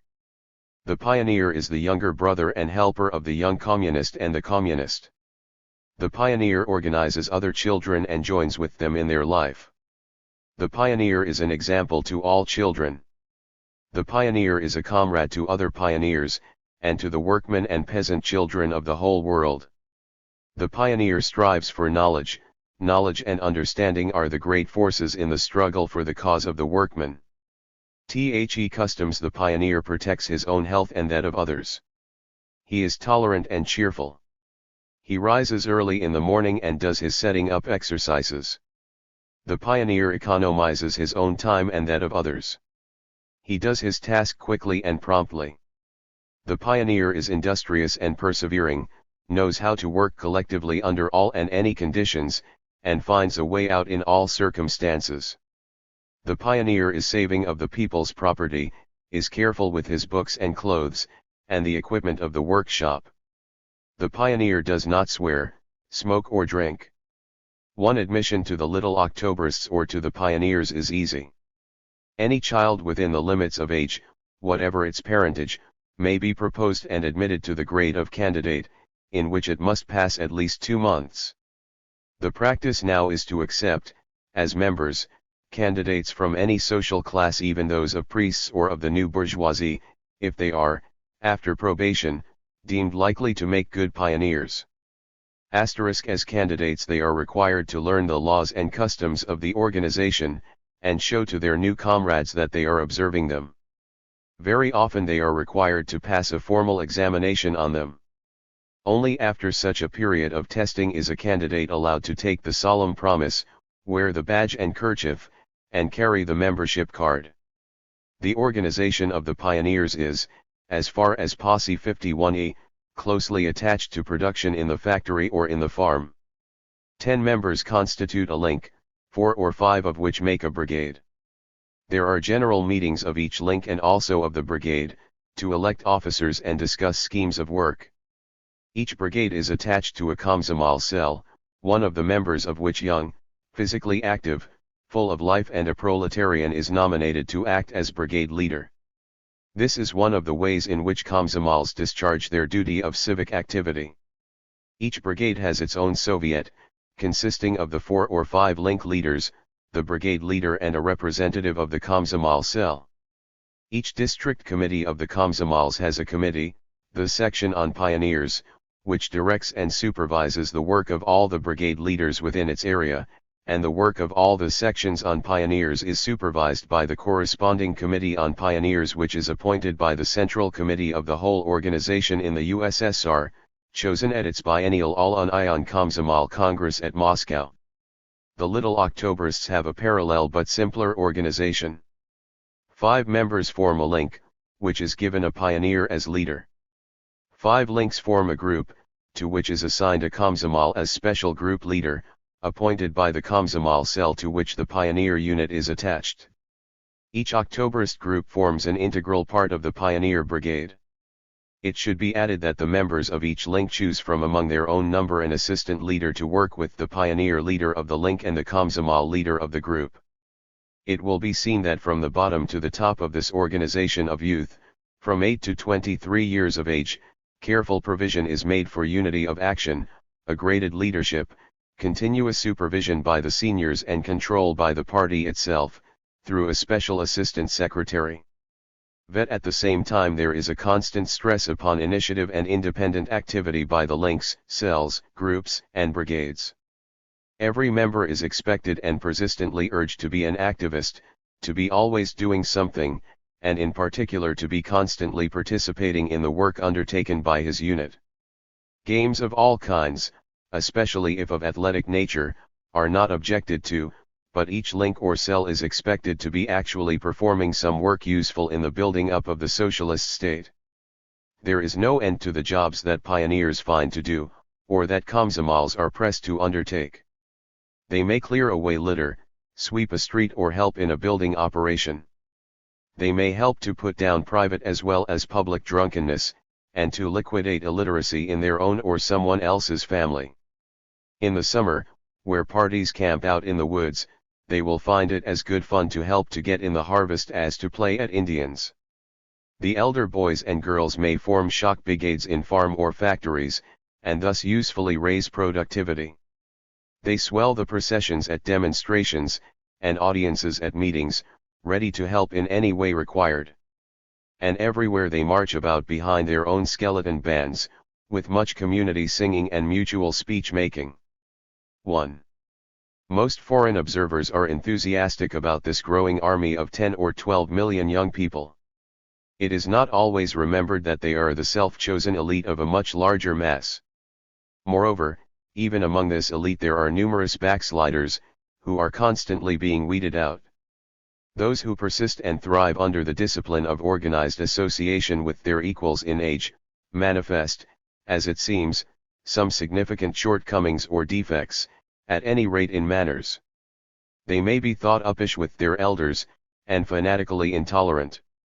It is very good to be devoted to hygienic living, but the habit of opening windows in other people's houses is complained of. In short, the enthusiastic pioneer is apt to be, at any rate during certain years, a bit of a prig. These young people, says a recent American observer, are formulating the answer to the question of what will happen when the older generation of revolutionaries, with their self-forgetting enthusiasm, is gone. They are engaged in a continuous revolution destroying and replacing ancient ideas, attitudes, and habits. Soviet educators are saying that the youth who have grown up since the revolution constitute a new type. They certainly have much clearer-cut mentality, they think more concretely and concisely. When you seek information from them, these younger men and women take out a pencil and ask for your exact question. Then rapidly they formulate their answers according to an exact outline, and usually you get precisely what you are after in the minimum of time. Remembering the hours spent with small companies of these leaders of the masses in many places, one still feels the impact of their vitality. One realizes also that it is as different from that of European students, as they, in their turn, are different from the students of the United States. The latter, with their doubting fear of life or their inability to find enjoyment unless it is paid for and provided by others, seem strangely world-weary alongside exuberant youth of more ancient lands, with their hikes and rest houses, their unaffected group singing and folk dances. This quality of exuberance the Russians share, but they work while they study, and study while they work, uniting theory and practice, not in minor jobs whose outcome is private profit, but in a vast social upbringing. They are enjoying life while they are changing it. There shines from their eyes a concentrated and eager intensity such as I have never seen before outside a religious revival or a strike meeting. Every American to whom I have talked, who has taught these youthful builders of socialism, agrees that the first and main difference between them and the more serious section of American college students lies in the fact that they are dominated by a great purpose. As a Soviet educator put it, they know where they are going, they know how, and they know why. They know not only the transitional nature of the present period but to what it leads.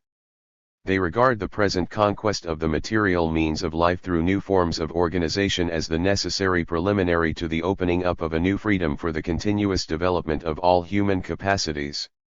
They have survived the lean years of famine. Their ruggedness has been filled with the greatest purpose that can enter into man. One feels that in them the life force has once again come to full flood tide. It is with this fact that those who dream of destroying what they are building must reckon. The Comintern opposite the Moscow Kremlin, not inside its walls, and not to be confused, either, with the extensive offices of the Communist Party of the USSR, the visitor sees a considerable office building which is occupied by the Comintern or Communist International. This Communist or Third International, dating from 1919, is unlike its first and second predecessors to neither in form nor in substance, a mere federation of national bodies, but an avowedly unified world organization of the proletariat of all nations, all its members pledged to obey the orders of the central headquarters, wherever this may be situated. It is essential that the student should constantly bear in mind that it was not the government of a particular territory that the Bolsheviks had in view, or the dominion of a particular race. As we have described in a preceding chapter, the conception of a territorial state, or of an empire extending over particular territories, was absent from their interpretation of Marxism. What Lenin and his friends visualized was the establishment, in one country after another, almost as a continuous process, of a particular organization of human society, what they termed the classless society. This was to be a new civilization for the whole human race, in which the organization of industry by the capitalist's employment of wage labor for his own profit would be completely abolished, to be replaced by collective ownership and administration for the common good, on the basis of as near an approach to complete communism as might prove practicable for the time being. It was with this view that the Communist International was established at Moscow in 1919 as a general staff of world revolution, by a congress to which working-class organizations of all the world had been, by wireless telegraphy, summoned to send representatives. About go delegates were present when the Congress assembled in March 1919, but the only body effectively represented was the Russian Communist Party, the non-Russians being mostly individuals without mandate or influence. At subsequent congresses, down to the latest in 1935, always held at Moscow, delegates from the party groups in scores of different countries have attended, and various of them have been placed upon the large executive committees by which the organization is, in form, governed. In fact, however, the total membership even professedly represented from other countries has never reached as much as 1/4 of the membership of the Communist Party of the USSR. The Congress and all its committees have always been completely dominated by the principal representatives of the Central Committee of the Communist Party of the USSR, who, as we have seen, also concentrate in their hands the supreme direction of the government of their own country. It is therefore not without reason that writers on the Constitution of the USSR include the Comintern in their description of its constitutional structure, as they do the Sovnarkom. The formal constitution of the Comintern puts the relation in quite a different way.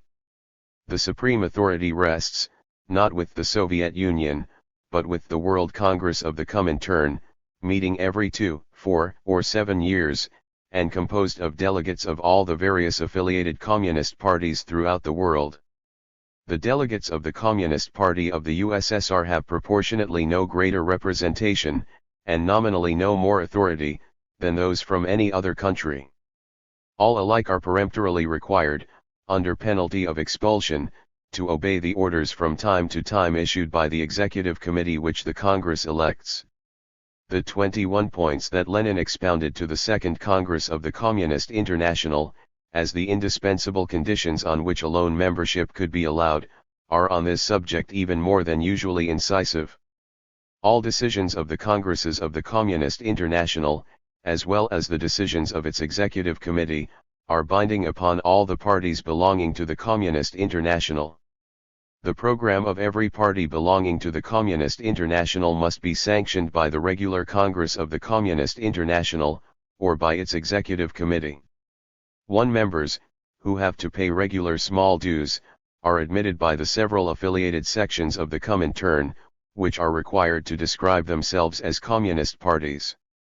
Every member in such a party is supposed to belong to a nucleus or cell, formed in the factory or other establishment in which he is employed. The primary duty of the nucleus is to convert the workers to communism by demonstrating the futility of every other form of organization, especially the trade unions under their present leadership, nevertheless to urge them to remain members of these useless unions in order to upset their futile action, and, in particular, to foster mass strikes, without much regard for the likelihood of their immediate success, as a means of educating the workers into revolutionary class consciousness. 2. It need not be said that the periodical Congress of the Communist International is as little fitted to act as a deliberative or legislative body as the All-Union Congress of the Communist Party of the USSR, or as that of the All-Union Congress of Soviets. The crowd of so-called delegates from many countries, which at the Congress in 1928 numbered not far short of 1,000 and at that of 1935 about half that number, are necessarily, for the most part, unacquainted with each other. They meet only every few years for a week or two. Such an assembly could be no more than a parade or a demonstration. The Congress, in fact, was summoned to listen to a series of lengthy declamatory speeches by the leading members of the party in the USSR, who entirely dominated the proceedings, whilst duly selected speakers from other countries came to the platform, sometimes to make complaints, but usually to fire off similar orations. Long statements of general policy called theses or programs, couched in revolutionary phraseology, and specially abusive of every other kind of socialist or labor organization, either national or international, were prepared in committees, to be submitted to the Congress, to be adopted without detailed examination or dissent, chiefly in order that they might be published in several languages in the international press correspondence, from which they were copied in the hundreds of little journals throughout the world that are under communist control. The Executive Committee that the Congress appoints, and to which it delegates all its authority until the next Congress, is, we think, less well informed, less well served by its agents, and therefore as a whole less effective than the corresponding standing executives of the USSR Communist Party and Soviets. It is composed, we were told, of between 1 and 5 delegates from each country, the USSR having no more than the number allowed to France, Germany, and Great Britain. We have the opinion that it is, and has always been, dominated by the same little group of old revolutionary Bolsheviks.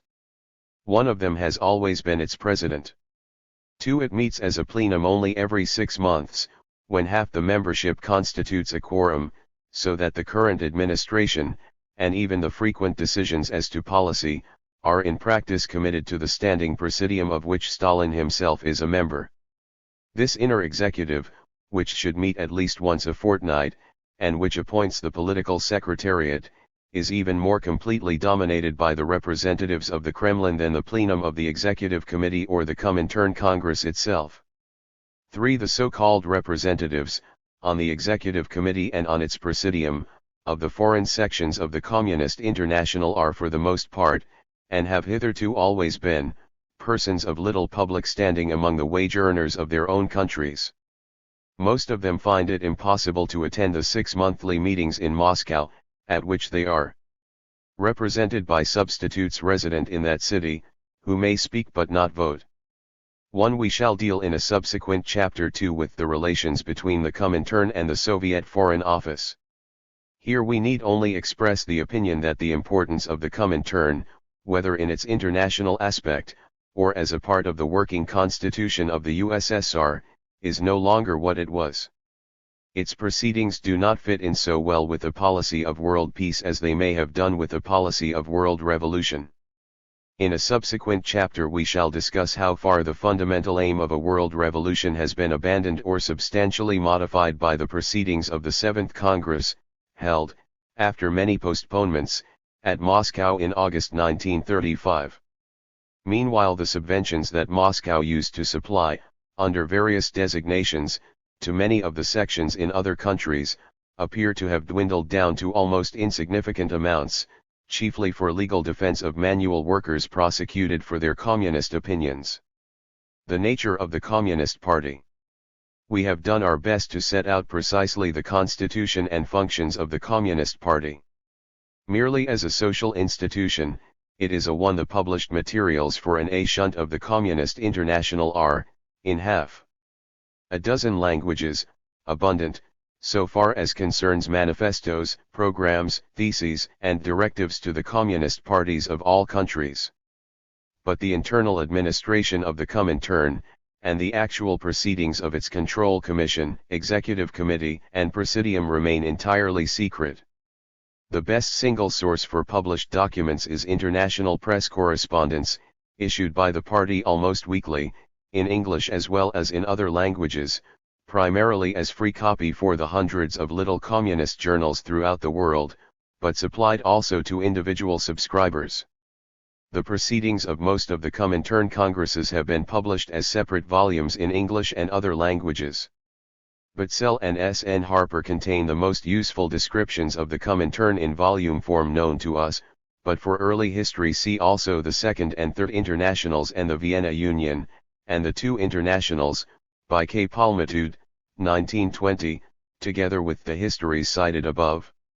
The finances of the Comintern for 1931 were thus summarized in dollars and cents, for publication by the Executive Committee.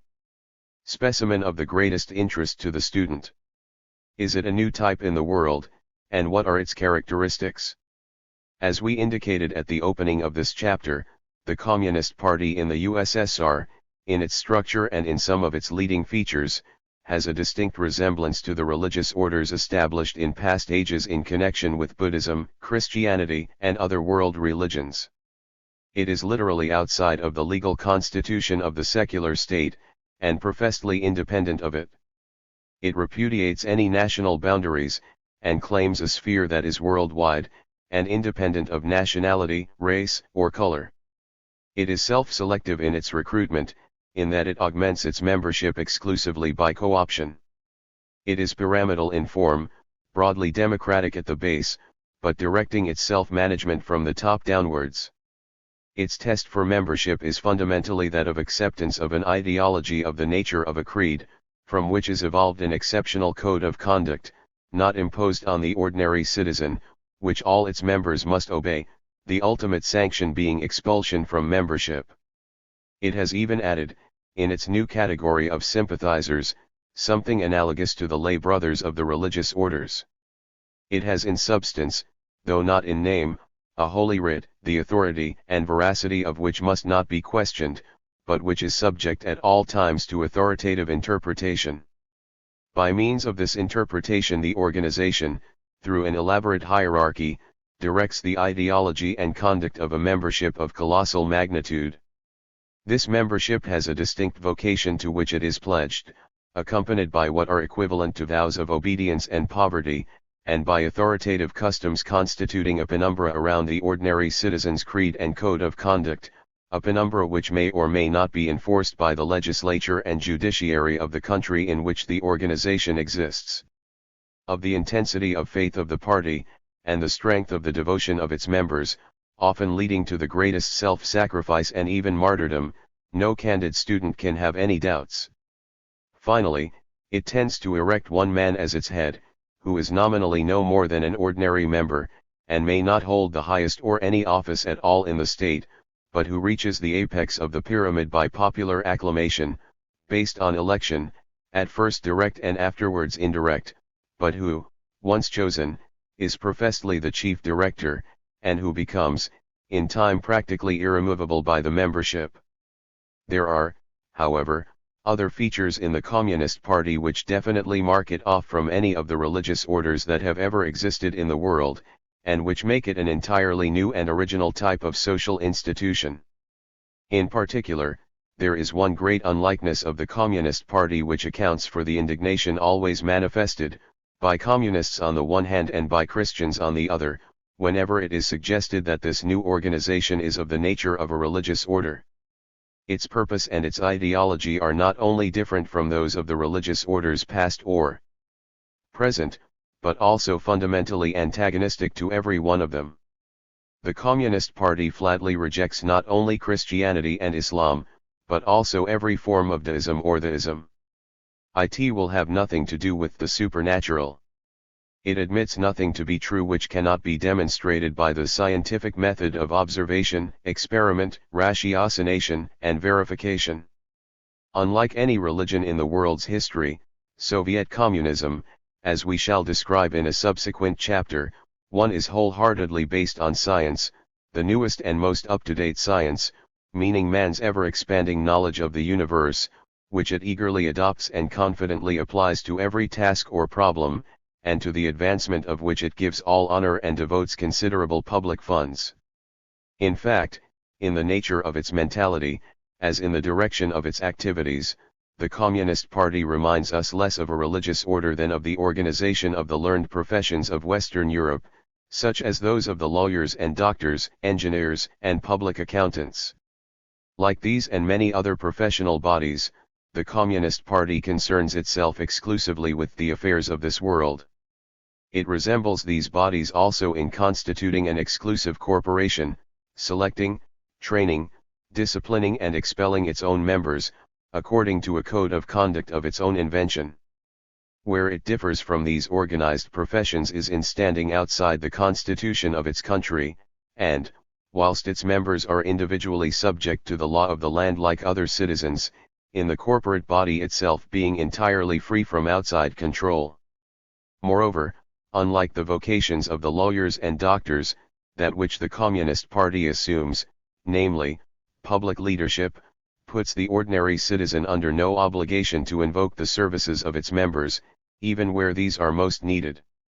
Why, in Soviet communism, national leadership requires an elaborate organization. The political student may ask what it is in the USSR that calls for such an elaborate organization of leadership.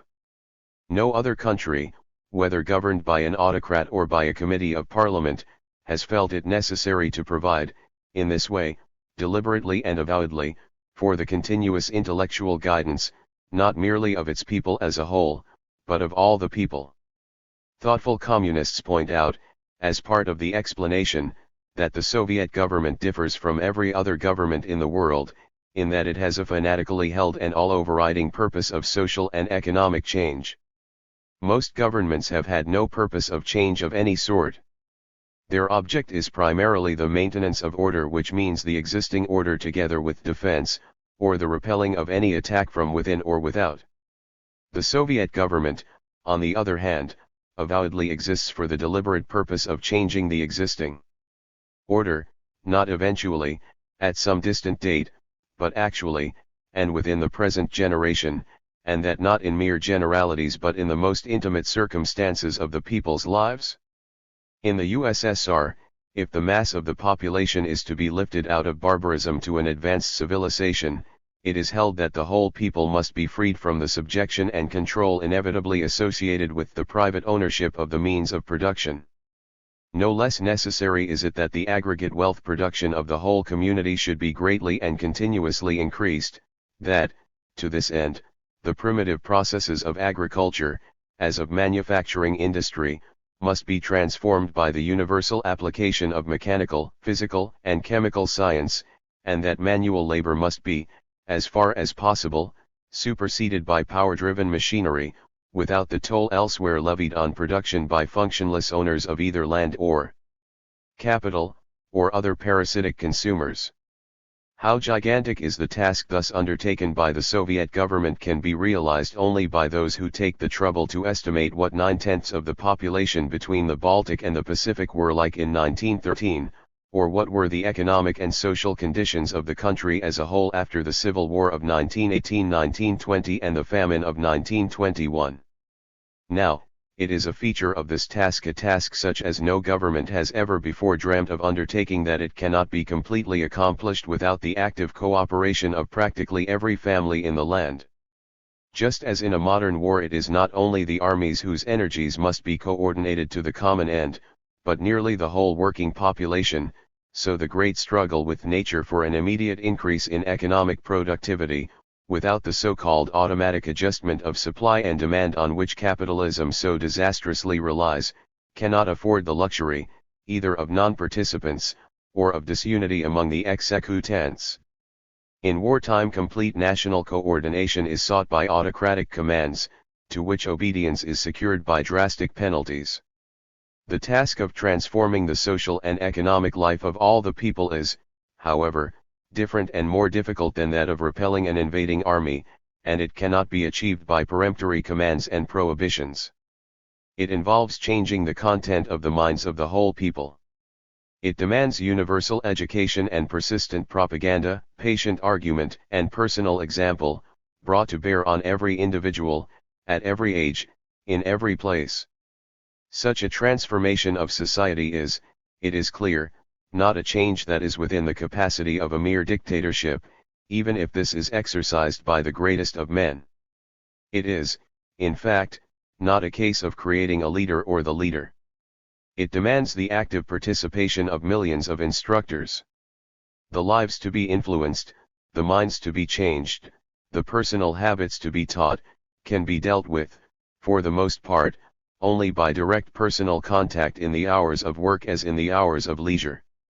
In the USSR it is not the statesmen at the top who actually exercise this peculiar power, though they may direct it, but the million or more of picked working men and working women members of the Communist Party, whose ubiquitous personal intercourse with their fellows never ceases. Western students will recognize that something can be done by the expedient of allowing and inducing practically the whole adult population to participate in the administration, in one way or another, so that the changes to which they are led come as the outcome of their own discussions, and are gradually embodied in the local regulations that they themselves formulate. That is one great advantage of the extraordinary multiformity of the constitutional structure of the USSR, with its millions of small meetings during each year of fellow workers or neighbors asking questions or passing resolutions, and of its threefold representation, in the several elected councils of man as a citizen, man as a producer and man as a consumer. But a public meeting, large or small, without intellectual leadership, is but a mob. Such a meeting, in countries of long political experience, often spontaneously throws up its own temporary leader. But such transient leaders, the outcome of a million meetings, will, of themselves, certainly not create any uniform current of public opinion. It is the business of the members of the Communist Party everywhere to proffer to the crowd the guidance that it needs. It has sometimes been argued that this persistent persuasion and personal example may be supplied, in capitalist countries, by the well-disposed members of superior social classes, such as the landed aristocracy, the retired officers of the army and navy, or the commercial community. Such superior social classes have ceased to exist in the USSR, and there is no reason to believe that, if they did exist, they would honestly and loyally cooperate with the purpose of the Soviet government, which demands, indeed, their complete elimination. There seemed, to the Bolshevik authorities, no alternative. There would be no leadership given to the people, such as was required, a guidance continuous, persuasive, ubiquitous, and consistent, unless it was deliberately planned and provided by an organization for the purpose. Communists today believe that the Communist Party, with half its members always at the bench or in the mine, and its schemes of policy carefully worked out after elaborate debate in the various representative committees and conferences, often with prolonged publicity to allow of widespread criticism, is an organization well suited to its purpose. Its leadership is plainly not less persuasive, but actually more persuasive, in that it is exercised less by peremptory laws, or even by universal schooling, than by personal example, intellectual argument, and continuous propaganda. Whether or not a community under such guidance, a community so markedly unlike any other that has ever existed, can properly be described as a democracy, will be considered in the next chapter. Chapter 6. Dictatorship or democracy. One difficulty of accurately assessing and defining the essential characteristics of the constitutional structure of the USSR is the rapidity with which it changes. Even the so-called fundamental law defining the rights and obligations of citizenship has nothing of the rigidity of a formal constitution embodied, i.e. a special instrument, unchangeable except by some elaborate process. Any alteration that seems to be required need not wait for a plebiscite, or even a general election. Much of it is independent of any action by a legislative body. Whether or not the A11 Union Congress of Soviets is in session, there are always at work standing committees empowered to make without delay any alterations, in any part of the constitution, affecting any section of the population, in any part of the country, that changing circumstances require. And in so vast a territory, with so huge and so varied a population, going through so tremendous an economic development, the circumstances are always changing. Hence the constitution of the USSR is far and away the most mobile of any known to political science. We cannot today simply take it for granted that it is supremely important that a constitution should be rigid. It is certainly not clear that the mobility of the working constitution in the USSR during the past decade has been, in itself, detrimental to the progress of its inhabitants in health or economic prosperity, or that it has incurred popular disapproval. The characteristic mobility of the constitution of Soviet communism is, however, all the more perplexing to the student in that the several parts of the constitution change independently of each other, and change, moreover, at different rates and in different directions. Thus, the hierarchy of Soviets seemed relatively stable in form and in substance. It grew, indeed, in volume. The continually increasing electorate, the constantly rising total of votes cast at the innumerable electoral meetings, and the perpetual multiplication of councils of one or other kind, and of councillors to man them, involves the personal participation in government by an ever-increasing number of the citizens, women as well as men. To this characteristic of an ever-widening participation we shall recur. In 1935 another kind of widening was announced for adoption before the next general election, namely, the substitution, for indirect election upon a not quite equal franchise, of direct election by an entirely equal franchise, in an electorate that may then approach the colossal total of 100 millions. The continual growth in the volume of manufacturing industry, mining, transport, electrification, mechanized agriculture, social services, and governmental departments, with the corresponding increase in the number of wage or salary receivers, has led not only to an ever-mounting trade union membership, but also to a continuous advance in trade union functions.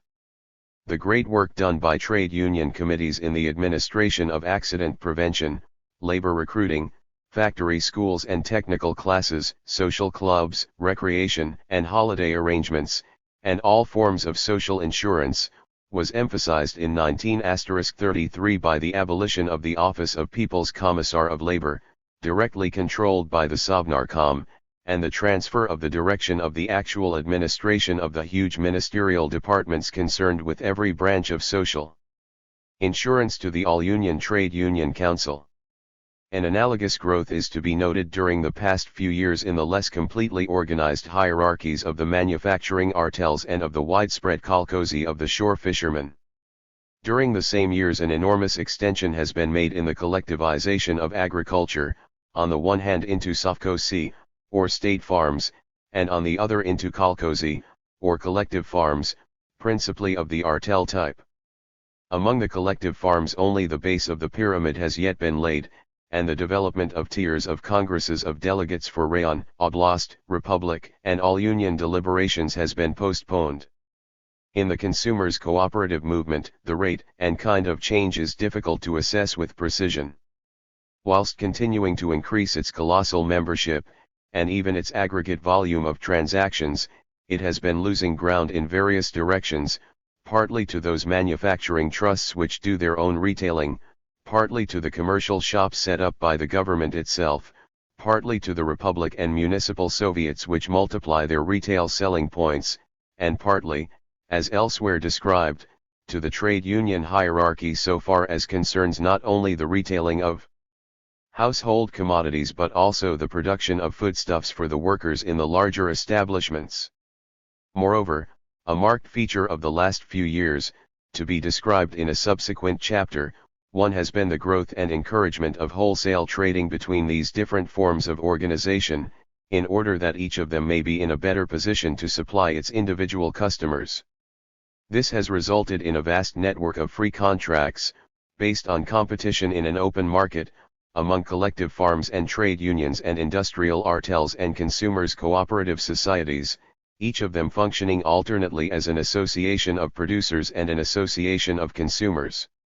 Amid this unending flux, the student must note the significance of the universal adoption and continuous retention, often without legislative prescription, for all the various parts of the Constitution, of the common and nearly unchanging pattern of organization which we have described, termed by its originators democratic centralism. This pattern, now pervading the whole social structure of the USSR, is not found in any other part of the world, nor in any previous constitution. Another characteristic of this pattern of social organization is its extreme fluidity. The different parts of the Constitution have often been set going one, by spontaneous activity, in areas hitherto without government and, for that matter, also in areas professedly under other governments without proclamation or formal authority, and irrespective of other parts of the USSR Constitution, which have sometimes followed at later dates. Thus, in various popular accounts of the gradual organization of primitive regions in the northern forest districts or in the recesses of Kamchatka, we see the holding of a village meeting which elects a Soviet, linking up with other Soviets, and eventually sending delegates to the Congress of Soviets at Moscow. Presently the local residents coagulate as consumers into a cooperative society which gets eventually into communication with Centrosoyuz. Stray members of the Communist Party form a nucleus or cell, now styled a primary party organ, and presently constitute themselves a party group in the local Soviet or in the Cooperative Societies Committee, and they conform their activities to the latest directives from the Politburo or Central Committee at Moscow.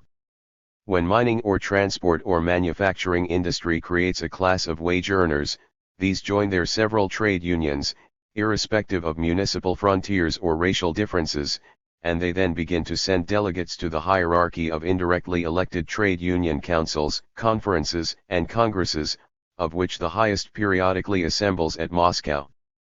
The constitution formed on this pattern may, we suggest, appropriately be termed a multiform democracy, organized on the basis of universal participation with democratic centralism, a constitutional form so loose as to be exceptionally mobile and, for that reason, endowed with an almost irresistible quality of expansiveness.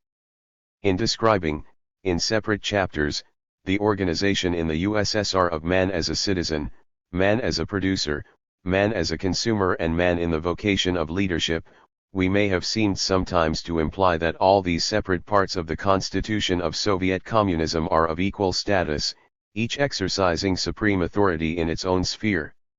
This is not so. The Central Executive Committee of the All-Union Congress of Soviets, representing the totality of the inhabitants in the USSR, and not merely any fraction of them, stands supreme over all the ramifications of the trade unions, the consumers' cooperative movement and the various kinds of associations of owner-producers, just as it does over the tier upon tier of Soviets. 1. As for the relation in which the All-Union Congress of Soviets stands to the All-Union Congress of the Communist Party in the USSR, what can be said is that there has been no attempt by the Soviet legislature to make laws for, or to interfere with the activities of, the Communist Party. The practical independence of the Soviet authorities is not so apparent. Since 1930 all important decrees of the USSR Central Executive Committee or the Sovnarkom, whether legislative or administrative, have been issued over the signature, not of their president alone, but also over that of Stalin as General Secretary of the Communist Party.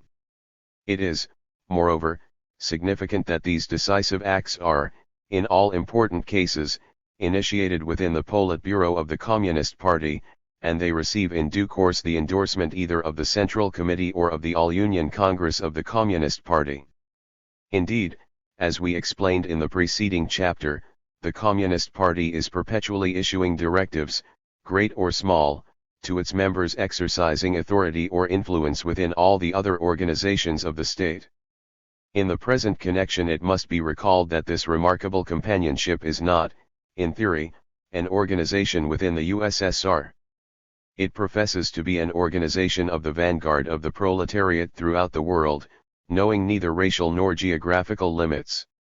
Its highest authority is the periodical Congress of the Third International, representing the communist parties of all the countries of the world. This body acts normally by the directives which the Comintern issues to the faithful in all countries. It aims, in fact, at a world supremacy over all the administrations established by the proletariat of the several nations or countries. The historical student will be reminded of the supremacy which the Pope, as the head of the Catholic Church, for centuries maintained over Christendom.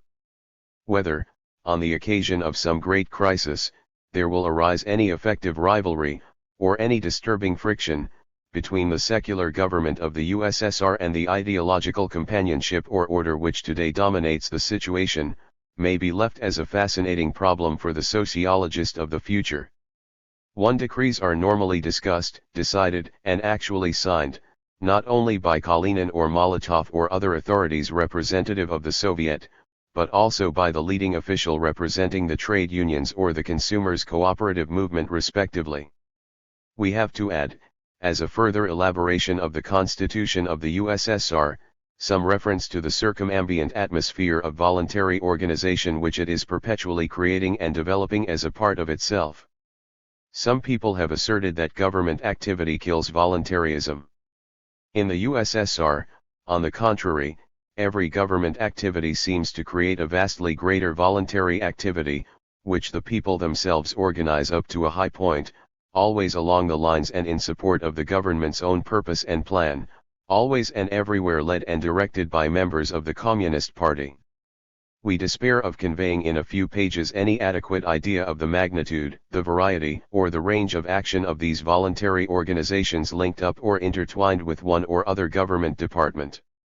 We need not repeat our description of the 10 million or more young people voluntarily enrolled as little Octobrists, pioneers, and Komsomols, in subordination to the extensive membership of the party. We may more conveniently begin with the specifically patriotic society, formed to cooperate in defense of the revolution, and another for aviation and chemical industries, both now merged in one huge contributing membership of a dozen millions. These millions of members in village or city form cells, or sections, or circles, or corners, coordinated in a whole series of provincial and central councils. They are all pledged to active personal cooperation in the defense of the country, in peacetime as well as in war, against foreign invasion or external pressure. They seek to arouse general interest in foreign affairs by lectures, literature, and discussion. They study military science, especially aerial bombing and chemical warfare. They form clubs for rifle practice and aviation. They maintain specialist museums and libraries, and defense homes, which are practically social clubs. They have collected considerable sums for building additional aeroplanes for presentation to the Red Air Force. Organized bands of members have participated in the training maneuvers of the Red Army. Other bands have, with equal zeal, undertaken the clearing of particular districts from noxious insects. Out of the vast membership, several thousand local societies for regional study have emerged, devoting themselves to exhaustive surveys of the physical and economic characteristics of their own neighborhood, partly for the benefit of the local schools, in which regional study has its place. Vying in size with Osoviakim is the League of the Godless, for the emancipation of the backward part of the population from the religion that seems to the Marxist mere superstition, benumbing or distracting the spirit of man. This entirely voluntary organization, made up for the most part of young people of either sex, corresponds essentially to the 19th century National Secular Society of Great Britain, but enormously transcends it in activity, as well as in magnitude and range of operations.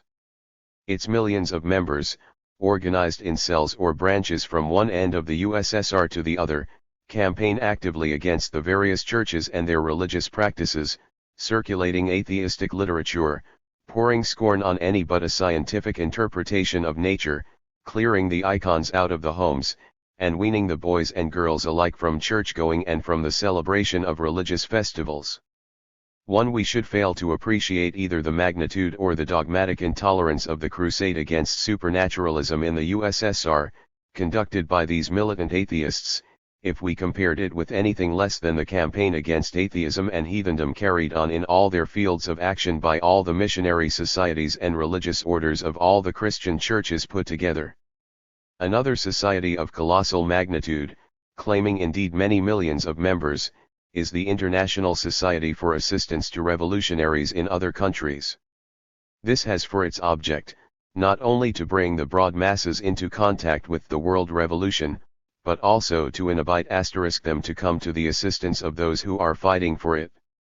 It disseminates information of doubtful accuracy about the progress of communism in all countries, but it is most interested in rebellions and riots, strikes and the various kinds of martyrdom to which, as it is alleged, the ruling classes everywhere condemn their working class victims.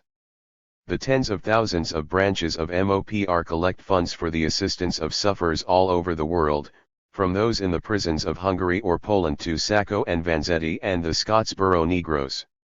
We could mention dozens of other voluntary organizations of the most varied nature. There is a Down with Illiteracy Society, and a Hands Off China Society, a Friends of Children Society, and a Society for Settling Jews on the Land, a gigantic peasant society for mutual assistance, and a whole movement of working women's and peasants' conferences, to which tens of thousands of villages send delegates, and in which everything specially interesting to women is discussed and assisted and promoted. Nor must we omit the immense membership of all the various societies arranging every kind of athletic sports, under the supervision and with the constant encouragement of the Supreme Council for Physical Culture in the USSR, appointed by the Central Executive Committee, and the People's Commissars for Education in all the constituent and autonomous republics. It is active personal participation in games and competitions that is promoted, among an aggregate membership of all races running into tens of millions, in Asia as well as in Europe, not merely the organization of spectacles at which the members look on, although this factor in the habit of athleticism is not neglected. Gigantic stadiums are being built out of public funds in many of the cities, including a Middle Asian Central Stadium at Tashkent. Even more remarkable is it to learn that the members of the sports associations include in their activities the rendering of personal assistance to the agricultural and transport departments, whenever required.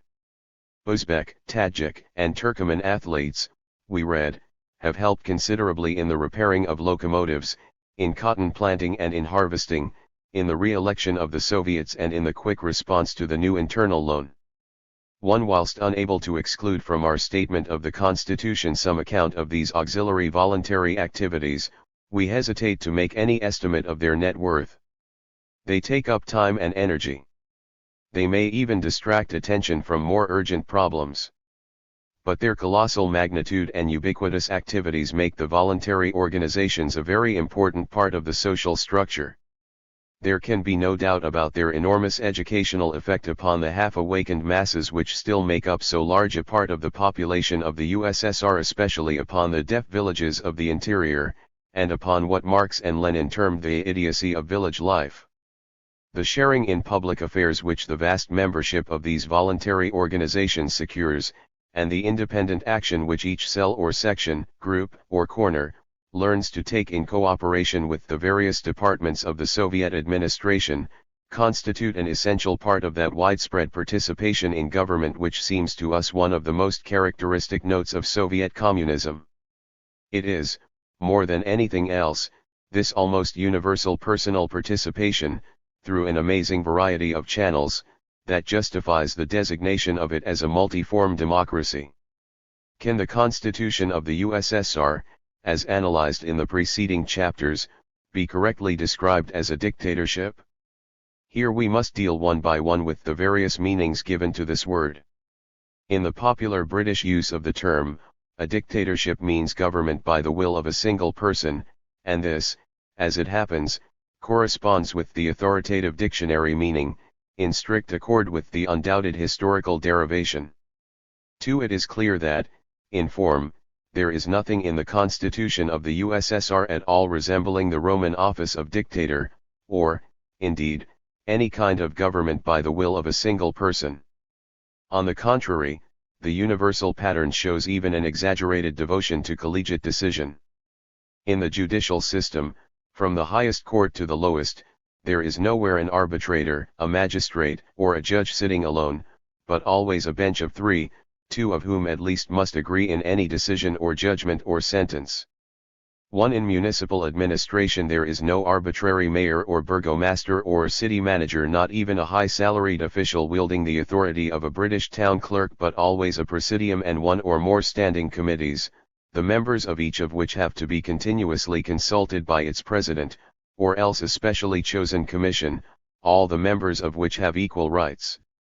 Moreover, all of them have to be incessantly reporting in person their proceedings to the larger elected Soviet, or its standing executive committee, from which they have received their appointment.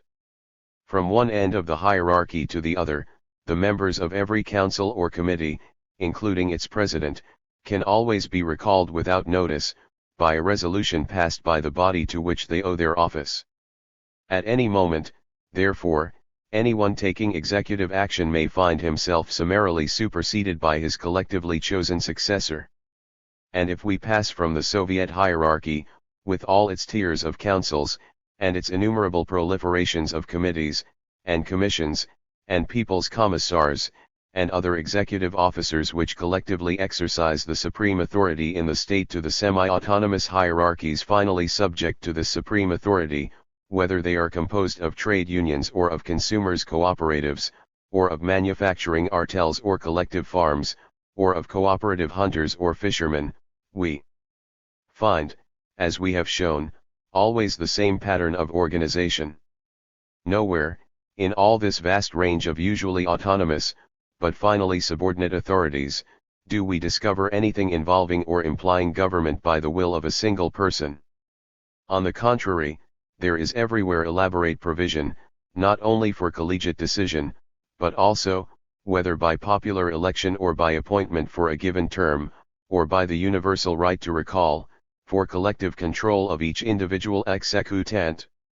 Thus, so far as the legally constituted legislative, judicial, and executive authorities of the state are concerned, at any stage in the hierarchy, or in any branch of administration, it would, we think, be difficult for any candid student to maintain that the USSR is, at any point, governed by the will of a single person, that is to say, by a dictator. Is the party a dictator? But, admittedly, the administration is controlled, to an extent which it is impossible to measure, but which it would be hard to exaggerate, by the Communist Party, with its 2 or 3 millions of members. On this point there is complete frankness. In the Soviet Union, Stalin has said and written, in the land where the dictatorship of the proletariat is in force, no important political or organizational problem is ever decided by our Soviets and other mass organizations, without directives from our party. In this sense, we may say that the dictatorship of the proletariat is substantially the dictatorship of the party, as the force which effectively guides the proletariat. Reading rooms. The separate points of the new draft were threshed out again and again. The People's Commissariat received reports of more than 6,000 meetings of this kind, but, of course, the number of debates actually held was much larger. The point about which the discussion chiefly revolved was the question whether an unregistered, so-called factual marriage should be placed in its legal consequences on an equality which one that had been legally registered. There were, in the Soviet Union, some 80,000 to 100,000 couples whose marriages in no wise differed from those officially contracted, either in substance or form, except in the absence of registration. The legal protection which the law provides in the case of registered marriages, which is of particular importance to the WIFE, ought certainly not to be withheld from the partners in these factual marriages. A number of arguments were arrayed against this view. But the other additional provisions and changes in the new code, the question of divorce, alimony, and women's property, were also fiercely contested. Especially the provision of the new law that women's domestic work should be placed on an equal footing with men's work. The discussion brought a flood of letters, largely from working women, as is usually the case in such circumstances in Russia. The general discussion of the new marriage law lasted a whole year, doubtless the first case in which a whole people, a people of 160 millions, made a law for itself, not THROUGH elected representatives, but by all expressing their opinion. And when, in December 1926, the draft was introduced for the second time in the TSIK. The debate raged once more before it was finally decided, and for the last time the various opinions clashed. The new draft was adopted by a large majority, and came immediately force. 1. The popular discussion on the marriage law concerned a matter in which the people's interest was probably more intense than of the legislators. We therefore take as a second example a difficult problem of statesmanship, in which only persons of trained and well-informed judgment could usefully pronounce an opinion. We have already described in our section on collective farms how the problem arose.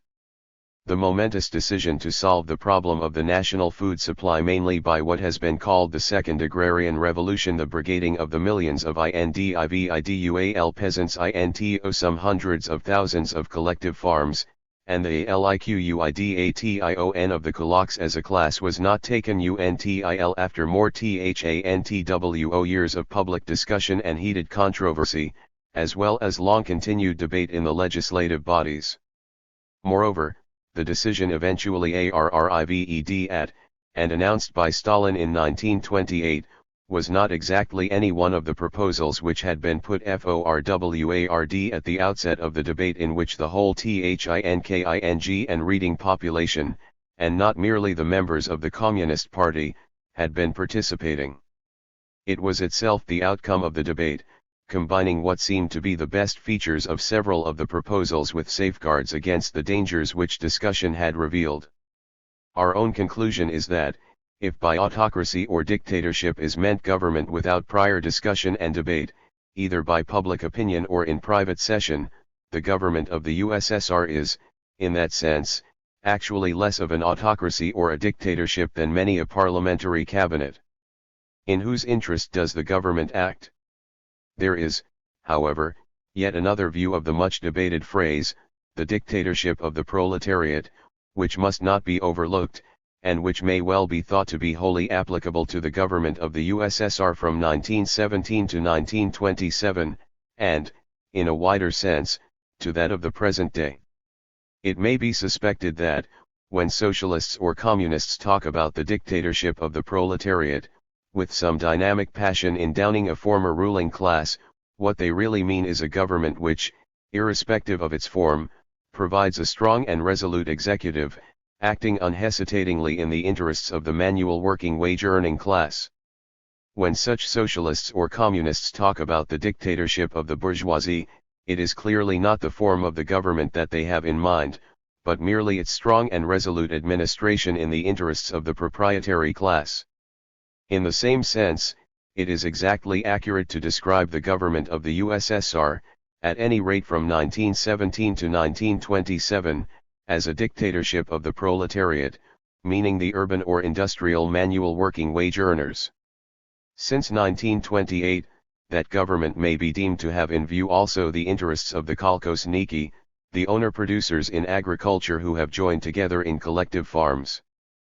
Perhaps the scope of the word proletariat is becoming enlarged, so that it now includes all those, whether mechanics or agriculturists, who will admittedly be qualified for citizenship of the future classless state. A new social form. We add a final comment. We have discussed, as a current controversy, the question whether the government of the USSR is a dictatorship or a democracy. But there is no more fertile source of error in sociology, as in any other science, than posing a question in the terms of ancient categories, or even of yesterday's definitions. Can we wisely limit our inquiries by such alternatives as aristocracy, oligarchy and democracy, or dictatorship versus democracy? History records also theocracies, and various other idiocracies, in which the organized exponents of particular creeds or philosophic systems have, in effect, ruled communities, sometimes irrespective of their formal constitutions, merely by keeping the conscience of the influential citizens. This dominance may be exercised entirely by persuasion. The practical supremacy at various times of the Society of Jesus in more than one country was of this nature. The Communist Party of the USSR frankly accepts the designation of keeper of the conscience of the proletariat. Have we perhaps here a case, to use a barbarous term, of a creedocracy of a novel kind, inspiring a multiform democracy in which Soviets and trade unions, cooperative societies and voluntary associations, provide for the personal participation in public affairs of an unprecedented proportion of the entire adult population? The Union of Soviet Socialist Republics does not consist of a government and a people confronting each other, as all other great societies have hitherto been. It is a highly integrated social organization in which, over a vast area, each individual man, woman, or youth is expected to participate in three separate capacities: as a citizen, as a producer and as a consumer, to which should be added membership of one or more voluntary organizations intent on bettering the life of the community. Meanwhile, leadership is carried on by a new profession, organized, like other professions, as a voluntarily enlisted and self-governing unit, the only part of the constitution of Soviet communism, by the way, that has no foundation in any statute. In short, the USSR is a government instrumented by all the adult inhabitants, organized in a varied array of collectives, having their several distinct functions, and among them carrying on, with a strangely new political economy, nearly the whole wealth production of the country. And when, in addition, we find them evolving a systematic philosophy and a new code of conduct, based upon a novel conception of man's relation to the universe and man's duty to man, we seem to be dealing with something much greater than a constitution. We have, indeed, to ask whether the world may not be witnessing in the USSR the emergence of a new civilization.